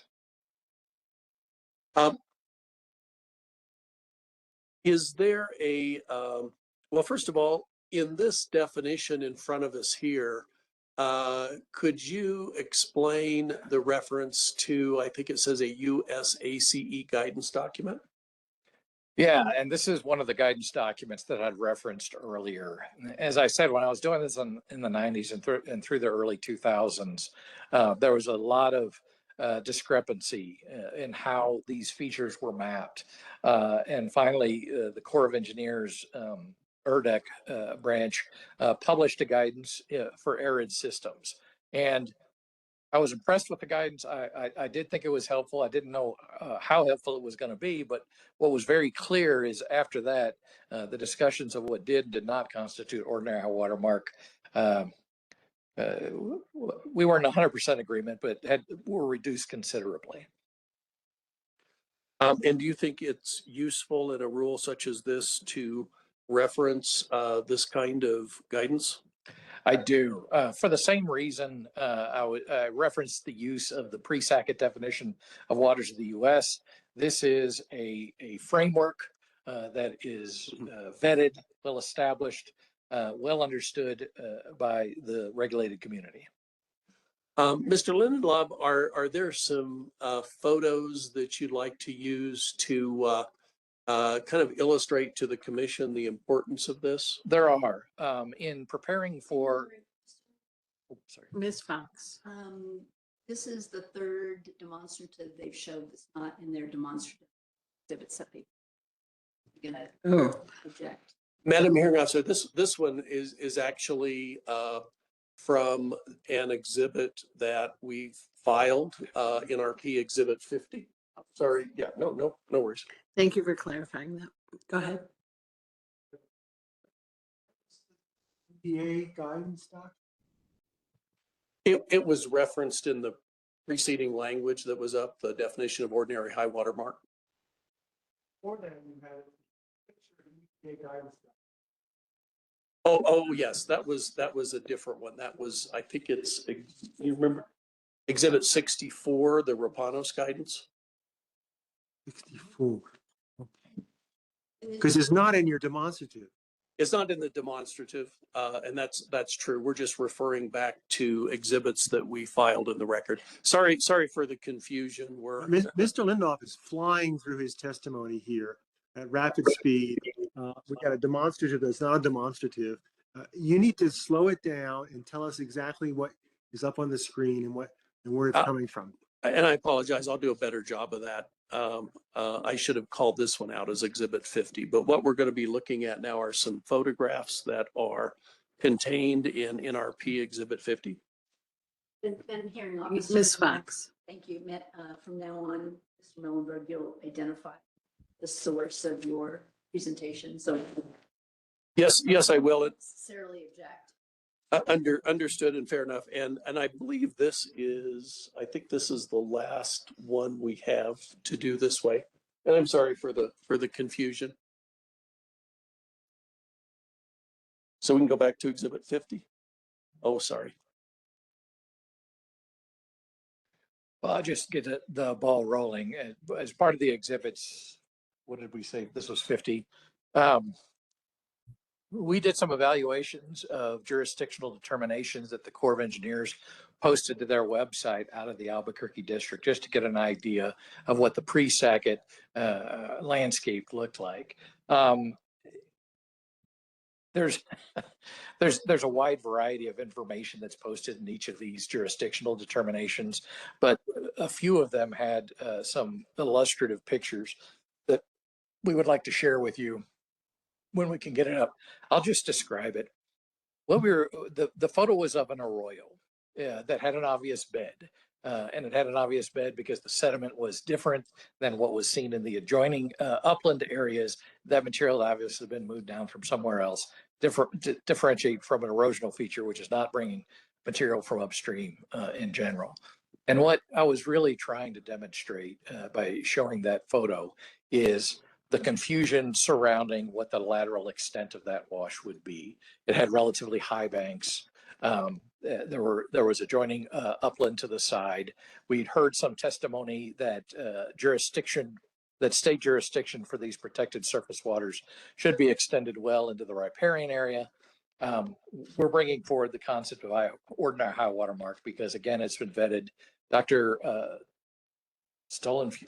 apologize. The doctor from Colorado, even remarked that he had used ordinary high water mark quite a bit in his work. So we think it's a valuable framework for the department to use. Thank you. Let's go back to the demonstrative and the language. Oh, we can't, I guess, can we? Okay, thank you. Well, let me move on because some of these we probably don't need the language in front of us. I think the next one that we were going to comment on, Mr. Lindenlaub, is the definition of riparian area. And based on the department's testimony and other things that have occurred in this hearing, is it your understanding that there's any real disagreement at this point is between NRP and the department on the definition of riparian area? I don't believe there's real disagreement there. Okay. The next one is the definition of upland, and this would be a new definition in 20.6.7, 0.2.7, subsection U, paragraph 1. Could you briefly discuss the importance of defining upland? Sure, and frankly, it's strictly for clarity. The definition of riparian area refers to upland, the riparian area separating the surface water from the upland. And so we just felt it was worthwhile to include a definition of upland to emphasize the fact that there's plenty of landscape outside of a surface water and a riparian area that would not be included in this permit program.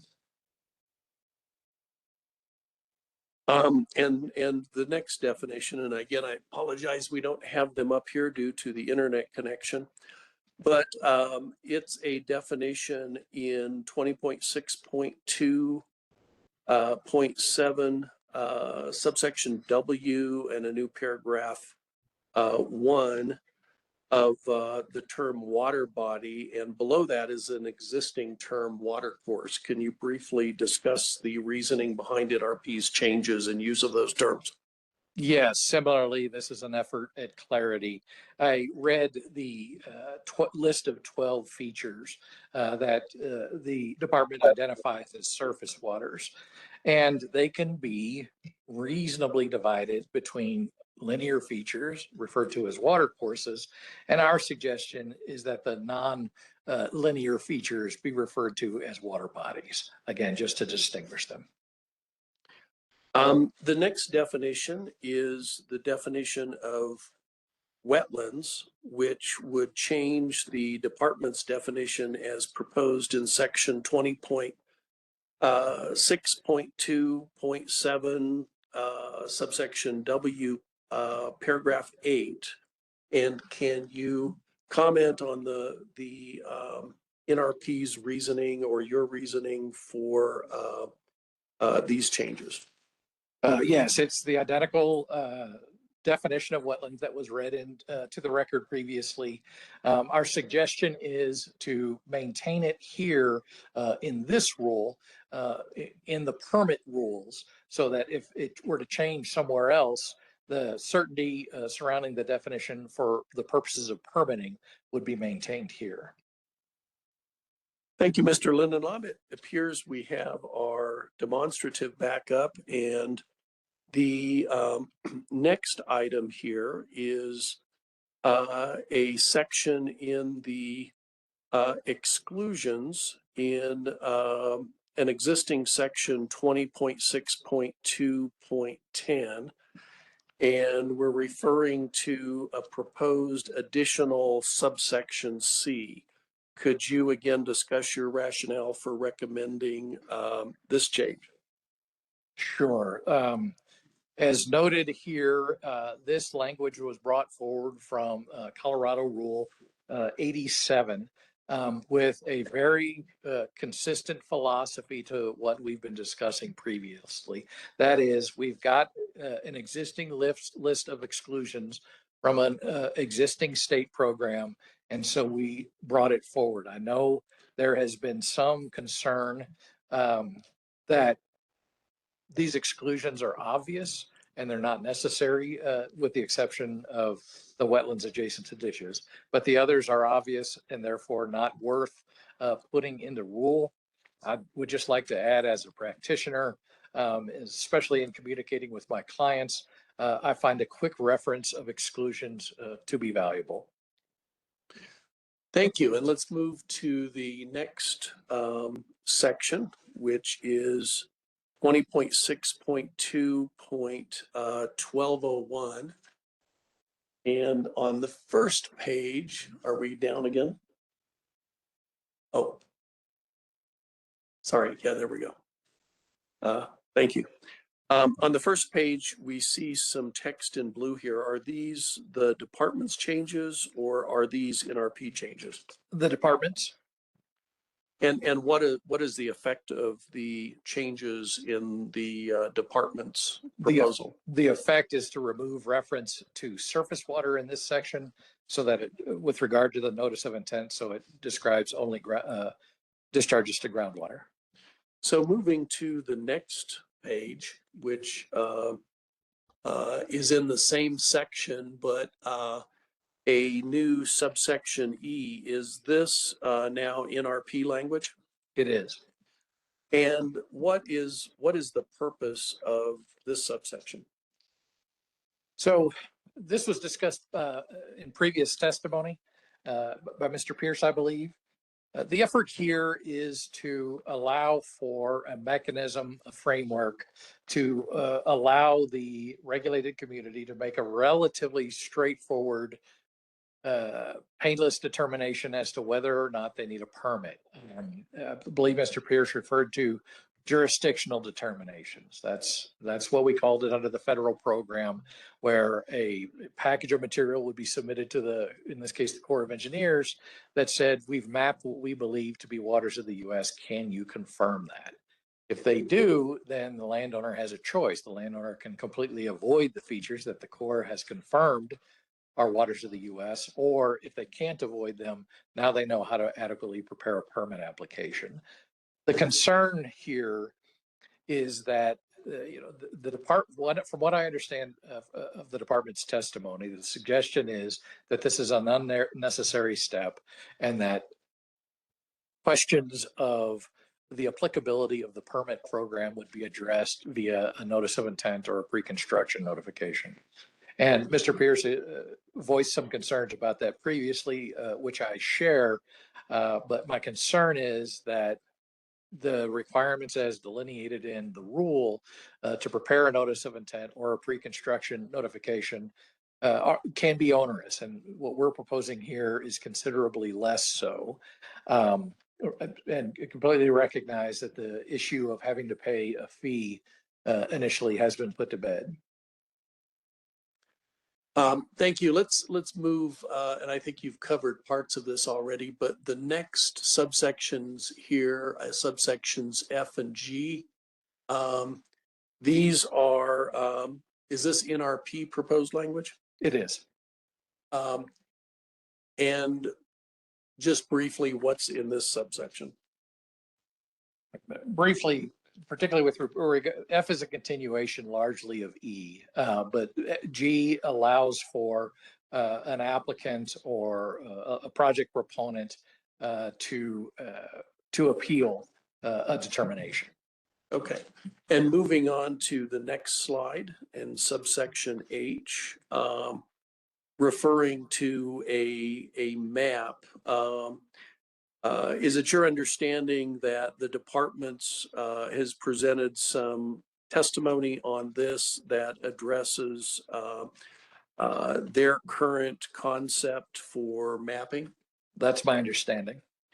And were some concerns with the mapping process and its current intent? Were you here for the testimony this morning? I was. Okay. Do you have anything to add on this point? I guess I would just say I support Mr. Pierce and Mr. Hicks' notion that a dynamic map has some value, and that caution should be made in having a broad area map. As for instance, I noted in previous testimony from last week, and I don't remember if it was SWAG or WPO, there was reference made to the U.S. Fish and Wildlife Service's National Wetlands Inventory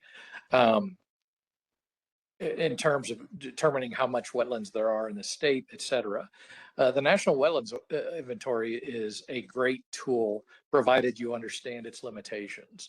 As indicated by Mr. Hicks, the mapping was done remotely, and it typically requires field verification. But what I consider the NWI to be a good place to start. As an example of its limitations, it identifies, for instance, unreclaimed tailings ponds as wetlands. I'm sure that wasn't the intent of the Fish and Wildlife Service. So I don't necessarily think that the language here is in conflict with the approach Mr. Pierce was describing previously, but that's generally the thought. Thank you, Mr. Lindelof. In the interest of time, I'm going to skip ahead and skip a number of sections here up to the general permits section 20.6.2.2305. Okay. I think the rest of those points are addressed in your written testimony, and they're relatively minor, but you have experience with the particularly well, I guess both the EPA general permits for stormwater. Do you have experience with those? I do. And you also have experience with the Army Corps of Engineers nationwide permits for dredge and fill activities. I do. And do some of your exhibits include examples of some of the current and past general permits, both issued by the EPA and by the Corps? I believe that's correct, yes. Okay. What is the overall approach of NRP as it relates to the proposed language changes regarding general permits? In keeping with the theme, the rule as originally proposed lacked specificity as regards to general permits, both for point sources and for dredge and fill. But I believe it was Chief Lemon that testified to the fact that general permits describe categories of activities, and that both sets of general permits. And if a project proponent has a project that falls outside any of those described activities, no matter how minor the effect, they run the risk of being bumped into the onerous individual permit process. And so the effort here was to bring forward the suite of general permits under the point source program, a handful of general permits, a construction general permit for construction activities, a multi-sector general permit for industrial activities, et cetera. And then on the, I think it's the next slide or one after, under the dredge and fill program, the nationwide permits. Other witnesses may have testified to this, but nationwide permits, again, describe activities and thresholds that are generally understood to be less, to result in less than minimal effect to the aquatic environment. And so we simply consider the nationwide permits and the stormwater general permits as they exist to be a solid vetted framework to bring forward to allow some certainty to the regulated public that if they have an activity that otherwise would have qualified for a general permit, it still would.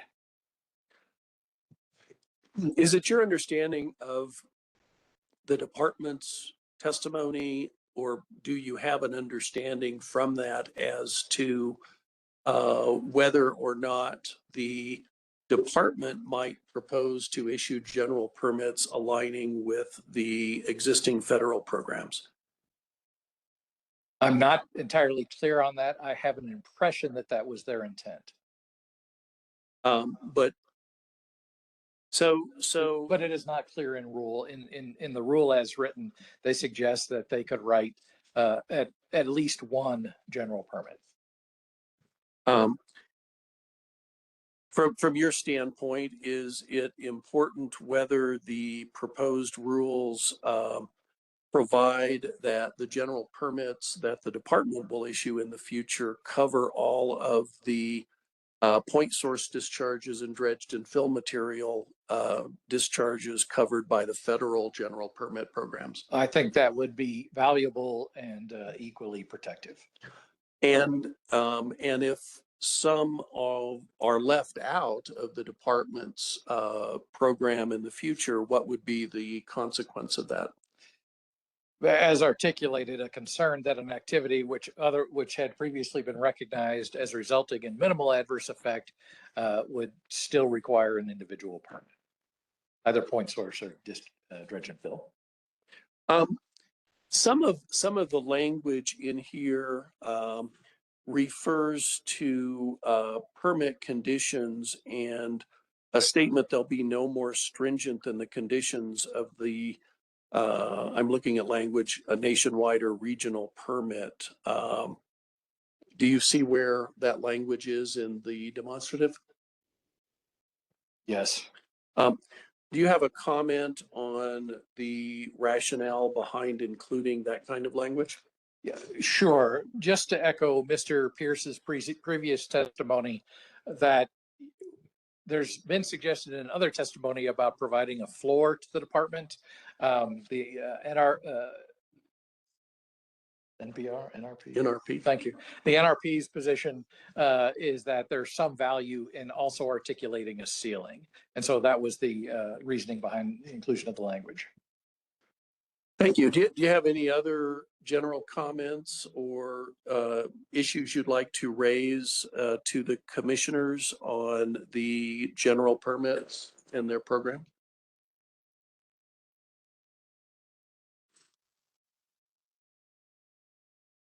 No, I believe I've addressed it. Let me mention one. Under the federal permit program, particularly the nationwide permit program, do all pre-construction notices have to be approved by the Army Corps of Engineers? That's a good point. And I think it gets to an earlier question from one of the commissioners, Commissioner Thompson, with regard to de minimis effects. I'll focus first on the dredge and fill program. Again, the notion behind the nationwide permits is that they're categories of activities that have less than minimal effect to the aquatic environment.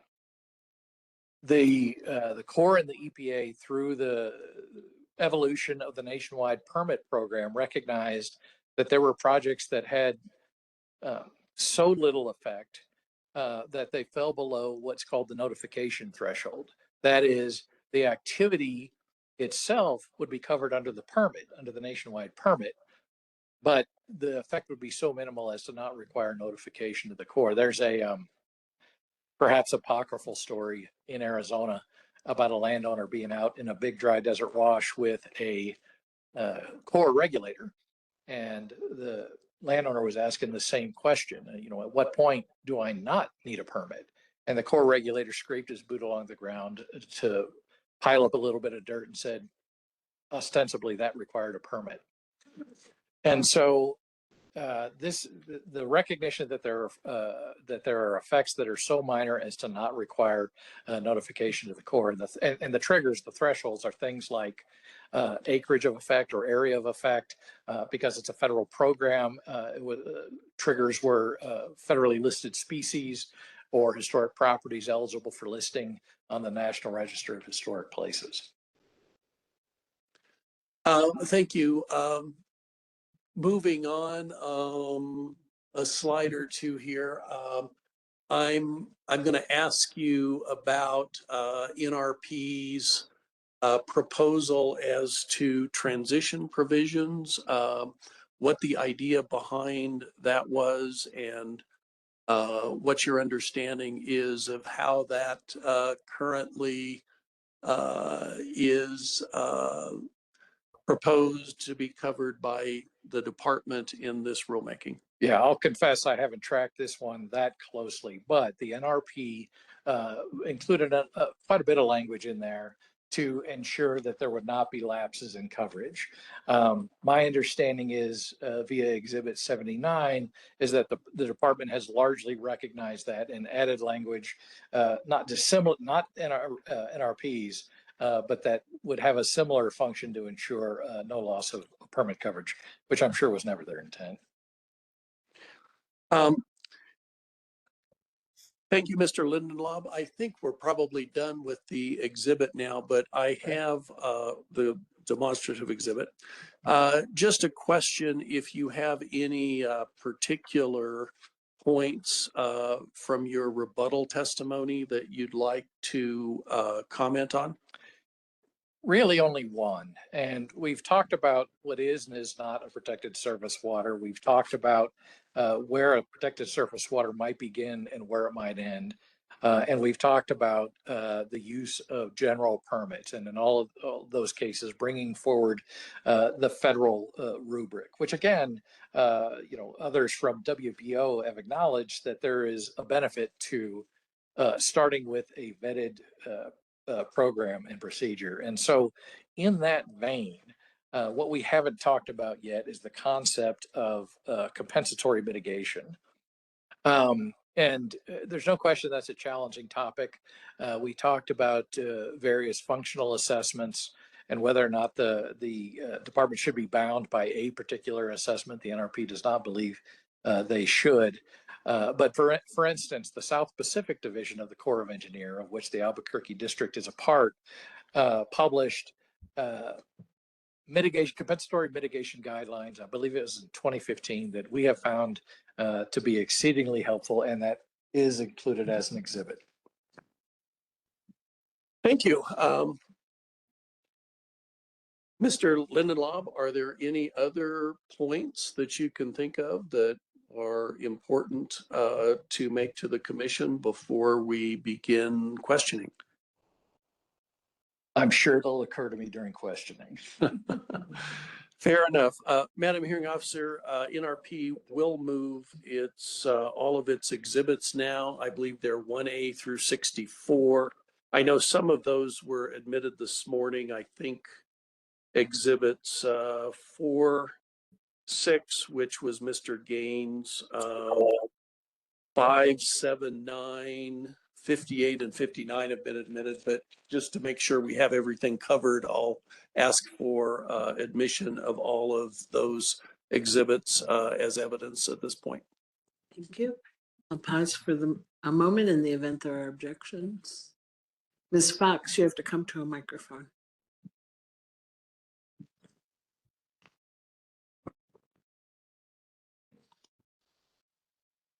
Thank you, Madam Hearing Officer. We object to NRP Exhibits 35 through 36 and 41 through 47. 35 and 36 are two legislative analyses by NMAC for SB 21.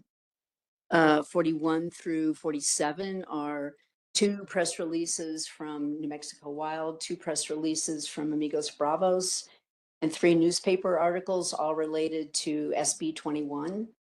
And the basis of the objection is that those documents form the basis for Mr. Lindenlaub's opinion that the purpose of SB 21 was to close the gaps between that were created by the Sackett decision, which is a legal opinion. And number one, he's not competent to give that opinion. Number two, all those documents are hearsay. And number three, really most importantly, none of those documents is competent to interpret SB 21. In New Mexico, we have no legislative history, which you're probably aware. The statements of legislators aren't relevant. Legislators, after the passage of legislation, aren't relevant to a court's interpretation of the legislation. And certainly, the statements of advocates who are in support of legislation are not competent evidence for the interpretation of a bill. Thank you, Mr. Muhlenberg. Thank you, Madam Hearing Officer. With regard to these exhibits, first of all, we've not offered Mr. Lindenlaub as a lawyer or giving a legal opinion. That's not it. We haven't offered him as an expert on legislative history or the legislative history of Senate Bill 21. We do offer these exhibits as an indication of the intent behind the bill, particularly through the advocacy of both the department and some of the other groups here. And I think that's frankly been acknowledged in the testimony by various witnesses during this proceeding. As to hearsay, that's not something that we normally deal with here, as the rule of evidence doesn't apply. And these are publications. I think the commission can give them the weight that they feel they deserve. Right. If Mr. Ugarte were here, I would consult with them. What I'll do is note that they are in the record. I'm sorry. Oops.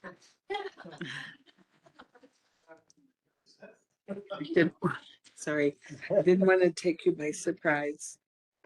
I was going to say that I would accept them, noting that they are subject to an objection, and make a specific request that Mr. Ugarte advise the commission on what weight they are due when the commission gets to its deliberations. Thank you, Madam Hearing Officer. So the panel is ready for questions. Madam Hearing Officer, could Ms. Fox repeat the number of the exhibits? I'll repeat the number. Thank you. 35 and 36 and 41 through 47. Okay. I see we're coming up on 4 o'clock, and I'm wondering if it would make sense to take just 10 minutes before we start the questions. All right, let's come back at 4:05.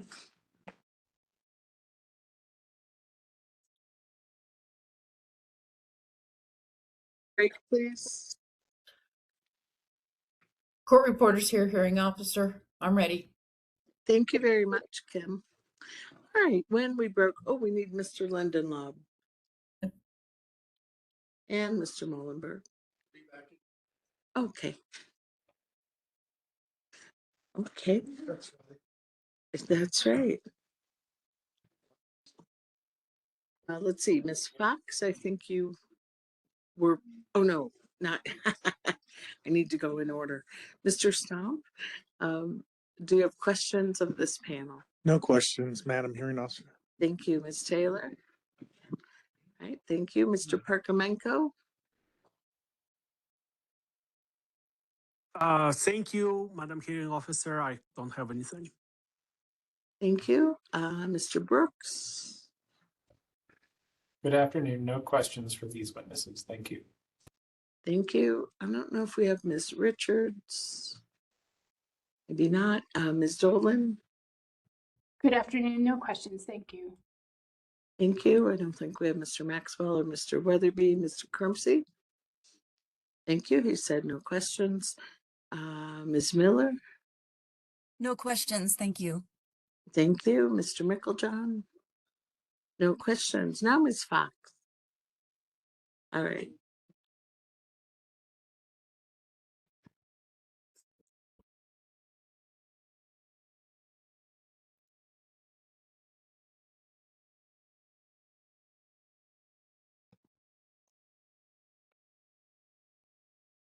Good afternoon. Thank you for your testimony. My name is Tanis Fox. I'm a lawyer with Western Environmental Law Center, and I represent Amigos Bravos, New Mexico Wilderness Alliance, and the New Mexico Acequia Association in this proceeding.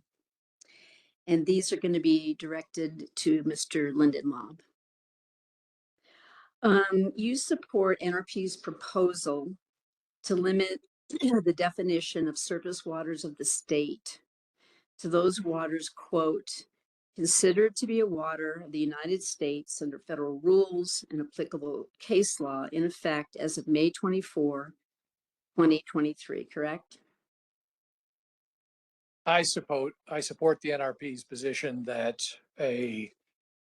that additional detail is required in the rule, and that definition that you just read provides a useful framework to do that. So the answer is yes. Sure. In support of this proposal, in your direct testimony, you state, quote, the proponents of Senate Bill 21 clearly and repeatedly represented to the New Mexico legislature and publicly that the purpose of the surface water permit program is to require discharges to surface waters that were no longer considered to be waters of the United States as a result of the U.S. Supreme Court decision in Sackett v. EPA issued on May 25th, 2023, correct? I did. That was my understanding. Correct.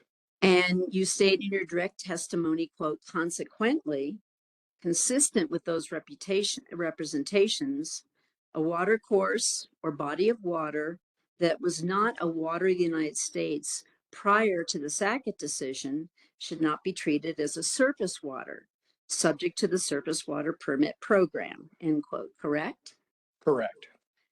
In your direct testimony, you testify that, quote, the rules as proposed by the Environment Department extend far beyond the limited purpose of SB 21, which was to, quote, close the gaps in protection left in the wake of the Sackett decision, end quote, is given in testimony before the legislature and to the public, correct? Correct.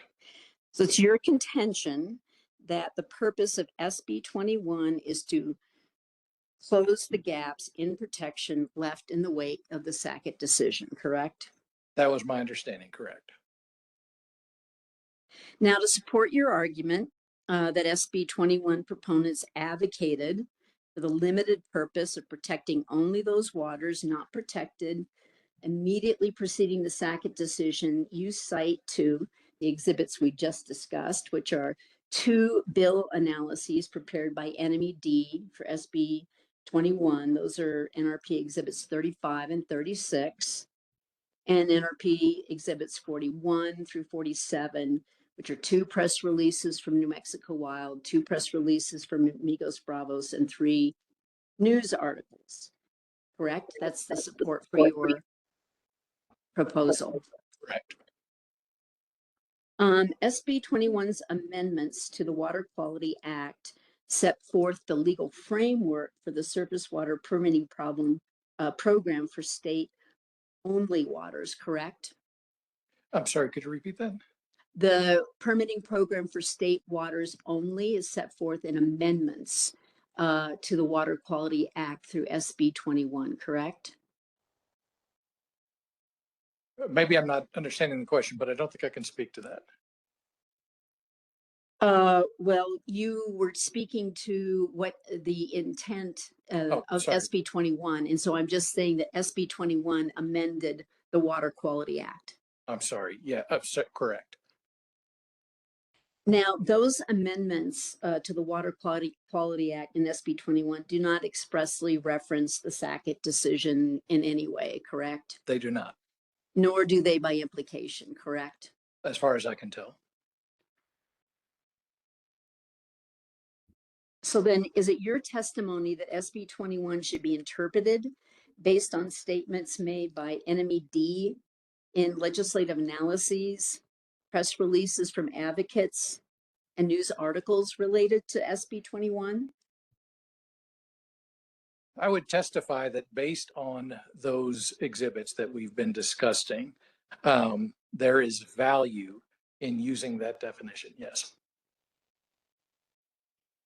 They should be used to interpret as the amendments to the Water Quality Act through SB 21 is your testimony, isn't it? They are reasonably interpreted to do that, correct. No, my question is this. Your testimony is that they should be used to interpret the SB 21 amendments. Isn't that correct? Correct. And what's the basis for you thinking that these kinds of materials could be used to interpret SB 21, say, by a court? Strictly as a layperson. I'm not a lawyer, I'm a scientist. And so those seemed reasonable interpretations to me. And then, Anne, may I share?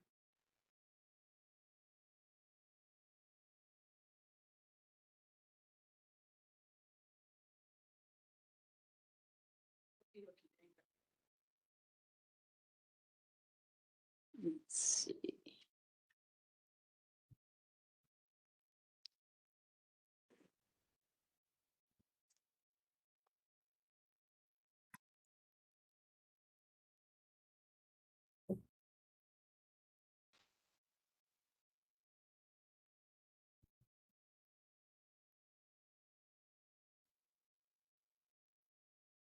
Let's see.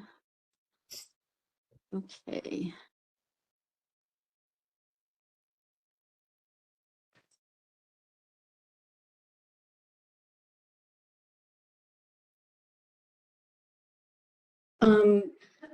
So let me ask you if you're aware of case law in New Mexico that provides the following, that is up on the screen in full, which essentially says that there is no legislative history in New Mexico, that statements from legislators can't be used to interpret legislation, and statements from advocates can't be used to interpret legislation. Object to the extent it calls for a legal conclusion. I think I'm asking if he's aware of the case law. right. And he's already given legal conclusions, but I am, don't know why you should stop now. I am not aware of the case law.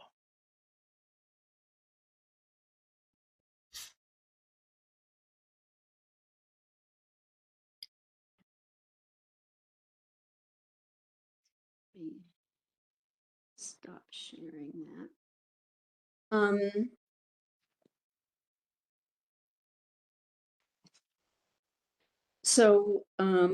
I won't go through each of those exhibits, but just looking at the two press releases from New Mexico Wild, which are exhibits 41 and 42, and the two press releases from Amigos Bravos, which are NRP exhibits 44 and 46.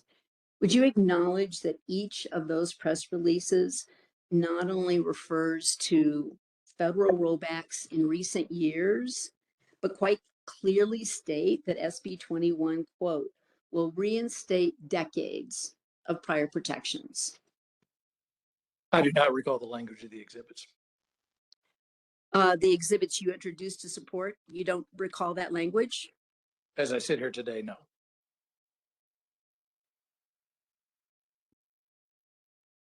Do you have those exhibits before you? I do not. Let me read to you from exhibit 42, which is a press release from New Mexico Wild on page 3.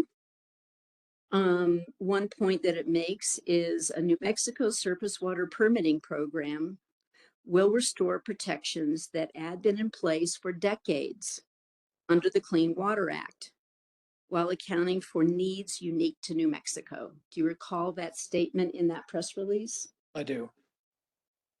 And maybe now, do you recall that each of the other press releases has a similar statement referring to lost protections over the course of decades? Could you read the language again? From 42? The one you just read, yes, please. A New Mexico surface water permitting program will restore protections that had been in place for decades under the Clean Water Act, while accounting for needs unique to New Mexico. I don't mean to be argumentative in any way, but I read that language as stating that the protections had been in place from 1972 until 2023. That's how you read what decades means? Yes. But what it doesn't say is that for protections that have been in place as of May 24th, 2023, it doesn't say that, correct? It does not explicitly say that, no.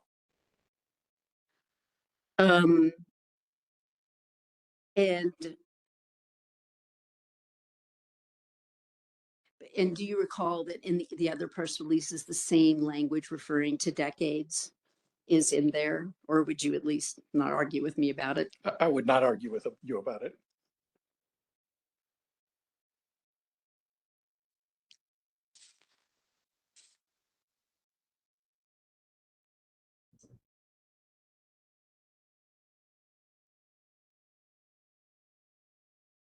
Would it be reasonable to assume that the reference in the press releases to reinstating decades of prior protection refers to the rollbacks under the Clean Water Act from the 2001 Swank decision and the 2006 Rapanos decision?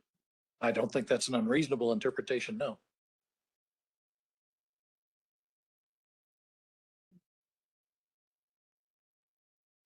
In your direct and rebuttal testimony, you testified that the term ephemeral waters is not sufficiently defined, even using the definition in 20.6.4, correct? Correct. The definition of surface waters of the state has been in place in New Mexico since the early 2000s, correct? Correct. Now, in your testimony, you don't provide any examples, do you, where there has been any kind of difficulty or confusion in New Mexico differentiating between ephemeral streams and erosional features, do you? I have not. You give no on the ground, real world examples of such confusion, correct?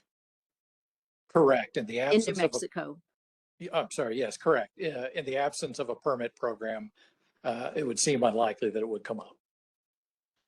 Well, there are groundwater quality standards that are separate and distinct for perennial waters, intermittent waters, and ephemeral waters in New Mexico. And do you know of any examples where application of those different water quality standards to those three types of surface waters has ever led to confusion?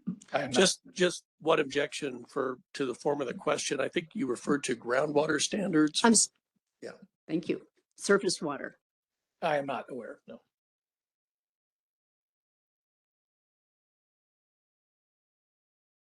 NRP proposes at 20.6.2, section 2305, that the conditions of a general permit for point source discharges for stormwater, quote, shall not be more stringent than the conditions of the corresponding federal general permit and conditions of certification under section 401 of the Clean Water Act that are in effect as of the effective date of this rule, correct? Correct. And NRP proposes the same kind of language, the same kind of no more stringent than language for general permits for discharges of dredged and fill material at that same section, section 2305, correct? Correct. And you support these proposals, correct? Correct. The proposals apply to general permits issued by the federal government and certified by the state of New Mexico that are in existence today, correct? Correct. And those federal permits and state certifications are based on federal and state water quality standards and other requirements that were in effect at the time of permit issuance, correct? Correct. NRP's proposals do not take account, do they, of the fact that federal and state water quality standards and other requirements change over time, correct? Agreed. So what NRP is proposing is that the water quality standards and requirements that are in place now are frozen in time, and new water quality standards promulgated by the state and federal governments couldn't then apply to state permits. Is that correct? As written, it would have that effect. Pardon me? As written, it would have that effect. That's all the questions I have. Thank you so much. Thank you, Ms. Fox. Ms. Udall? Thank you. I have a few questions for this panel. Good afternoon, Mr. Shelley and Mr. Lindenlaub. Thank you again for your testimony. I'm Taryn Udall with Western Resource Advocates, and I'm representing the sportsmen and wildlife advocacy groups in this proceeding. Just a few questions for Mr. Shelley first. Mr. Shelley, in your summary this afternoon, you testified regarding SWAG's, the acronym we're using for the sportsmen and wildlife advocacy groups, SWAG's proposal to add a streamlined permitting process for voluntary restoration projects. Those projects that improve the environment through restoration of degraded aquatic and riparian habitat. Is that correct? Yes. And you testified that organizations like Trout Unlimited are not the only groups doing such restoration projects. Is that correct? Correct. Have you reviewed NMED's Exhibit 79A, which incorporates SWAG's proposed definition of a voluntary restoration project? No. Have you reviewed SWAG's proposed definition of a voluntary restoration project submitted with its direct NOI?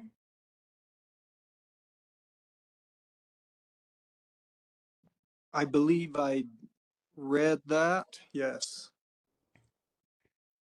Just to help jog your memory, I can say that it's defined as a project that does not require compensatory mitigation and is designed solely for ecological lift. And would you agree that such a definition doesn't place any limits on who may seek coverage under a voluntary restoration permit? I don't think I see I don't see a limit imposed by that definition. Thank you. That's all I have for you, Mr. Shelley. I'm turning now to Mr. Lindenlaub. In your written rebuttal testimony, you characterized testimony from certain of SWAG's expert witnesses as seeking to change the nature of the surface water permit program to focus specifically on protection of wildlife and habitat.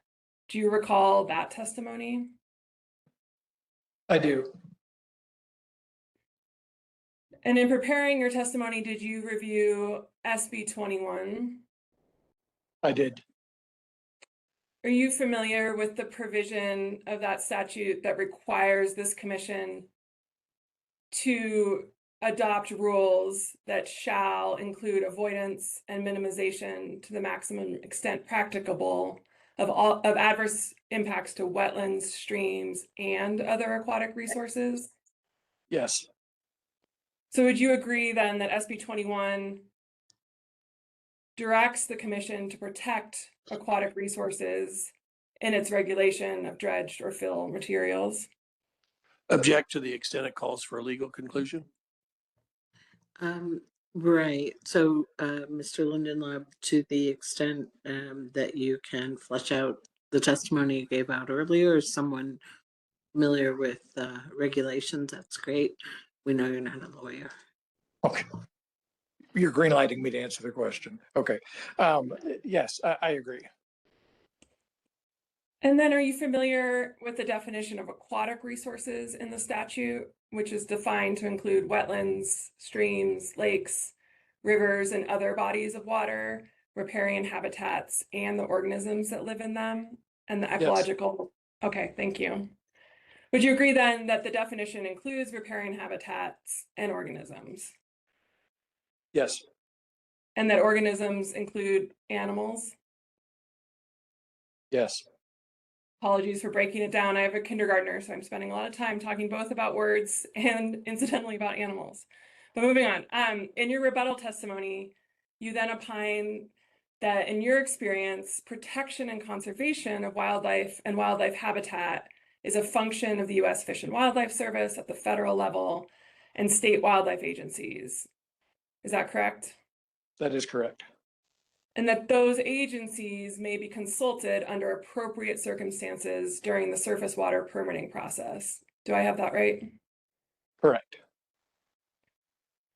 Have you reviewed the department's Exhibit 79A, which incorporates many of SWAG's recommendations with regard to wildlife and that encourages applicants to meet with the New Mexico Department of Wildlife when seeking a general permit, and that requires New Mexico Department of Wildlife involvement for individual permit coverage? I am aware of that, yes.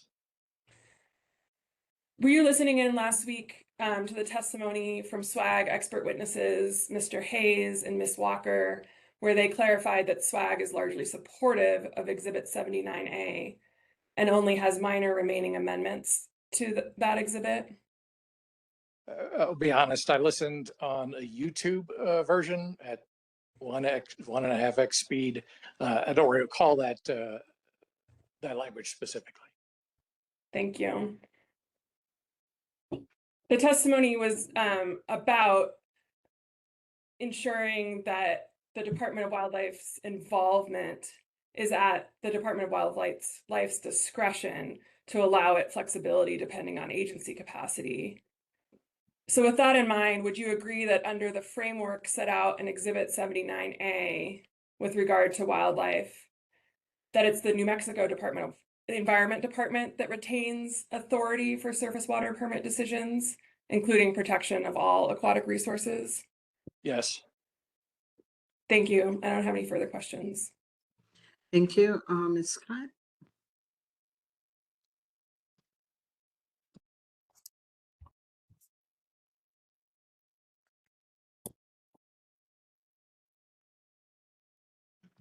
Good afternoon. I just have a few questions for Mr. Lindenlaw because Ms. Udall covered my questions for Mr. Shelley.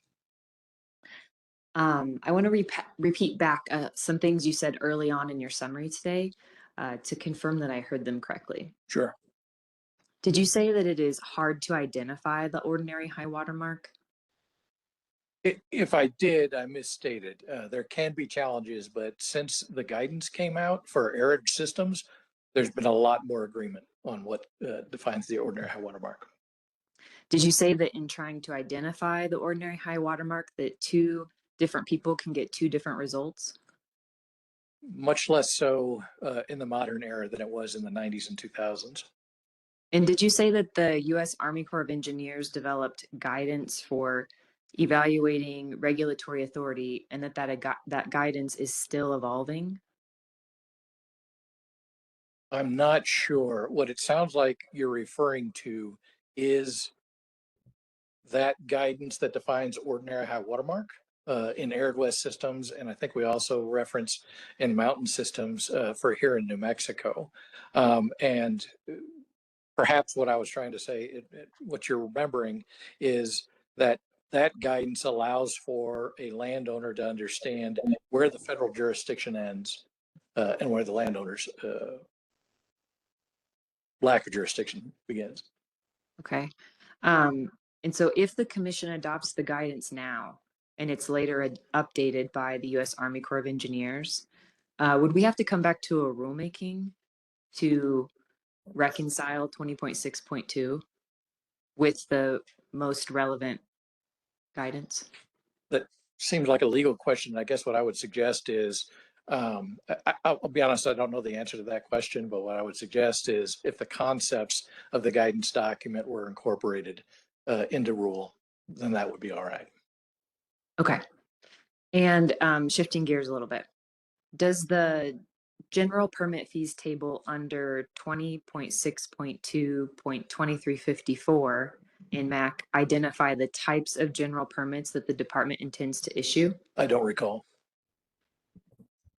Is it your interpretation of 20.6.2 that the department is limited to issuing general permits for only those categories of discharges specifically identified in the rule? No, my understanding is my recollection of the language of the rule was that general permits would be developed. Okay, so if the department, a little bit different angle, and this is my last question. Sure. I think. Okay. If the department were limited to only the categories of discharges specifically identified in the rule, what happens if there's a new category of discharges that warrant a general permit after the rules are adopted? So, and I'm not sure I'm getting exactly to your question, but I would not suggest that the department was limited to the rules or to the nationwide permits that are published in rule. I think there still needs to be flexibility to identify new categories of activities, and in fact, we even provide language that to the extent that some of these categories can be collapsed, they should. And do you think there's flexibility in the rule now to allow for more categories? Oh, definitely. In fact, my read of the rule is that the rule provides the department maximum flexibility to develop general permits. My only suggestion with incorporating the federal general permits as they exist is, like so much of the rest of my testimony, it provides a framework to start. Okay, thank you. Certainly. No more questions. Thank you. We'll go to the commission. Mr. Chair, would you like to begin the questioning? Oh.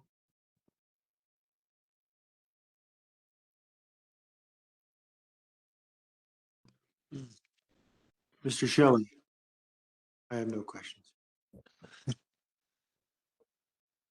Mr. Linder, let me just try to move this on by focusing just on your proposed definition, revised definition of surface waters here, okay?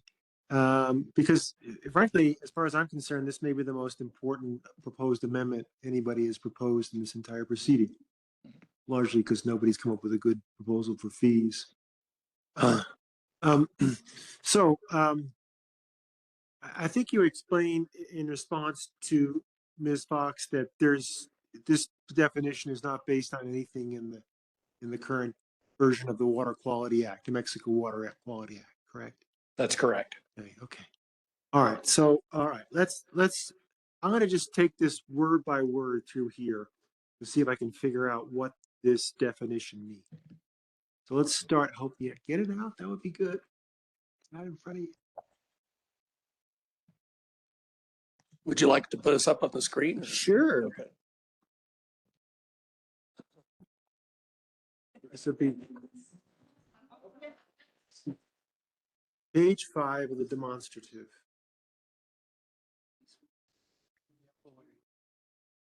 Yeah. The green, I think, was the Environment Department's proposal, and the red is their proposal. Correct.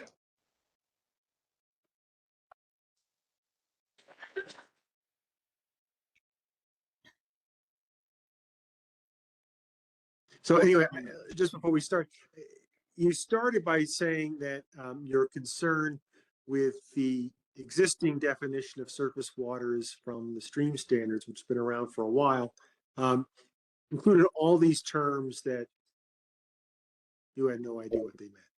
Sand flats, mud flats, right? Correct. Yeah. Right. Okay. And frankly, I don't know if I disagree with you. So it starts out, surface waters shall means a water course or water body. Okay. Water body, you've added a definition for, correct? Correct. And so of those 11 terms from the old definition of surface water of the state that you didn't like, I count 10 of them are in the definition of water body. They're divided between water course and water body. I'll take your word that if I scroll down to the definition of water body.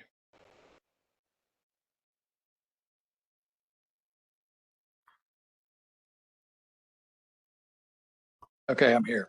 Lake, mudflat, etc. Right. So you haven't gotten rid of those terms you don't understand. You've just put them underneath into the new definition. That's correct. And then added them back into surface waters. That's exactly right. With the remainder of that sentence. Right. Right. And the only one of the 11 is missing, I think, is stream. And maybe you're replacing that with water course. Yes, in retrospect, perhaps stream should have been considered under water course. Okay. So, all right. So it doesn't sound like we made much of an advance here. Situated wholly or partly within and bordering upon the state that would have been considered to be a water of the United States. Okay. Would have been considered by whom? The Corps of Engineers and the EPA.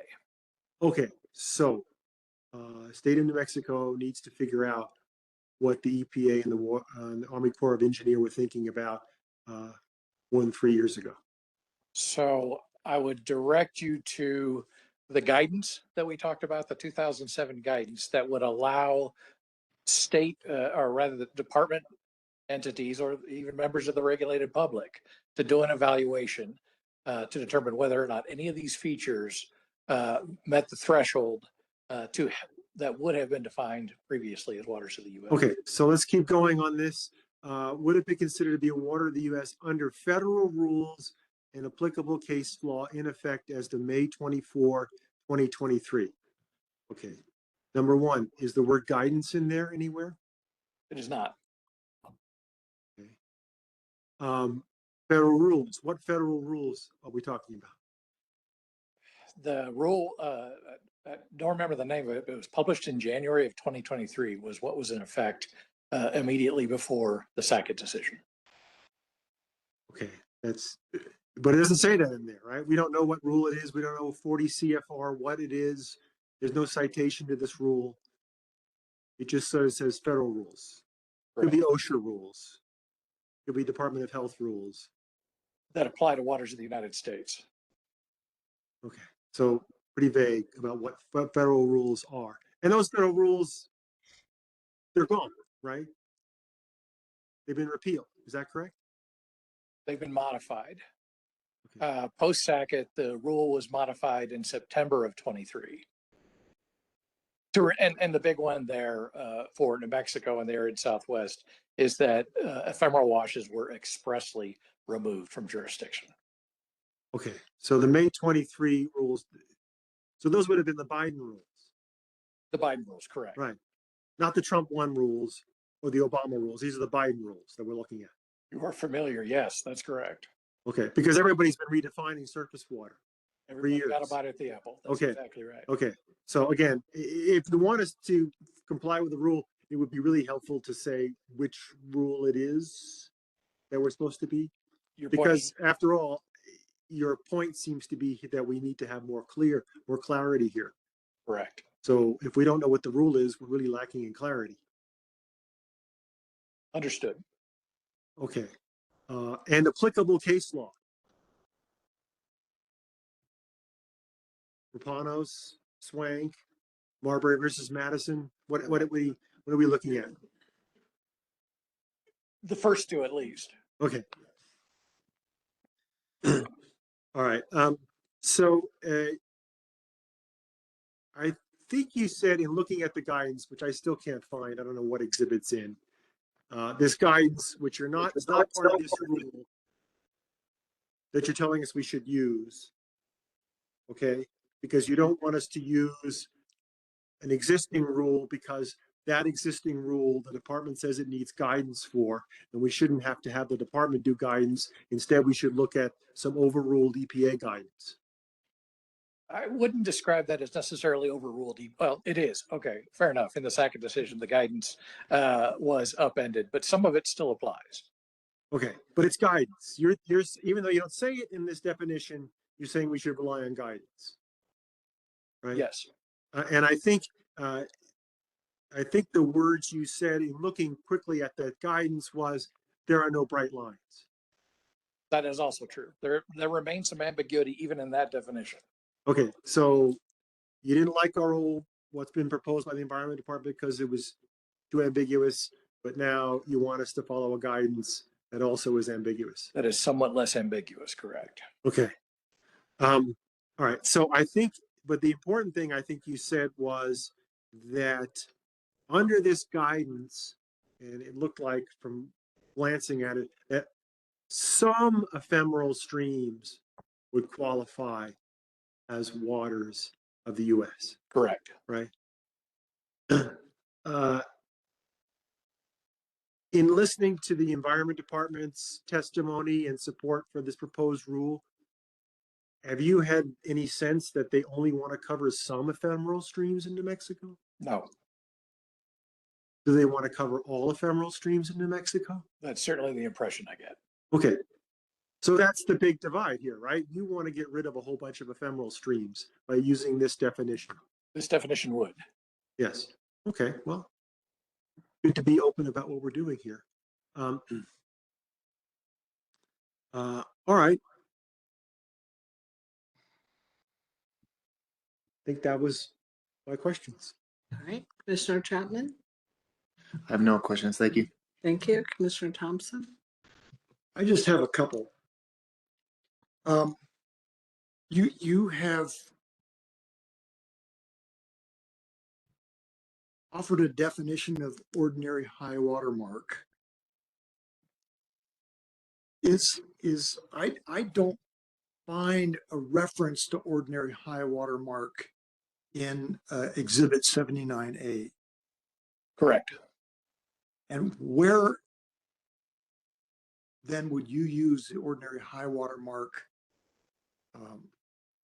in your proposed modifications of the rule? Yeah, that's a good question. So as we consider the proposed definition, using the definition of waters of the U.S.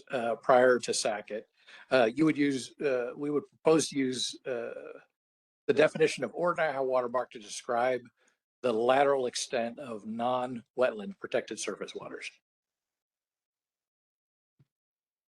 And that would be in the definitions? So would we need another definition of what is protected and what is not protected? In the definitions, yes, I believe, and perhaps clarifying in this definition itself. Okay. It seems like that needs a little bit more thought to be properly incorporated in the proposed reg. Understood. My second line of questioning, we've talked about a map quite a bit since day one, actually. And it's my understanding from your testimony and from previous testimony by Mr. Hicks and Mr. Pierce that the map is desirable, but it would not be definitive. Is that correct? I think that's a reasonable statement.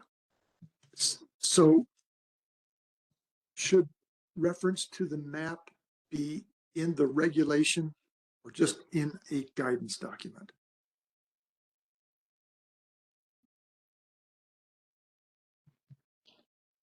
I don't have a clear answer for you on that. I would want to think about that. Okay. It troubles me a little bit to include something. It's just sort of for information in a rule. Understood.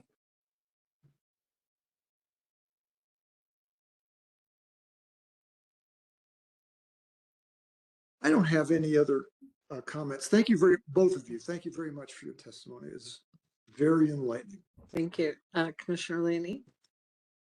Yes, thank you both for your testimony. I do have one quick question for Mr. Shelley. I thought you brought up a good point in that sometimes there's unintentional consequences. And so I was hoping that I could just ask you, your testimony focuses on maintaining clear and predictable exemptions for agricultural operations. Are there any specific provisions of the rule that you feel like create uncertainty that you'd like to clarify? Yes, thank you, Commissioner Laney. I'll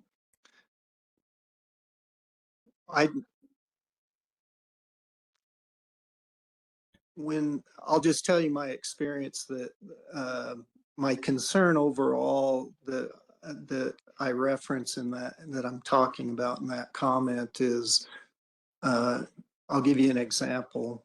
I attended the briefing by the New Mexico Environment Department for agricultural folks in the state. And we asked and discussed and got answers that explain those exemptions, or at least reiterated, here's what they are. So it should be business as usual. But then as we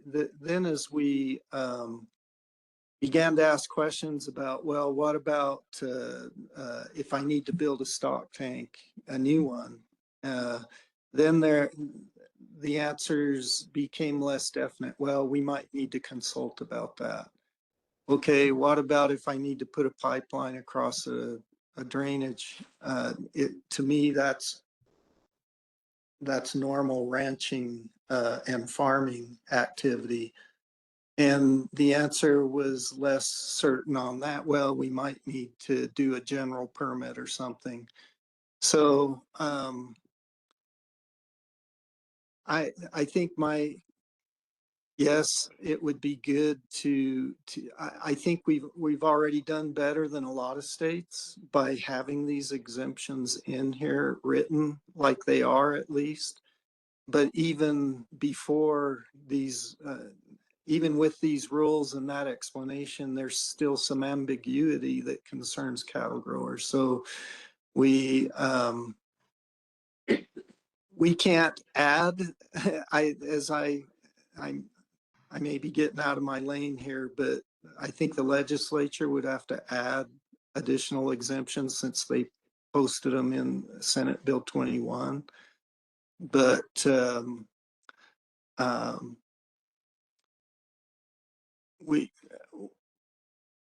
I don't have I think that the rules could, if we adopt, this is why we support the NRP modifications, is at least it begins to explain where we need to worry about whether we need a permit, and where it's clearly exempt and or not jurisdictional. And so that's why we joined the NRP to say, hey, these clearer regulatory changes could help us have some more certainty about where exemptions are good for or at least the whole permitting process is defined more for industry. Thank you. I'm going to switch over, Mr. Lindenlobby. Hang on one second here. So I got a little lost. I'm always outside of my lane, as you said, sir. So I got a little lost in some of this. I just have some clarification questions. For your definition of ordinary high water mark, did that definition include the federal guidance document or reference to it? It does. Okay. I'm not a lawyer, but does that give the federal guidance document the same level of power as the rule itself by including that? I'm not a lawyer either. Well, we can play in the sandbox together then. The appropriate means. My concern is that when you include a guidance or a document that's not purview to the review of a rule and doesn't go through public comment, that in fact does give it that. But I don't know that for a fact, so I'm questioning whether it does or doesn't. I take your point, and the only thing I would offer is that it introduces the language that introduces the guidance is such as vegetation patterns pointed out in these documents. And so it was not our intent to incorporate the guidance by rule, but I did take your point. And I think the morning testimony kind of explored the issues of including the rapid assessment methodology, which is the same issue I see here as guidance documents again. And I don't think they should be given the same weight as rule, and they may not be doing that. I'm not an expert to say that that's the case, but that was my concern. Understood. Okay. So in the discussion about significant nexus, I got a little bit lost. I guess that's viewed, the lens in that case is significant nexus to a navigable water of the US. Is that correct? That's correct. And your discussion around it is still within that parameter. It's not a significant nexus for a water of the state? Correct. Okay, thank you. So then this is just a big picture question, and I think my last one. It seems like a lot of this is based off of federal jurisdictional history. So I'm curious whether we should base, or whether federal jurisdictional history is more important than the actual water resource value of the feature itself.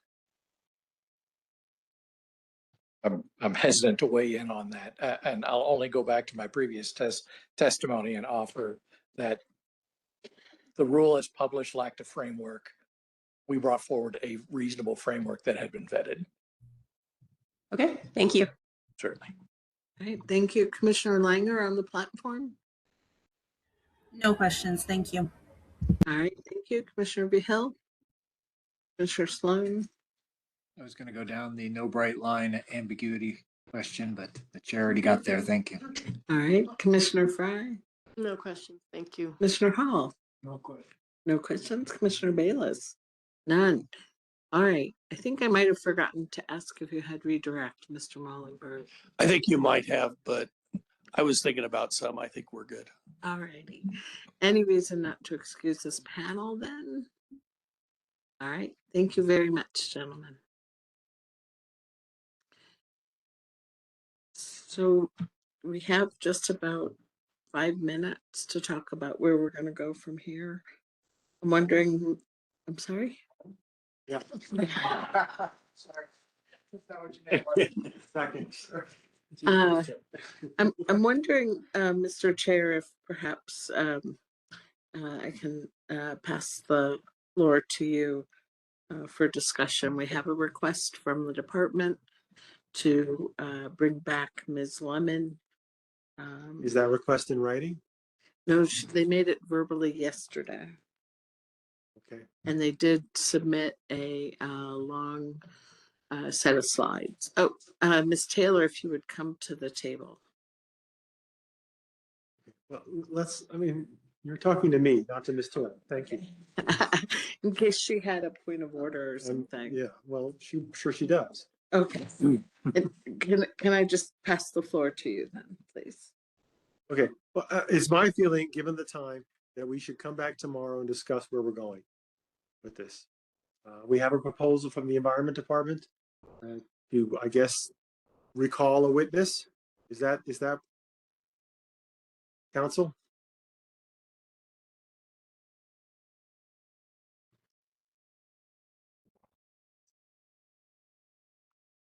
Yes, to respond directly to 2 specific commissioner questions. It's never that simple. That's my concern, Mr. Chair, that having some ideas to what questions they want to address, those might not be the only questions on the topic which seemed to draw the most attention, which was fees. I think we need to talk about 2 big issues here. One is, are we done with the hearing? In other words, do we want more witnesses? Do we want more exhibits? We've had several exhibits that have been filed that have not been placed into the record. They're just sitting there in the docket. Okay. I think we need to decide what to do with them. And then if we decide that the record is closed, then is it better to simply then have post-hearing submittals in writing by the parties to address whatever issues where we want to go forward on the rule? I think this is all better decided tomorrow. Okay. In the next 2 minutes. Okay. And let me just bring up one thing. If we're going to come back for some hearing tomorrow, then I'm going to feel like I need to honor the commitment I made in the pre-hearing order to ask for public comment. And if we finish, a long time before noon, we could be virtual for that. Or most of us could be virtual for that. Well, no, if the commission decides the record is closed, the record is closed. That includes public hearing to comment. Okay, okay, just bringing it up. Yeah. So I think there's a variety of options. I'll throw it out to everybody else. This is a huge hearing. There's a lot in the record. There's a lot of issues. I think we need to develop a clear path forward here so we stumble toward a decision. And it's worth a discussion tomorrow morning to figure that out. 9 o'clock? 9 o'clock. All right.